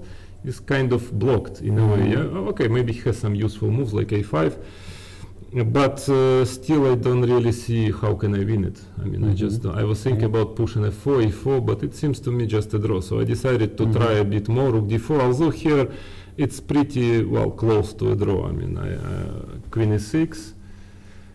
Yes, rook d1 takes. Well, the problem is rook d4, bishop g3. Otherwise, rook d4 would have been, of course, good, but bishop g3 works. So queen takes d4. And yeah, I was surprised actually not only by the decision of bishop sacrifice, but also by the speed with which Anish played it. Because somehow, well, I thought that it's, I don't know, it's not so simple. Maybe he already didn't like this position. No, he actually said that he thought it was a simple draw after bishop. But I don't know. Well, actually, I thought maybe queen b3 was a good move. Because rook d8, queen a4 is a problem. In fact, strangely enough, I just take, put pawn on b3 and collect all the pawns. But after queen b3, I didn't really see anything serious. Because, let's say rook d3, there is queen c2, he wants rook d8. So maybe, I thought maybe I should try this, queen d3. And kind of, similar. Because queen b2, rook b1, yeah, kind of a little better version. Here, because, let's say, I'm trying to enter with a rook. Maybe. I thought maybe this, b3, king c7, but then maybe f4, at least king f2, bishop f3, but still it's a draw probably. I mean, queen b3 would be probably a good way to make a draw here. That's what I thought at least. I mean, I might have some options like queen f6, but I don't know, no, rook is hanging. I thought there was some option to keep at least, to keep all pieces on the board, but still, I don't believe it. I mean, somehow I'm just missing maybe one tempo. My bishop would be on f3. Some ugly move, and then yeah, it's too much. Yeah. I mean, I also don't want to give the d line. Yes. So queen b3 would be probably quite drawish because bishop e5. Okay, queen b6, bishop c7 is a repetition, but queen b4. And now, yeah, I mean, I could see that Anish was very surprised that I gave bishop g3, but to me, I thought it's, well, I mean, I was very happy when he took on g3, because I thought I'm just playing risk-free there. Probably it's a draw, but, you know, it's maybe not so simple. But here after bishop e5, already queen b4, okay, already it's not so easy. I mean, of course, he wanted to take on g3, but, I mean, otherwise, black shouldn't go bishop e5, because now, if he's not taking, then maybe the best is even to come back to c7, simply losing a tempo, at least one tempo. But again, if I get my bishop f3, king g2, then I really start to press. So after bishop e5, probably this is already the way to proceed, but still take, queen g3. Well, of course, queen d6 is nothing, because he just takes and rook g4, and it's only me who can have a small risk. Okay, it's a draw, of course, but still. So, but rook d2, this I saw in advance, and actually it's not so easy for black, in my opinion. I mean, I'm sure it should be a draw, but of course, I mean, I need to keep my h-pawn. If I just manage to coordinate my pieces, I think I should be slowly winning. So. And his king actually is weak. That is very important. I think probably the best was to play king a8. I considered king a8 as the best move here, just to avoid checks. But from other point of view, he's not really threatening anything. So I don't remember what was my idea after. Is rook g4 possible here? Is it, or is it just losing by force? I thought it was. Looks like mate, but yeah, I was not completely sure. I mean, because rook d8, king c7, queen e7, king b6. Yeah, no, I thought okay, I have queen f8, king a7 only move, queen c5, king b8 only move. Yeah, and after check there is king c7. But the problem is that maybe I can even make one more move. You know. Oh yes, because there is no real threat. Yeah, there is no real threat. So I thought the just to take the pawn on actually, h4. But I mean, I didn't calculate it till the end, because I thought, okay, if there is a draw, what can I do? You know. But I thought maybe there is a way to win it. I don't know. Maybe not. It looks very dangerous. Yeah, maybe it's a draw. Yeah, I mean, I agree with you. So I just. But king a8 was kind of normal move, I would say. Then I have to start maybe regrouping somehow. I was thinking about some moves like rook e2 maybe, or something, just slowly, then maybe king g1 at some point. But it should be normally drawish. But queen g4, it's also okay. I think maybe he missed bishop c6. Yes, like definitely. But still, again, here king a8 I think was a move, and actually it's quite difficult for me to find the useful move. Finally, I couldn't find anything better than queen f2. Because king g1 would be nice to put, but now already f4 is strong, because f3 is a big threat. So I thought, I was thinking about playing queen f2 here. But still, I actually thought that it's not yet a draw. I mean, maybe I'm wrong, but because I did check king g1, I mean, and there is always mate on d8, so he cannot really come with his rook. And then if I slowly manage king h2, somehow rook d4, okay, then I start. I mean, then it starts. But maybe there is a kind of good computer way to stop me from regrouping. I don't know, it's possible. But still, I believe I'm running no risk, and okay, it's more difficult actually to play with black here, because you understand that if something goes wrong, you simply lose. Yeah, because also rook d4 is a threat. So I was quite happy here.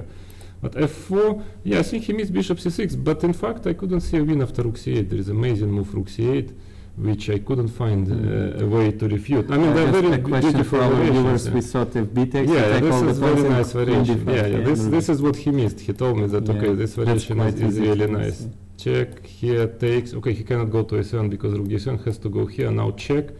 The problem is that if he goes to here, then rook c2, and then I'm mating already with two pieces, and after king a8, that's what he means, that there is queen d5 check and rook g2. This is very nice. I mean, and also there is no queen h3 because queen g8. Yeah, this is actually quite nice. Yeah. But and another variation which is also nice is that after queen h3 check, there is queen h3 check, which bishop g2, rook g2. No. Here actually it's simply queen takes f4 check and rook takes g2. But in fact, it's also mate after this, because just checkmate. Yeah, it's just mate. Check, and rook d8, and then okay, his pieces are out of. So this he cannot do. But after rook c8, I'm not sure. Maybe I don't see something, but I couldn't find the win. I mean, that's amazing move, rook c8. He didn't see it at all, but. Because we spoke a bit after the game, but I don't, because he wants to check and then check on g3. Yeah, so the problem is that I mean, rook g2 looks like should be a win, but then queen takes h4. This is absolutely only move, and now it looks disgusting and totally winning. But I don't see how, because let's say after check, of course he can never play king 8, bishop b7 is mate, but he always goes to black square.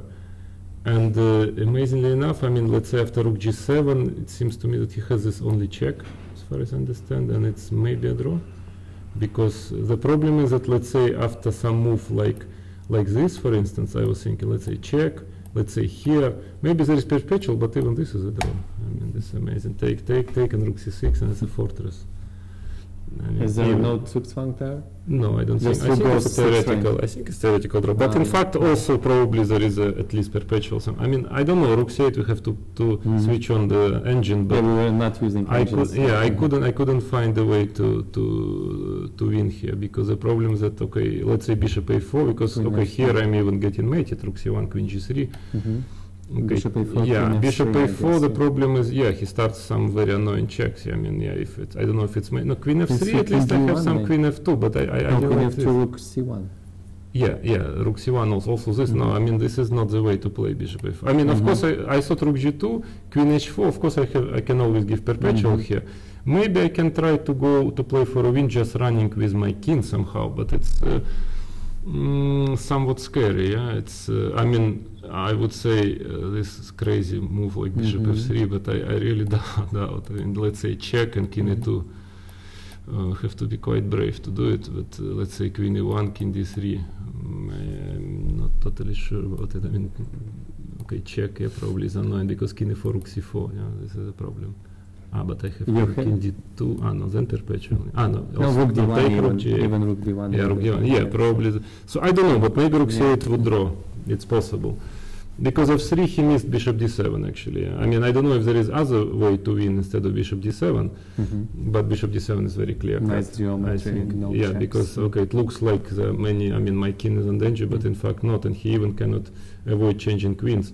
Queen g3, it's a tricky move, because I thought he would play queen g6, and then I was planning to give queen d6 check, but here he gave me additional possibility, bishop e6, which looks very tempting, but in fact there is some very annoying trap. Rook e8 and queen d7. I thought it looks like it's just winning basically on the spot almost, because I'm threatening. I mean, his rook is attacked, but then all of a sudden he has this move, and after bishop f5, I thought it's winning, and now rook e1 check can be a cold shower in this position. So. Then I don't know, maybe bishop e6 wins in some other way, but then I just decided to go for what I considered to be I'm just perfectly in time here to keep my h pawn. I mean, even if I wouldn't, I would probably have good chance, but the thing is that rook d5 is important, because if rook d3, then maybe, strangely enough, he has rook f8, and I'm not sure I'm in time to keep my h pawn. This is very important issue, that he has rook f8, and after rook d4, rook d8. So that's important. That's why it's important to go to d5, because now after rook f8, I can go anywhere to h3 even, and then take on h5. Yeah? And rook d8, I have bishop e6, so. And rook g2, of course, bishop e8 is a win also, but I even don't give the pawn, because he cannot do anything. The problem is that rook b2, rook d3, rook h2, rook d4, and then bishop e6. I don't even give a single pawn. Although bishop e8 and bishop h5 is an easy win, of course, also, especially because his king is cut. I mean, his king would be here, it would not be easy, maybe not winning at all, but his king is cut. But he cannot even get anything. I mean, I'm just protecting all my pawns. So, okay, just designs. But yeah, it was a nice game, of course. But maybe it was quite close to a draw. Maybe knight e4 was not the best move. I have to check it. Okay, very nice game. Russia is winning, right? Yeah. I mean, actually, Ukraine probably is not. we had for chance of 4-0, but oh really? Yeah. I thought so, Oh. because actually I think Rishuk had an advantage, and but well, it's still a 3.5 would be okay. Still, no, but I'm just, but yeah, but actually the biggest surprise is that Egypt has chances to save. Unfortunately, I think they were just totally winning the match, but the first board collapsed, and now I think he's he completely collapsed in time trouble. And so now we have to hope for the two guys to win. That would be a nice surprise, because this was really unexpected. But anyway, we have to play well. Tomorrow is a decisive match. If we win this match, I think we should probably win so it's a very important one. Even though not a very confident start, you're back to, I mean the team. Yeah.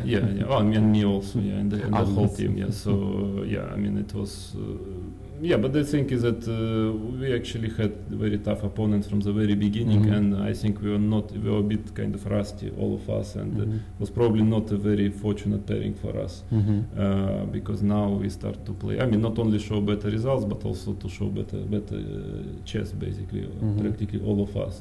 So it would be better to meet some weaker teams at the beginning. But okay, anyway, there is nothing to complain. It's all our fault. So now we have to win tomorrow. That's our. There is nothing else to do. I mean, especially if Ukraine will win today, then we have no choice. So we will try, of course, our best. Okay, thank you for coming. Very nice game. Congratulations again. Thank Hope you. to see you here soon. Thank you.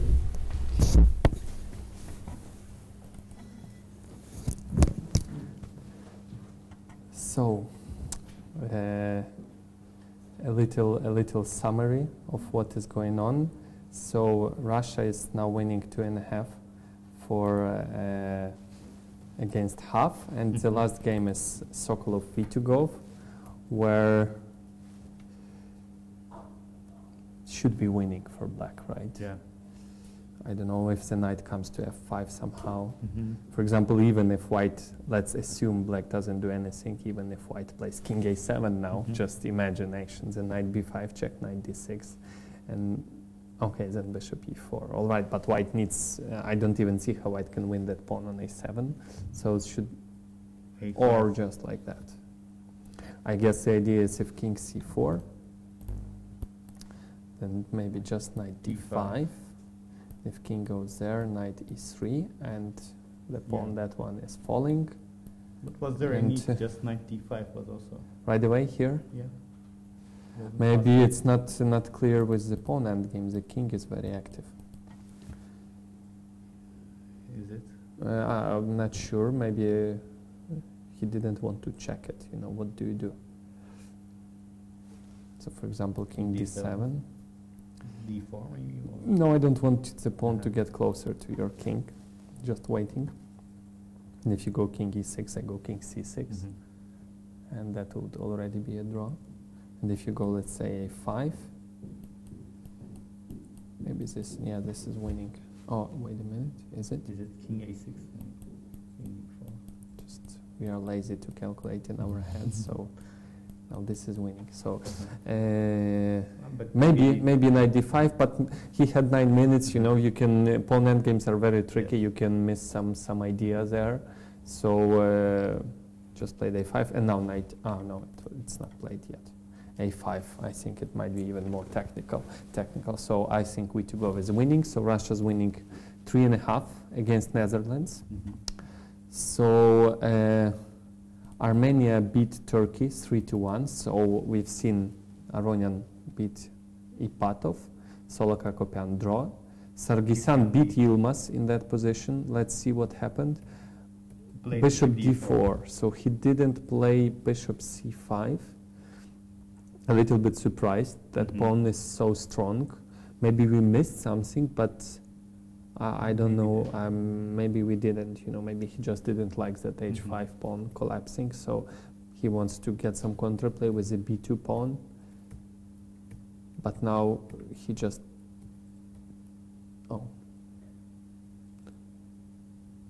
why didn't he take on c7?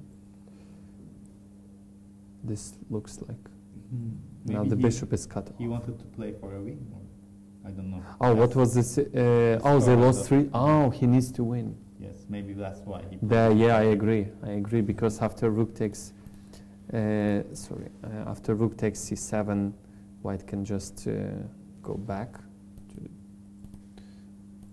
takes. If you exchange rooks with this king, you cannot win. Just queen g5, h5. There's always a perpetual. So indeed, I agree. He probably was trying to win this one with the d pawn. But I don't think you can avoid. But the rook is not going anywhere, and the d pawn is not moving. f6, queen g6. Oh. Yeah, now it's clean. Intermediate check. He missed intermediate check, but all right. So Armenia beat Turkey 3-1. Azerbaijan, China. On first board, Mamedov lost. We've seen this one. Also, Durabilion board number 4 lost, so 2-0 in China's favor. Safarli Ding. Safarli is close to winning here. Yes. The pawn on a4 is falling. And but maybe it's a draw. Let's say king h4. And if you take, I take, and go c4. You do this, I do this, I take, and then it's a draw. Just h5 next move. Maybe it's a draw. But wait a minute, c4 is coming. Sorry, c4 is coming, and you cannot place. If you take, maybe this is the way to go. Takes, and c4. Now you take here, and now I just wait, and just h5 is. Oh, maybe not h5 because the king can run back to b2, but just bishop c5 and I don't go. It seems like a draw. Like king f4 now. f4, I just stay. I don't see how you can improve the position. I want to play king f5. Oh, and then you're not afraid of h5 at some point. All right, I want to pick up to the a4, a pawn, and then like this. You mean? Yes. Okay, king g3 I don't like. I'm just waiting. You go here, I take, you take. But now I can prepare h5. Okay. And this is, the bishop alone can hold it even without the king. So should be a draw, I guess. But I think black has, yes, that's exactly what happened. So I think Ding is making a draw, but it is not saving the match. So Germany, USA, Nakamura is still trying to do something about Meyer. Meyer didn't play rook h7, he just wants to go b5, king c6. a4 was played, preventing b5, now king goes back. He's just doing nothing. Oh, b8. Very nice counterplay. So if rook takes h4, b5, wait a minute, rook takes h4, b5, what if I go b3? Oh, you take and you give check first. That's the problem. And then you go rook a3. All right, so white cannot win the pawn, but white's going back to c3, but white was just there, so takes, and rook h8. Still some chances for white. I would say white has no risk at all, you know, black cannot break through, so Nakamura will, that would be a long game, I guess. E5 is sometimes an option. Maybe he can try, I don't know, f4, king f3, trying to improve the position. Better chances than yesterday. He can go b3, you know, and then knight e2, and then rook b8 is no longer a threat, by the way. b3, and then knight e2 next move, and you're one tempo short in that position. So still white can push. White is better.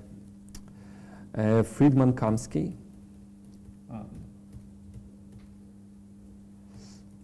I think with the precise play that should be a draw. But for example, what to do now on g5?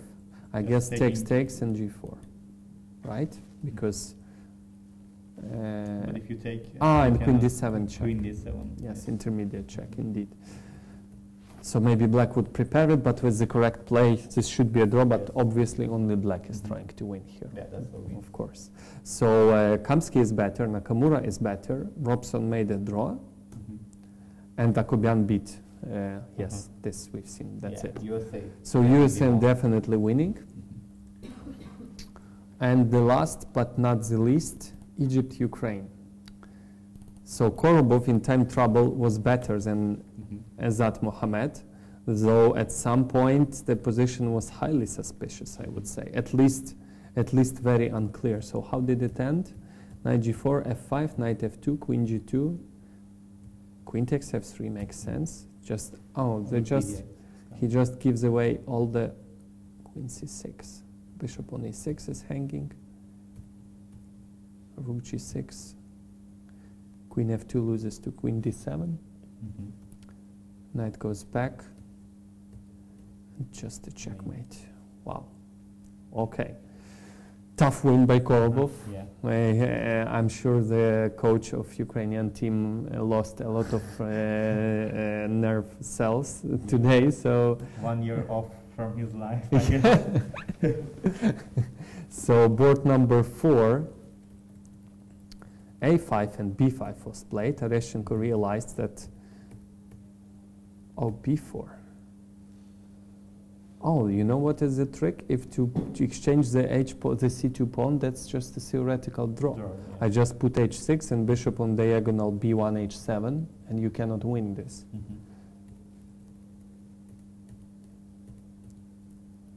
But what to do against king coming to b5? Yes, now he's threatening that. Keeping the pawn. Maybe bishop f7 with the idea b3. What else? I don't see any other idea. Just next move is king b5. And we have to prepare b3. There is no bishop e8, so seems like the only move. Let's say king b5, b3, c3 probably. That pawn is falling. I go bishop g6, threatening bishop c2. But if you go this, then the pawn and king is. First, wait a minute. Wait a minute. Just to check. But I guess there is. Oh, just the pawn promotes. The king is not close enough. King b4 and then. Wait a minute. Oh. I have an extra tempo there. But no, but this is clearly winning. That's just. That's clearly winning. The king is in front of the pawn. If the king was behind, I guess Amin is winning. I guess Amin is winning. Rook e2 was played. Let me give one more second to think. No, just king comes to b5. Yes. That's game over. Yes, so Amin is winning. Abdel Moiseyenko. Should be a draw.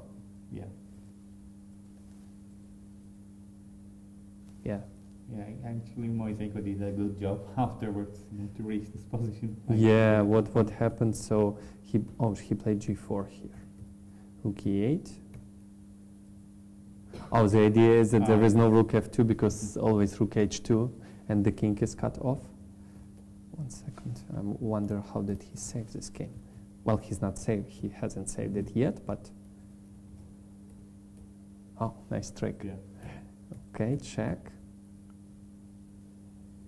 Oh, the knight is also hanging, all right.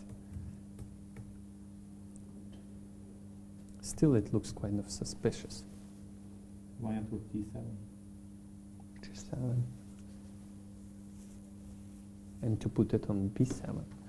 So rook g7, the most natural move. It was time trouble, I guess, move number 38, but... Still in time trouble. Oh, but no, I go like this.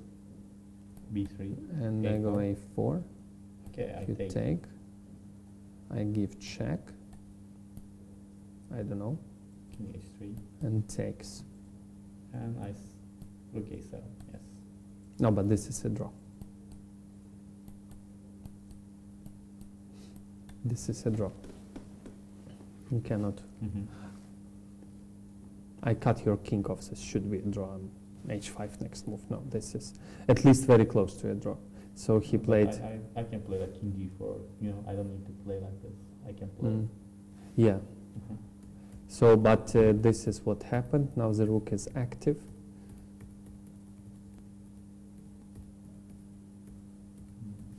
not better than the one. No, the king is not cut off. Yeah. This is a draw. All right.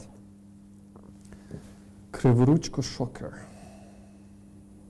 What did happen in this game? So we left off in this position, B3. evaluating it as winning for white. H4, prophylactic move. Queen G7. It sure looks winning, but it's not easy to, you know, you cannot do anything on the king side. You cannot push your passed pawn. Bishop, What else can you do? bishop C4 is not working. Adi. Bishop C3, he goes. Oh, bishop to queen takes D6, yeah. You mean bishop C4, and your idea is bishop C5, is Yes. that correct? Bishop E5. Bishop D5 is coming. Maybe bishop D5 and rook C2, something like that. Ah, bishop D5, there's rook takes A7. Maybe if I take, like bishop, if I play bishop D5, you know.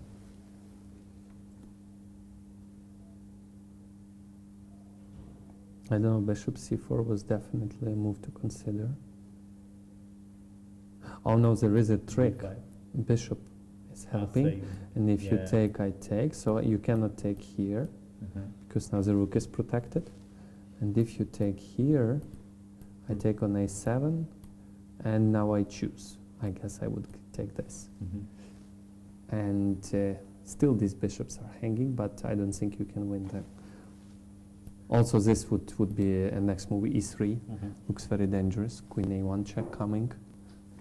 This Yes. looks very dangerous. So maybe that is the reason. So he played rook B6, D5, bishop F4, takes, D4. Black needs some counterplay badly. Rook D6, E3. Wow, I'm not sure who is better anymore. King H2. Okay, C2 pawn is hanging, unpinning, protecting. Maybe white is winning. Yeah. The F2 pawn would fall, and you cannot unpin unless you exchange a pair of rooks, right? And with one pair of rooks gone, I just play bishop I guess D3. Just winning. Yeah. Just maybe some tactical chances, but I don't see any. You know, let's say unpinning the king. And unfortunately, there are no stalemate ideas Yes, because yes. this G6 D5, pawn is yeah. always in the way. Maybe Otherwise, you could. Yeah. theoretically there could be some tricks, but takes. And then you slowly improve the position. No way to unpin. So. No way to, and if exchanging one pair of rooks, game over. Yeah, it would appear Krivoruchko is winning. And Moisenko is holding a draw. Oh, wait a minute. What did Tereshchenko do? King G7, rook G2. Why not king, king B5, B3. What a trick. Yeah. Quite easy to miss, isn't it? Yes. So the rook is in the way, but now the bishop can go, wait a minute. Bishop, king E6, bishop E4. And, this is the position on the board. But okay. Now this is game over. Yes. We will probably resign now. Yeah, no tricks worked. Just king moves, king A5. Yeah, that's it. That's game over. So Abdel Moisenko. So takes, rook B4. Depends No, on this is a draw. Draw, yeah. The only thing that comes to mind is to play rook B3 here and run with the king to the queen side. But then I just come to G4 and take on G3 with the rook. Yeah. Wait a minute, if it works by Tempest, let's... but I'm not going to let you. King F5. I'm just not letting you go. And if you go here, maybe I do this. Yeah. You just can, or this also should be a draw. But the problem is rook G1. Oh, no, sorry. Sorry, the game continued. Rook B3, king E5. I think this is a forced draw because now I'm threatening rook G3, and if you go A4, I go back quickly. And you're now one tempo short. And if you don't go A4, I take on G3, and you cannot recapture because you even lose. So this is just a draw. So Moisenko is holding, and Krivoruchko should be winning. So barely. I will not say, but it seems that Ukraine is barely winning against Egypt. Do we have? So we have Egypt, Ukraine, one game. No, 3 games are playing, but some of them are will finish soon. So Germany, USA. Nakamura is pushing Meyer. By the way. Yeah, like you said, F4. Meyer is considering H5, I guess. F5, sorry. F5 is at the end of E5, knight C7, king C4, and just go back and forth. I think that is what he might be considering. No, this should be a draw. I don't know. But no, man, if the knight comes to F3, I win that pawn. You need your knight to be on G6 at that moment. Can knight from E8 get to, let's say like this, can knight get to G6? Only this way? Oh yes, 1, 2, 3, 4, 5. No, still, Nakamura's going to play it for a long time, and the problem is there is no way to force things, you know. You can, black can either try to go back and forth, but then you have to be careful with to not missing any tricks. So Nakamura will play for... Black tries something like knight D6 and then rook G8, you know? Knight D6.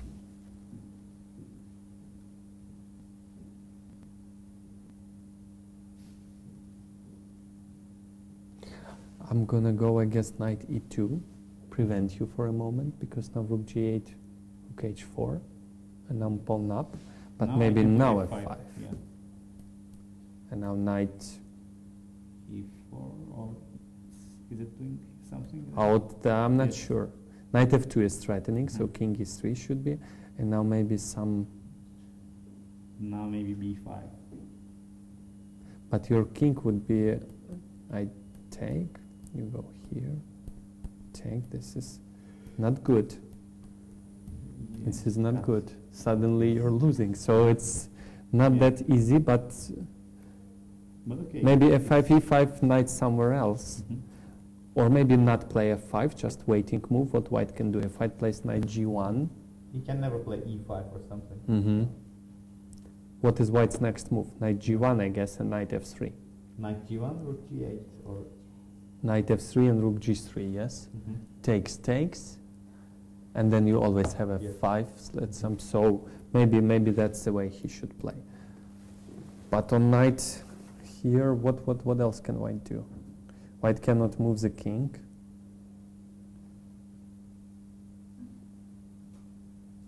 Knight E2, so what do you do? Just a waiting move, right? Rook somewhere.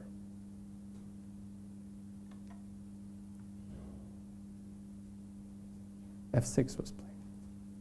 He is preparing E5 and to get an outpost on D6. Yeah. Maybe. Yes, I think there are many ways to hold this position, but still not that easy. Not that easy. For example, I think Nakamura would play a move like that, and maybe something like this would follow. And then rook at some point would get activated. So that's also a way to go. So this should be equal. I'm not even sure if white is better. That pawn is very strong. Yeah, but Nakamura would try. He would push, but this should be a draw. Friedman Kamsky. Kamsky couldn't do anything in that position, and no wonder the queen is very active. Yes, like we predicted. So Akoban won on board number 4. And unless Nakamura loses, which I highly doubt, the USA is going to win. So we have a guest. We have a guest. Please come. Daniel Friedman just finished his game against Kata Kamsky in a draw with white. We actually have some questions to ask. Hi. Please tell us about the game.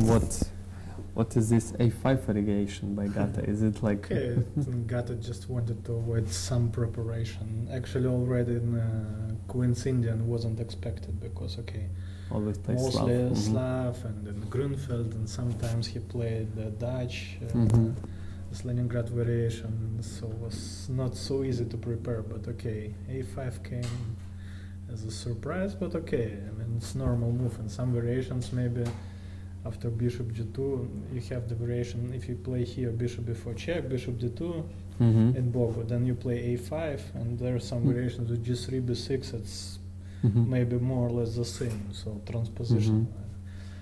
I wanted to somehow to, knight e5, because if I play b3, I think after bishop b4 it's more or less transposition to this Bogo line. Okay, I got to play it, c6. So I'm not sure, maybe better to play knight c3 first instead of castle, but maybe it makes no big difference. Okay, castle, and after d5 I calculated a lot. After knight c3 he actually can take the pawn on c4, yes, bishop c4. No, not like this, because it's exchange c6. Not important, okay. Yeah. Bishop c4. But I think I have sufficient compensation. The question was how much. So I want to take on c4, but actually queen a4 is also possible here. Instead of taking? Yes. I think it's like b5, then queen c2, have to play b4, I think. Then I take on c4, takes on c3, knight e5, takes on b2. No, I don't know, maybe knight, bishop b2, or queen b2. Some idea, some compensation, but I wasn't sure if it's good enough. Okay, my plan was I wanted just to take on c4 instead of this tricky line. Yes, take, d takes c4, and then I thought maybe to play bishop g5 here.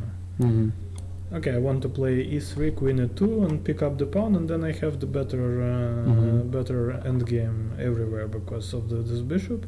But okay, if I play e3 immediately, maybe my bishop is a bit closed and problematic, I don't know. So my plan was to play here bishop g5, and then I thought that some lines like bishop e7, then and then e3. you always play a4, if yes, anything, a4, and it's then not so easy, yes, not so easy. Maybe some version he can keep the pawn, for example, I don't know, after exchanging everything like bishop b4 and taking on c3 or with the knight, but then okay, I will pressure on the a line like rook fb1 after b5, and it's not easy with knight on b8 and the castle not done yet, but okay. It's very dangerous for black. Yeah, but actually I should have played this like by intuition maybe, but okay, I wanted to calculate, spend some time, but Gata didn't. Didn't like check this 2 minutes or something to play. Okay, maybe more, and it's bishop d6.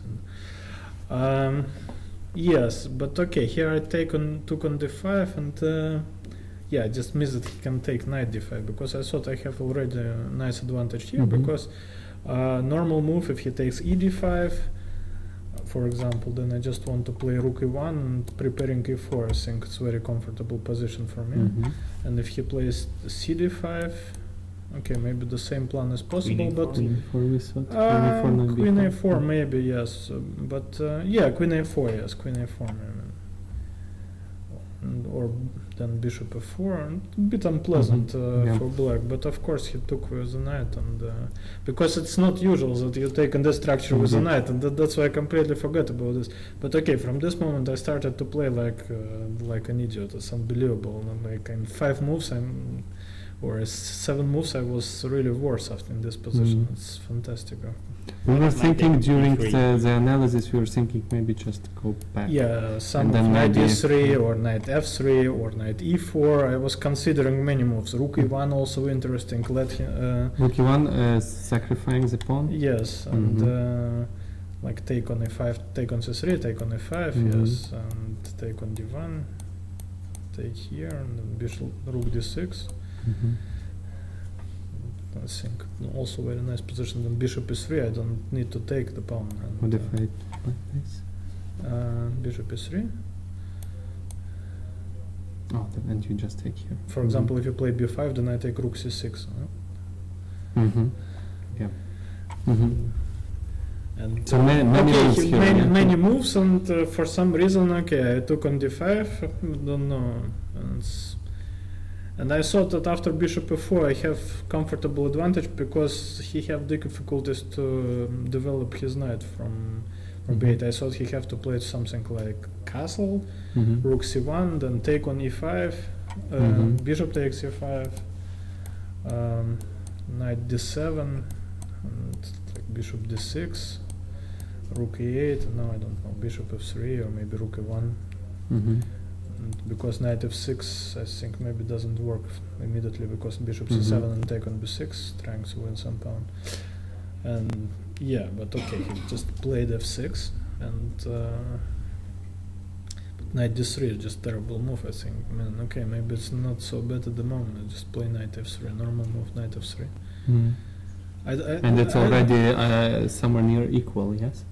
Yes, okay, yeah, cd5 isn't the move. Okay, knight f3 it's a normal here, but then he can develop pieces normally, and this weakening this e6 pawn is nothing special. I cannot really attack this immediately or in some near future, and that's the problem, of course. After knight d3, knight c6, and all of a sudden I have some problems. Okay, maybe it's imaginary problems, but d4 hanging somehow really unpleasant. And even queen a4, knight b5. Yes, it's and just knight b5. I cannot attack this. Yes, next move castle, and I'm a pawn down. So I spend a lot of time here and find absolutely nothing. First, I wanted to play for okay. At some moment, I thought, okay, I should play for safe and take on d6 and play e3, for example. But then knight b4 is coming. Okay, I was completely shocked. Okay, how I managed to this from this position, like in 3 moves. Really, yeah. No good way to protect that pawn on d4. Okay, maybe I have to play normally, like take on d6, queen takes d6, and bishop knight f4. Yes. But then I thought maybe he can play in g5 and g5, knight h5, and castle, or king of 7. I don't know. Okay, let's say castle. Yeah, and the queen b4 is also threatening maybe at some moment, and I don't know. Maybe here go back to d3. But okay, he takes on d4. I thought maybe some f4, yeah, f5, okay. but it's like... okay, I can try something like e3 maybe. Okay, he takes on d3 then. Oh, but f4 he just castles here. Yeah. And... suddenly some problems here. But okay, maybe I have to play some hard moves like take and play knight backwards somewhere. e1, c1 or something, then rook e1 in e3. I mean... Okay, difficult to imagine. It's possible to get worse position from this one, but okay, from here I started, it's psychological problem. And you were better, and then you played one inaccurate move, and another inaccurate move, and then you see some problems. Maybe there isn't, but okay, bishop s3. And it's psychologically quite hard to, when you're better, just to start defending. Yeah, after but this that. knight f4, it's also absolutely crazy idea. I mean, okay, I wanted him to take his chance to play e5 at some moment, but I don't think it's really an option for him. So actually, it's like lost some tempos, like 3 tempos or something. Yeah, because okay, I played knight f4, and then I moved my knight back on d3. So he played queen d7, he played f5, and my bishop is displaced on h3. It will have to go back anyway, so yeah. Okay, maybe g2 is also not so nice, but it's, I don't know, this part of the game was terrible. And okay, that's the problem, you realize that you're playing so bad, but somehow you can do nothing, just play some moves and time is running away. Yes, a3, because I didn't want to play a3, because this gives him the idea what he played in the game, a4 at some moment and then knight over. But the problem is that knight b4 is always very unpleasant, or taking on the 3 knight b4 with a tempo entering on c2. And I thought, okay, maybe I should play a3 and try... yes, and I never can play bishop f4, because, for example, if I manage to exchange this black square bishop now and play, okay, not to exchange even, but just to play e3 somehow. But I don't see any chance. Yes, I thought about some tactical chances when his rook will be on c7, some like bishop f4, and then on knight d4, knight e5. But the problem is e2 is hanging always, so I need to play for this like rook e1 first, and then bishop f1, and this time he already enters the c line. Yeah, just okay. Now he wants to play a4, and I find nothing better. Okay, I was considering to sacrifice the exchange here maybe instead of. But because but he can play knight b4. I thought like knight e5 maybe not so good because I can take on e5, and then go with the queen back, and f5 is hanging. This was a trick. But I don't think this is the real compensation here. Just takes on d3 and. Oh, maybe I can play some Knight tactics c2 like maybe is coming. Queen b3, knight c2. Knight c2 is take Always bishop f5. f5. But What- even what here, can you but take yes, here? yes. Now I realize that maybe I can take on f5 here. Ooh. But No, but okay, this is. very unclear. Knight will escape. Not sure. Yeah, and bishop d2, bishop c3, where you will go with the knight. Oh, okay, this is fun. I mean, I can even take on b6. I have like took all the pawns already. No, okay. But so bishop f5 works here, I guess. maybe he can play. I think after knight b4, queen b3, he have strong move a4 maybe. Yeah, very strong a4. Just kicking me out of this diagonal, Yes, and yes, then important just. move. Okay, And now he maybe can play this- knight c2 Yeah, that's not good. or knight d5 or whatever. It's just. Knight b4, yeah. Okay, just play back. And trick was that I preventing one more move. This a4. Okay, now I cannot prevent. That's the problem. Was I thought maybe I can play b3, but it doesn't work. After b3, he takes on d3, queen d3, takes on a1, and play rook a1, and then knight b4. And knight b4 protecting b5 pawn, and I'm just Then squeezed even here. knight c2. Just Yeah. queen b1, knight c2 for Yeah. that's It's game over. not a position you want to play. Okay, play f4, a4. Okay, now queen d2. One more moment to prevent knight entering from e5. Okay, I'm not sure that he needs to take on d3. I thought maybe he can play something like, I don't know, rook a8 or rook a7. Prepare b4 somehow. No, prepare knight a5. Knight a5. I thought knight a5 is quite unpleasant, and okay, my plan was. Maybe he was afraid of you. Yeah, I want to play knight a5, but yeah, it must be. I mean, okay, maybe it's not lost directly, but very unpleasant position. kind of really difficult position, because okay, he have all the ideas, and my bishop on h3 is just like a spectator here, and doing absolutely nothing. Okay. In this because at some moments I thought to play somewhere g4, like trying to open the g line or something, somehow try to make my bishop work from h3, but I think it's just maybe worse always association. g6 will play. But Yeah. okay, here yes, took, and luckily he have to take with the rook because the b5 is hanging otherwise. Yes, he takes with the rook, and now yes, bishop d2, and then rook b1. Okay, I'm not sure. I was playing for some trick here. For example, I thought he will play rook b7, preparing b4. Okay, he played the other move, preparing b4. And here I thought that maybe I can play something like bishop e1. I wasn't sure. I was already in some time trouble. And after after b4 take, I takes b4, bishop b4, and I thought that maybe b3 is working now by some miracle.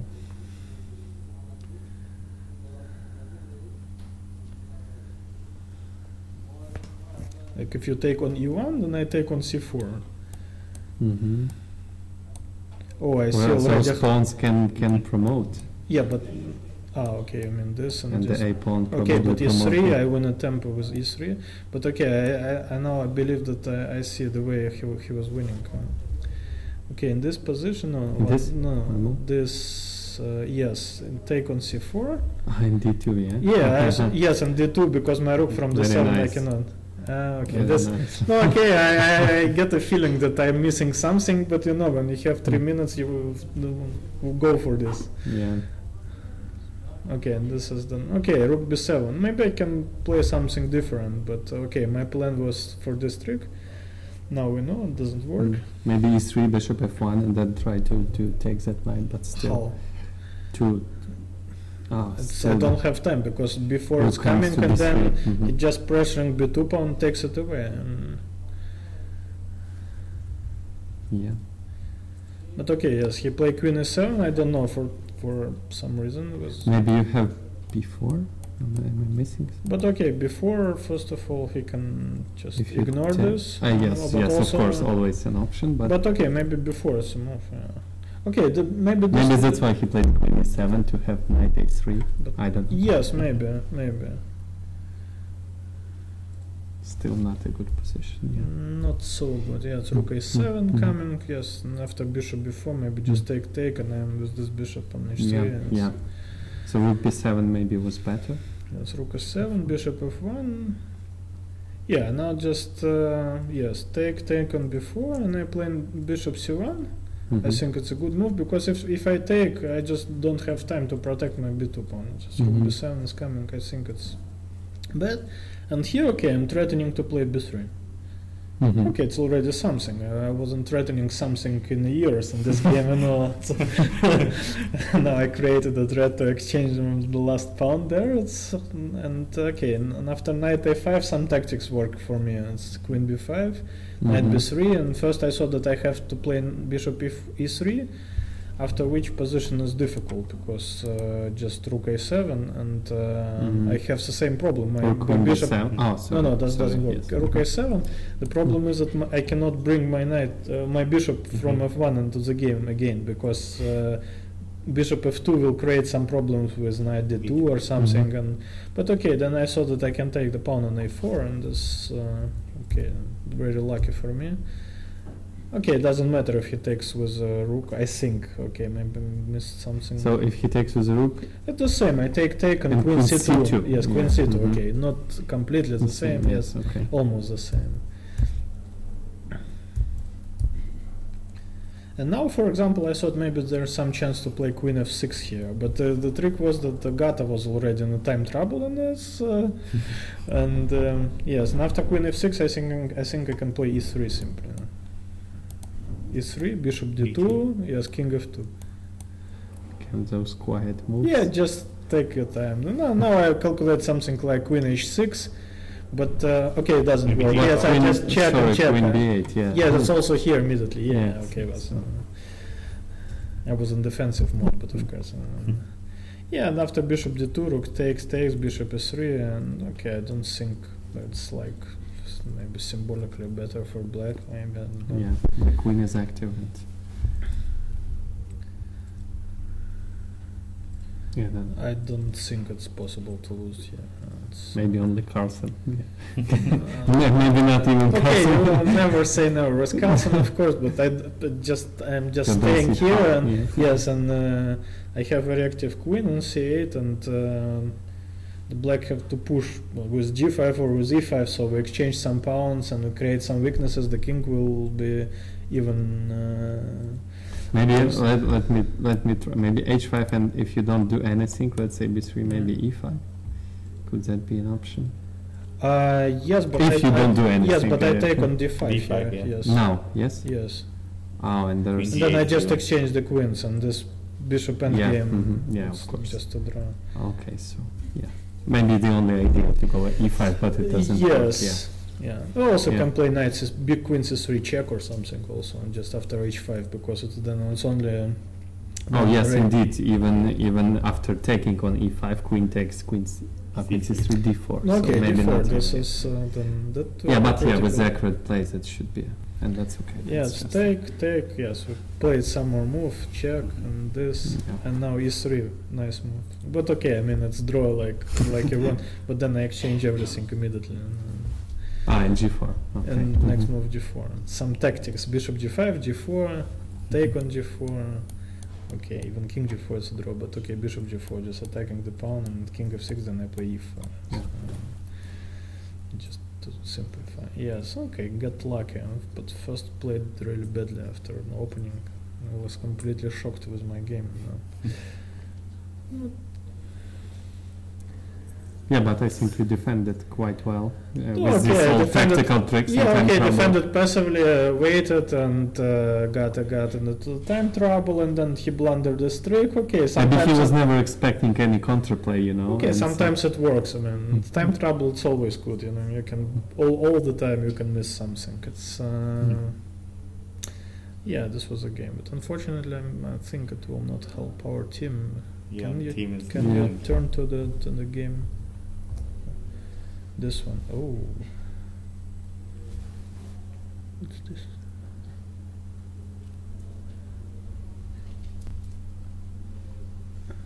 Kimura's pressing. Okay, yes. He's not gonna lose it, so. No, I So, don't. yeah. And unfortunately, I don't think so. It's Yeah, so kind it of- seems USA is winning. kind of Maybe minimally, maybe 3-1. kind of problematic position. Mhm. It's Maybe very here, dangerous. Unfortunately, so you cannot take on b2 because rook f2 check. Then check with the knight and take the knight. It's really. What's the time? 6 minutes both. Yeah.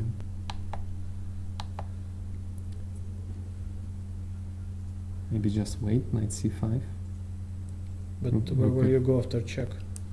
to g5, knight f3, go back to f6, Ah, okay, like this. and hope for the best. Knight But of d4, course, knight- white is playing for a win. Knight d4 check. Mm. Yeah, it's kind of unplayed. Actually, this was played, knight c5, rook f2. Okay. Okay, we actually have one more guest here. Yeah. Thank you Okay, for thank coming. Nice holding a draw, even though good, Yes, good yes. advantage after the opening. Oh, Okay, thank you. thank you. Thanks for coming. So we have here one more guest, Amin Bassem, who won his game against, congratulations, against Alexander Oreshenko. I think it's not the first time you win against him, is Yeah, that we correct? played in Icelandic League. Yeah, I this remember. year. Yeah.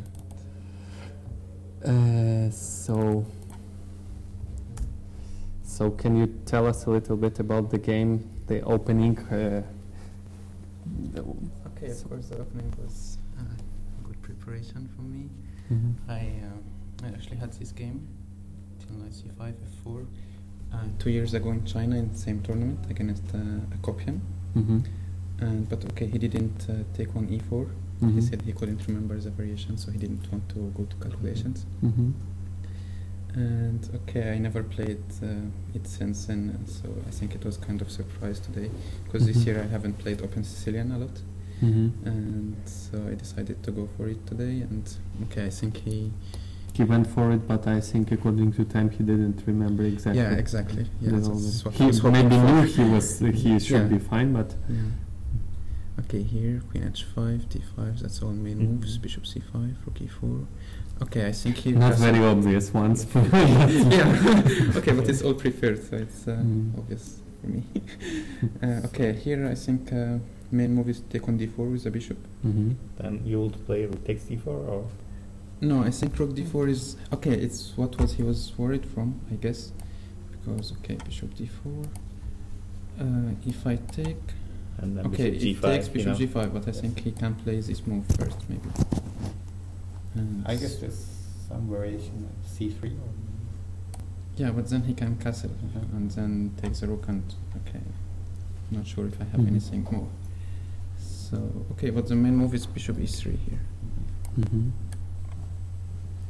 Also not a very obvious one. Yeah. If you don't look at it at home with the Yeah, of computer. course, yeah. That's a lot of analysis must be. Okay, castle and here okay, something like rook d4 or something. Mhm.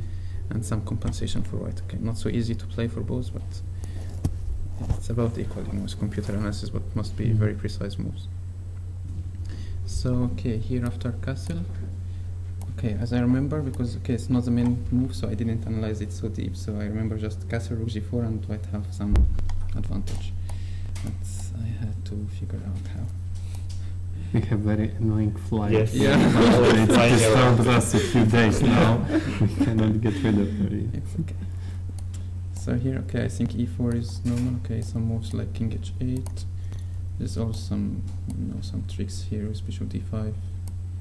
If takes and rook h4. Yeah, if h6 take and take and g6 queen f6 and bishop h6. Mm-hmm. So, okay, e4 I think is the best move. Bishop g5. Okay, and here's the last I remember with my analysis. So I started to think after bishop f6. We were thinking about queen h6. Yeah, of course it's okay. I spent 35 minutes here to to see if it's a best continuation or no. But okay, I saw king h8 on the move. Take. Bishop takes d5. Yeah, okay, take. I see. Take. Rook f4, bishop g6, and okay, of course, white is better, but how much better I wasn't so sure because okay, I'm still pawn down. Okay, I can take on e4 and play the rook endgame, but it could be okay. It could be draw because he can exchange another rook, and I can take on b7 because rook b8 and take on b2. So I wasn't so sure if I can improve much here. So if bishop takes, go rook e8 maybe first, yes? Here? Or do you take right away? You mean take here or on b7? No, for what to do for black? Here? No, I mean on e4, yes. Yeah, maybe even rook e8, or no, I think just take and bring this rook or the other one maybe. Doubling the rooks. Yeah, and then they can play rook d8. And okay, I think it should be draw. I think. Rook is very active. Yeah.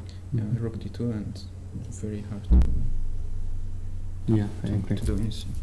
So that's why I really wanted to play queen h6. That's why I spent so much time, but I couldn't find anything. Okay, here no, actually here I wanted to play this move first because he can't protect the d5 pawn, and if rook d8, then I have rook d1 simply.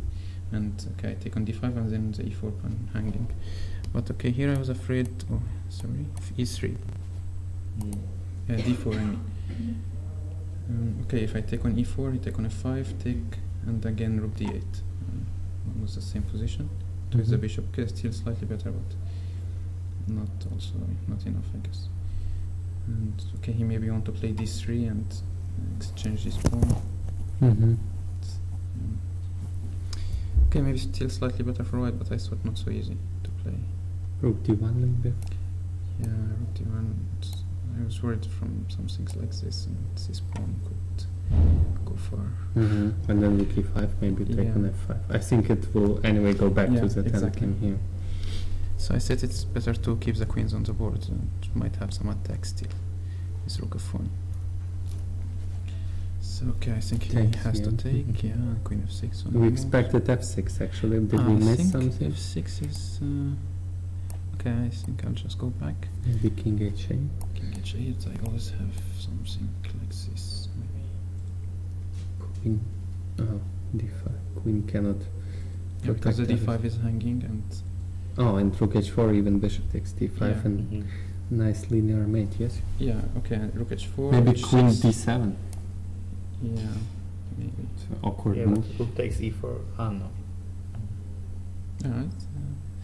Nice trick. I don't know. It's it's very dangerous. Okay, yes. I can play rook h3, for example, and queen here maybe.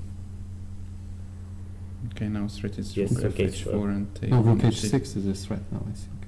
Maybe immediately, yeah, because he can't cover on h7. Yeah, looks like it. Maybe it's just winning. Yeah, I think so. So queen f6, okay, is what I was expecting. Take.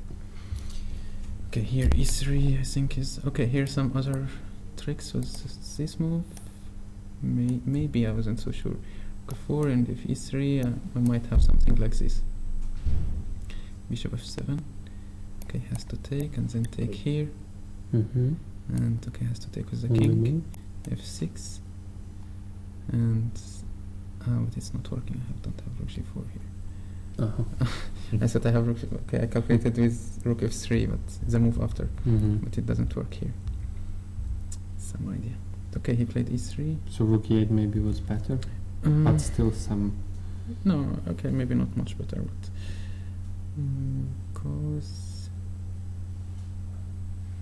because I still can play this, and no, here maybe is this one. And about he has e2.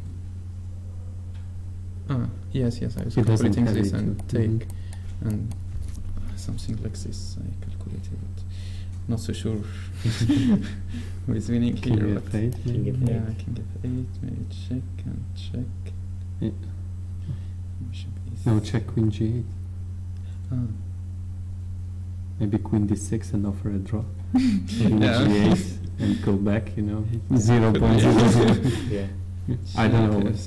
Yeah, I'm not sure. I was going to calculate. No, but you always have a safe move instead of Yeah, like of course, F4. yeah. You can always just You play can some just normal play rook moves. g3 or something like in the game. Okay, e3 is okay. He's just trying to make counterplay with this pawn, and his rook on f8 protecting f7, not to give any attacking chances for me. So I played rook g3. Yeah, bishop e6. Okay, here I was thinking maybe this move then again, and what I was going to play here. I think queen e2, c4. Yes, I think I was calculating queen e2 here. I'm just trying to take this e3 pawn. I guess he cannot take on f5. Or maybe, what do you do on bishop takes f5? G3. G4. Yeah, it's terrible. Bishop c4, take and take, Takes on e2. take, checking f8. King h8, I see. Yeah, both working. Oh, king h8, I can take, G takes that. take, p1, take, and okay, the e3 pawn could be hanging after g3, king g2. Oh, I could have Maybe had rook. king on f8, that's this. Yeah, I Oh, think but with king on f8, if the same position, I can move the bishop maybe Yeah. away. Yeah. yes, exactly. Mhm. Not so sure here what I... Maybe there is a win.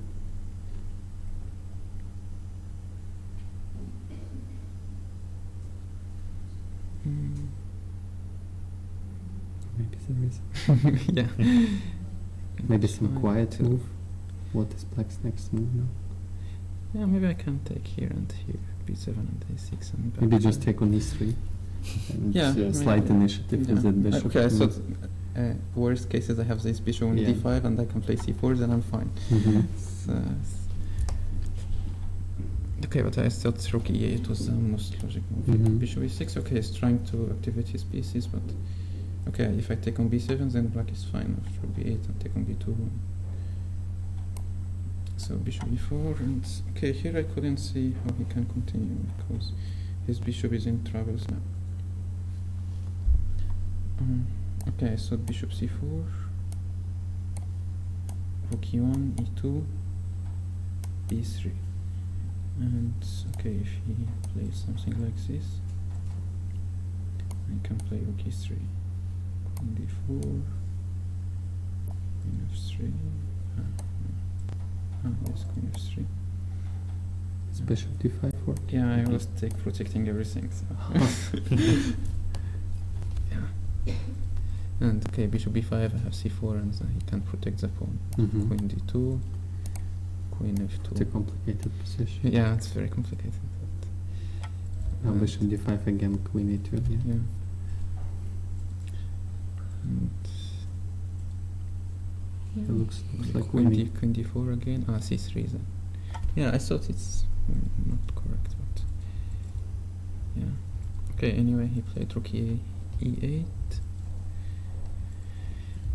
And okay, here I guess he missed the f6 idea which happened in the game because after bishop c4 here, okay, he thought he can take on b2, but I think f6 is just winning.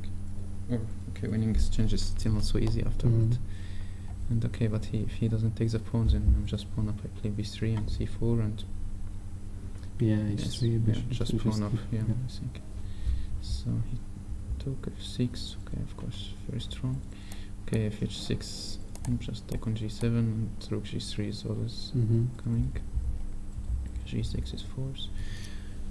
Okay, here I didn't want to play this first because he take. Okay, take. But I thought now he can take with the queen. I have to exchange and. Okay, he gets extra move. I didn't want to exchange queens here. Well, at least then you have an option, exchanging Yeah, or not. exactly, But here, So that's why I took first on g6. Take, queen h6 and take on e2. Actually, it's not so easy here. It's looked like technically winning position. yeah, actually. but okay, you need to prove it somehow. Okay, h3 first, not to get mated somehow. Bishop d5. And here. Okay, I said must take one of the rooks. Take queen g5. No, actually here I wanted to play. Maybe prevent bishop. Okay, some ideas like take with the queen, take. Oh, actually before h3. Here. Take and play this move. He has to take king here and maybe this one, king here and something like rook d8, trying to stop this bishop. But okay, so it's bishop e6 and bishop f5 and still yeah, bishop still some d7. travels. And okay, if you manage to play like h5, king f6, then it could be very hard to win because my king is very far. So that's why I didn't go for it. Okay, take h3, bishop. Okay, take one rook. Rook d1, king here, rook d8. Okay, here I was expecting queen f2, something like this. So it's king h2 first, and very dangerous for black. Okay, maybe I'm not threatening anything directly, but something like rook c8, rook c7 could be very dangerous. Okay, if he takes, of course, it should be mate, I hope. Somehow. King here, check, king here. And rook g8 takes and check and Yeah, something like this. Or rook d. Ah, no, actually here rook d2 is what I was calculating. And queen f5 I have g4. oh yeah. Because okay, in the other position when my king goes on h1, queen f5 I don't have g4 because of the pin. So that's why king h2 is an important move. And here if king f7, it's very annoying. Yeah, queen c7, and I think this should be made queen e7. And some yeah. yeah, should be. Or we need the queen. Yeah. So okay, he played queen f5. Okay. Okay, I was thinking to play something like queen g3 and keep the queen, but yeah, here I was afraid. Yes, that's the difference. Queen g3, I thought maybe he can take now, because there is no g4 because the king is still on h1. So this is the difference now. So I said, okay, take should be, because now okay, the f5 pawn is a weakness he has to do something with. So king here. Okay, if he won't wait any move, I can play g3 and then his f5 pawn will be there. King come to maybe f4. could have played rook d4. Yeah, but I didn't want king to. But then rook h4. So. Maybe from here. Yeah, it could be. I think king g1 is also winning with Yeah. that king being cut off. Yeah. Maybe I was thinking rook d6, but still this one. So yeah, rook d4 could be possible also. Okay, yeah, here. It's okay, here's I saw the idea is his king will be in the h file and he can't go out of there anyway. So and okay, here if he plays king here, maybe I can play this with some mating ideas. It's rook g8 and push the pawns and king somehow. Could be. It's because okay, his pawn comes Yeah, to just e4, push he can't g4, push it h4, anymore king because, g3, yeah. h5, king h4. Yes, Yeah, this is exactly. just a check. So king h8, take, and here. Okay, just brings the king. No, this should be just. Yeah. Okay, if he can somehow take my c2 pawn, it That would be a draw. Yeah, h6. Yeah, very difficult. Oh, I think h6 and bishop comes to that diagonal. b1, h7, and that's a theoretical draw. I think. No, what if like king here Just h6 and bishop on this diagonal. You cannot make any progress. and some check here? King h7. Ah, but okay, bishop not on h7. Yeah, I need pawn on Yeah, h6 and and h6. bishop on that long Yeah, diagonal. That's if that happens, that's a king draw. here. Just Yeah, always should be bishop. draw. Yeah. But okay, it's nice if somehow I take the h pawn, and with this h pawn, it's still very difficult to win. Yeah, So yeah, some. I hope I know it. So this was giving me calm a little bit. But okay, h4. But he cannot just win the Yeah. pawn on c2. I think so. No, but actually here. Yeah, king b4 maybe. I was thinking this immediately.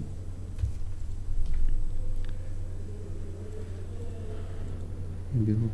Yeah, but it's still the same. Maybe rook Okay, g5. just this again. But if rook g5, a4. And next okay, move is it's b3. always to play b3, so that's why I Mhm, needed my mhm. king on c5 not to allow a4. And okay, if this move, I always have rook g2. Okay, now it's threatening king b6, and if this move, I can play c3 or c4 and go back and yeah, king c4 first, just not to move my rook. Okay, if a4, king b4, and just push my c pawn. I think it should be Just okay. king goes to a3 and the pawn is Yeah. promoted. Yes, Yeah. yeah. This was the idea, if b3 Mhm. at any moment. And okay, here, here's the game. So I played, No, no, that's the analysis, yes. yeah. Bishop e8, king again, b4. Okay, h4 because, okay, I wanted to move my rook and I didn't want to give the bishop d7 tempo any moment, so. So you're not in a hurry in And this also- yeah. position. Mhm. Also not allowing bishop g6 and king g7 because of h5, Mhm. so h6, yeah, here rook g2, king rook e2, okay, because the bishop can go here now, and if bishop here, I have king b6, Mhm. b3, c3 again, Mhm. so the bishop had to defeat from this diagonal, and now, okay, rook e1, threatening rook a1, and okay, if like king here, for example, this move, this, and I just Okay. protect from here, yeah. Yeah, rook a2 and then Okay, just two king and b5. king b5 and take with the Mhm. king. So here he played, okay, bishop g6, normal move, but okay, check first. Okay, I think king h8 is better here, because now when I play this move, then he can play bishop h5 again. And But this should be winning. yeah, it's okay. I think I was going to play like this, but I just needed to push his king one move Mhm. away, because just in in case he can play like bishop e4 here.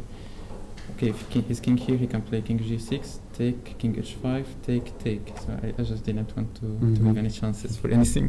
Mhm. So, but with king here, I have time to Yeah. protect the pawn maybe. So okay, he played king g8. Okay, now rook e2. Now with bishop h5, simply check and king b5.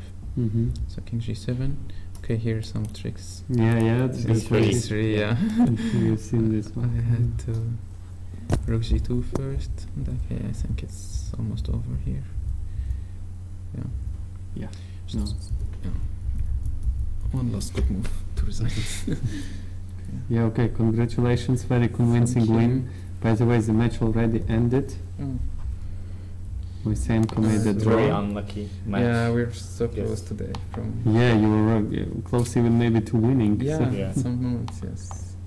in the I first think board, it's it was going back and first forth. board. Okay, I couldn't. Okay, I think thought which it was crazy worse maybe position, at some yeah. point in the opening. So I'm not it's- sure.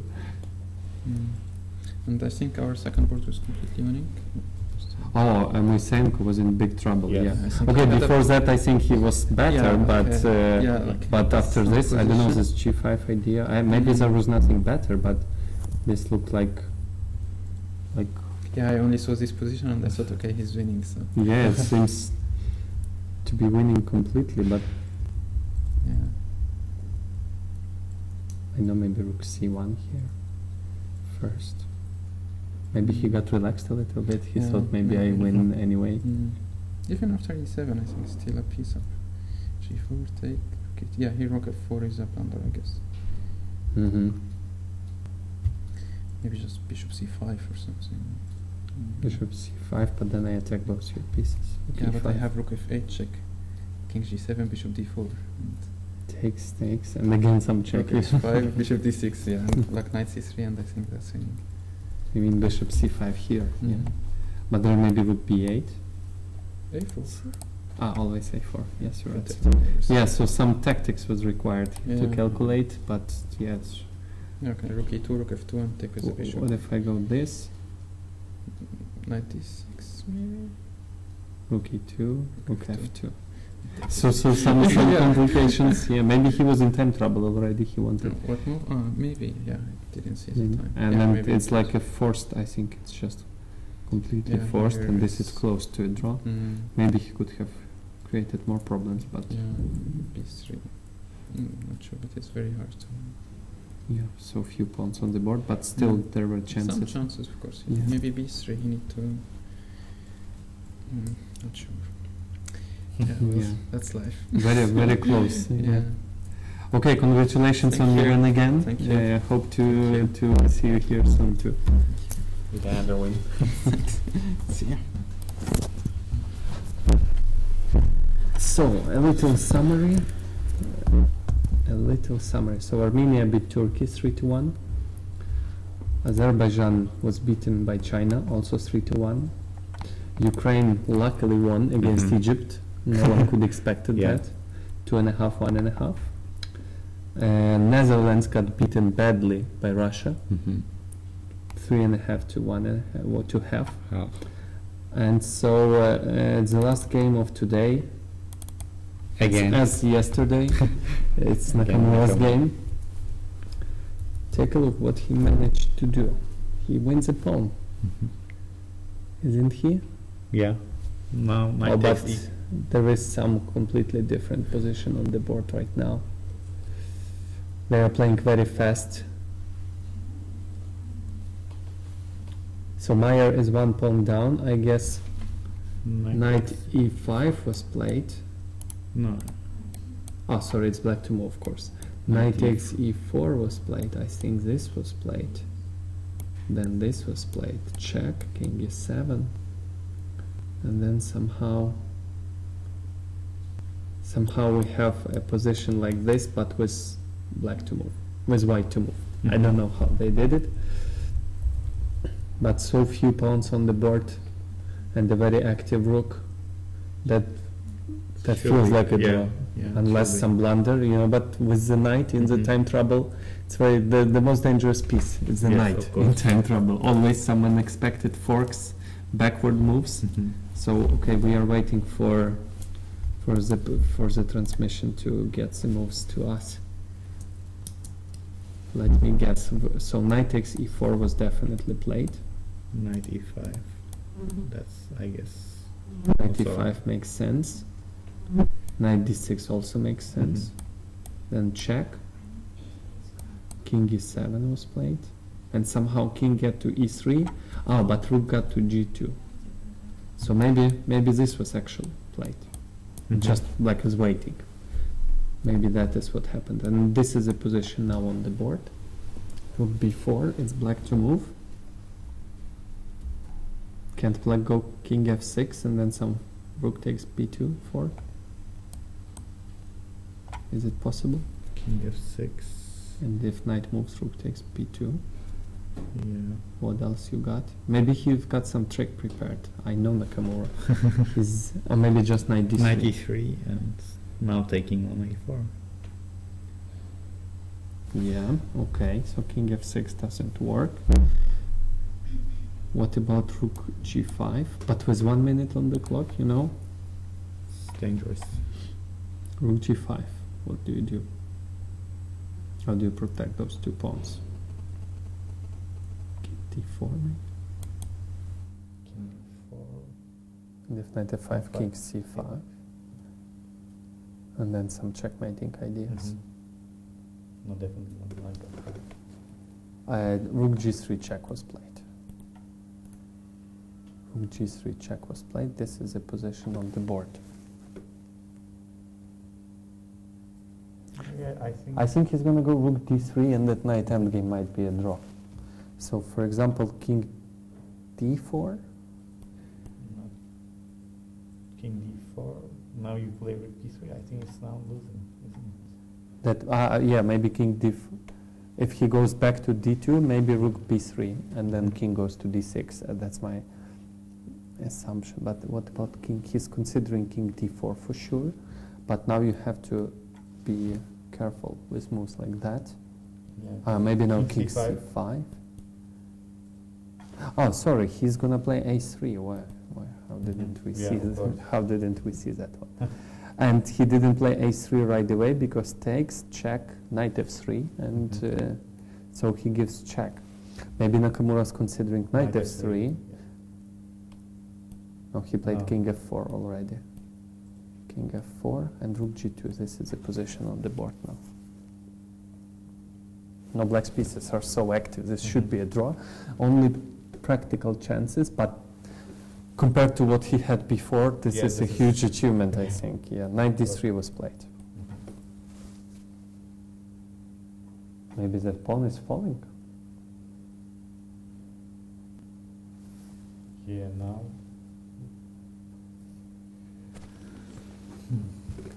But somehow the rook is on h2. I don't know how did that happen. Oh, he played rook h2 here. Oh, yes. Not falling, not yet falling. Yeah. So this is a position white to move. He's going to move the king. He goes back, king e3.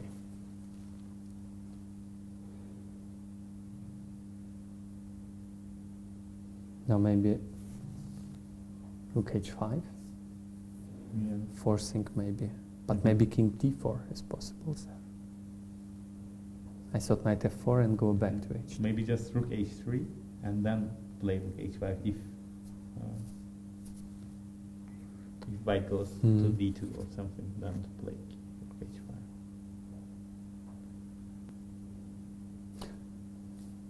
h5. I thought knight f5 as an option, but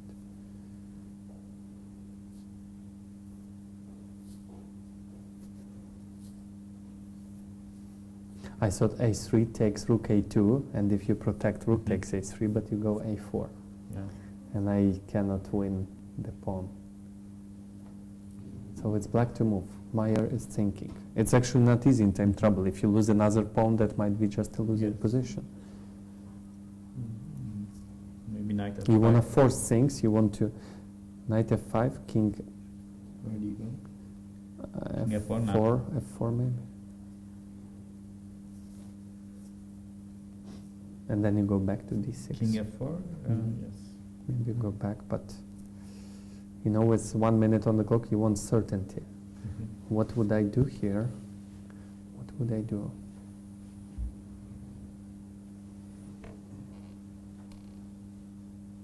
Rook h3 check was played. Rook h3. I guess he's considering knight king d4. King d4. Because going back just doesn't seem right. Sense. Yeah. And maybe this is just Draw. maybe this is just a draw. I guess you take with the king. And now somehow Oh. Knight f5. somehow but you take a knight b4 and you and I cannot get into pawn endgame. Maybe that's a positional draw after king c5, you know. Yeah. Let's just random move. King d6 and you go here and I do this and I just Knight my can't king controls everything. Maybe Yeah. that's a draw. You cannot improve your position. Yeah, this is a draw. This for is sure. a clear draw, yeah, for sure. King alone is Yeah. working well here. King d2 was played, that's why he played king d2. King d2, and he gave it one more check. Little bit strange, but okay. King c3, and he went back. Rook h3. That's his idea. That's a position on the board. What if white takes? Oh, do you see the trick? If white takes, oh, sorry, I said knight e4, sorry. Yeah, I was blunder. thinking the same, but it's rook takes Rook e4. takes, and even king d4 also works, so rook takes. So what's the trick? What is his plan? I cannot see it. Maybe knight b5. Knight b5, and if king goes there, you just go back, and you keep on checking. Just rook h4 maybe. Oh Here. yes, that's stronger.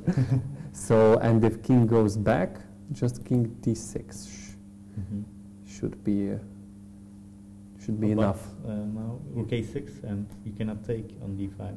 Okay, okay. So maybe I start again. Give you a lot of checks and force you. If you go here, you cannot really escape. You need to go like that and then king d6.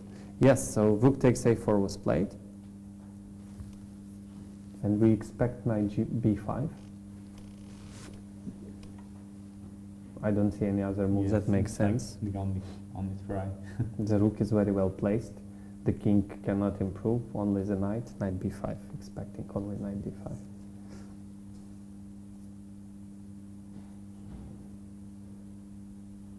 What about knight b5, king d4?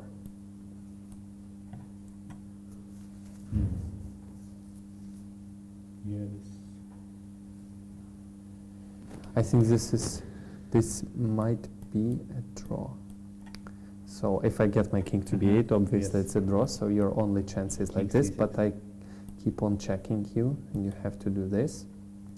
And then I do this, and go b4, and I'm... Just in time, I guess. Oh wait, not yet.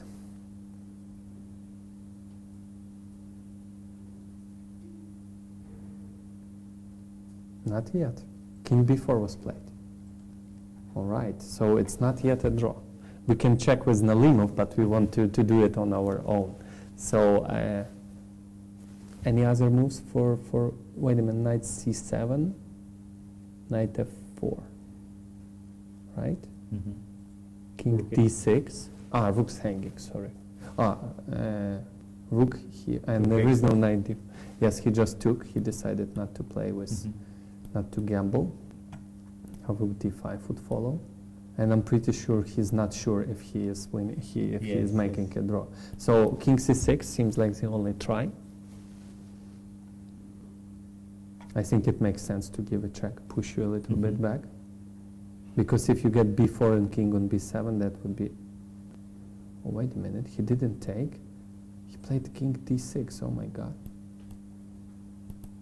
Rook a6. King takes. This is game over. This is completely losing. The king is on long side. I mean, there is no short side here. Yes, yes. That's winning. Nakamura beats Meyer. Wow. He didn't manage to do it yesterday. This is But clearly winning. yes. That's it. That's it. Just cut it. Even the king is. Yeah. Yeah. Yeah, it's enough to cut it on Yes. the C file. Game over. Why did he? Why? Wow, of course you should try this. Give a lot of checks, king c5. Even if it's losing, that's the best shot. Yes. Wait a minute, I do this. And I just run with the king there. Rook d4. Okay. Okay, rook d4. Hold Again on. lost. Yes, and the trick is, usually frontal attack would be useful here. But in this case, the king needs to be on e5 in this case. Check here, and if the rook was somewhere else, rook b8 would be a draw. Yeah. But no. But if the king is two rows too far. No, that's it, game over. So wait a minute. Okay, let us. I will check with Nalimov. My head is not working anymore to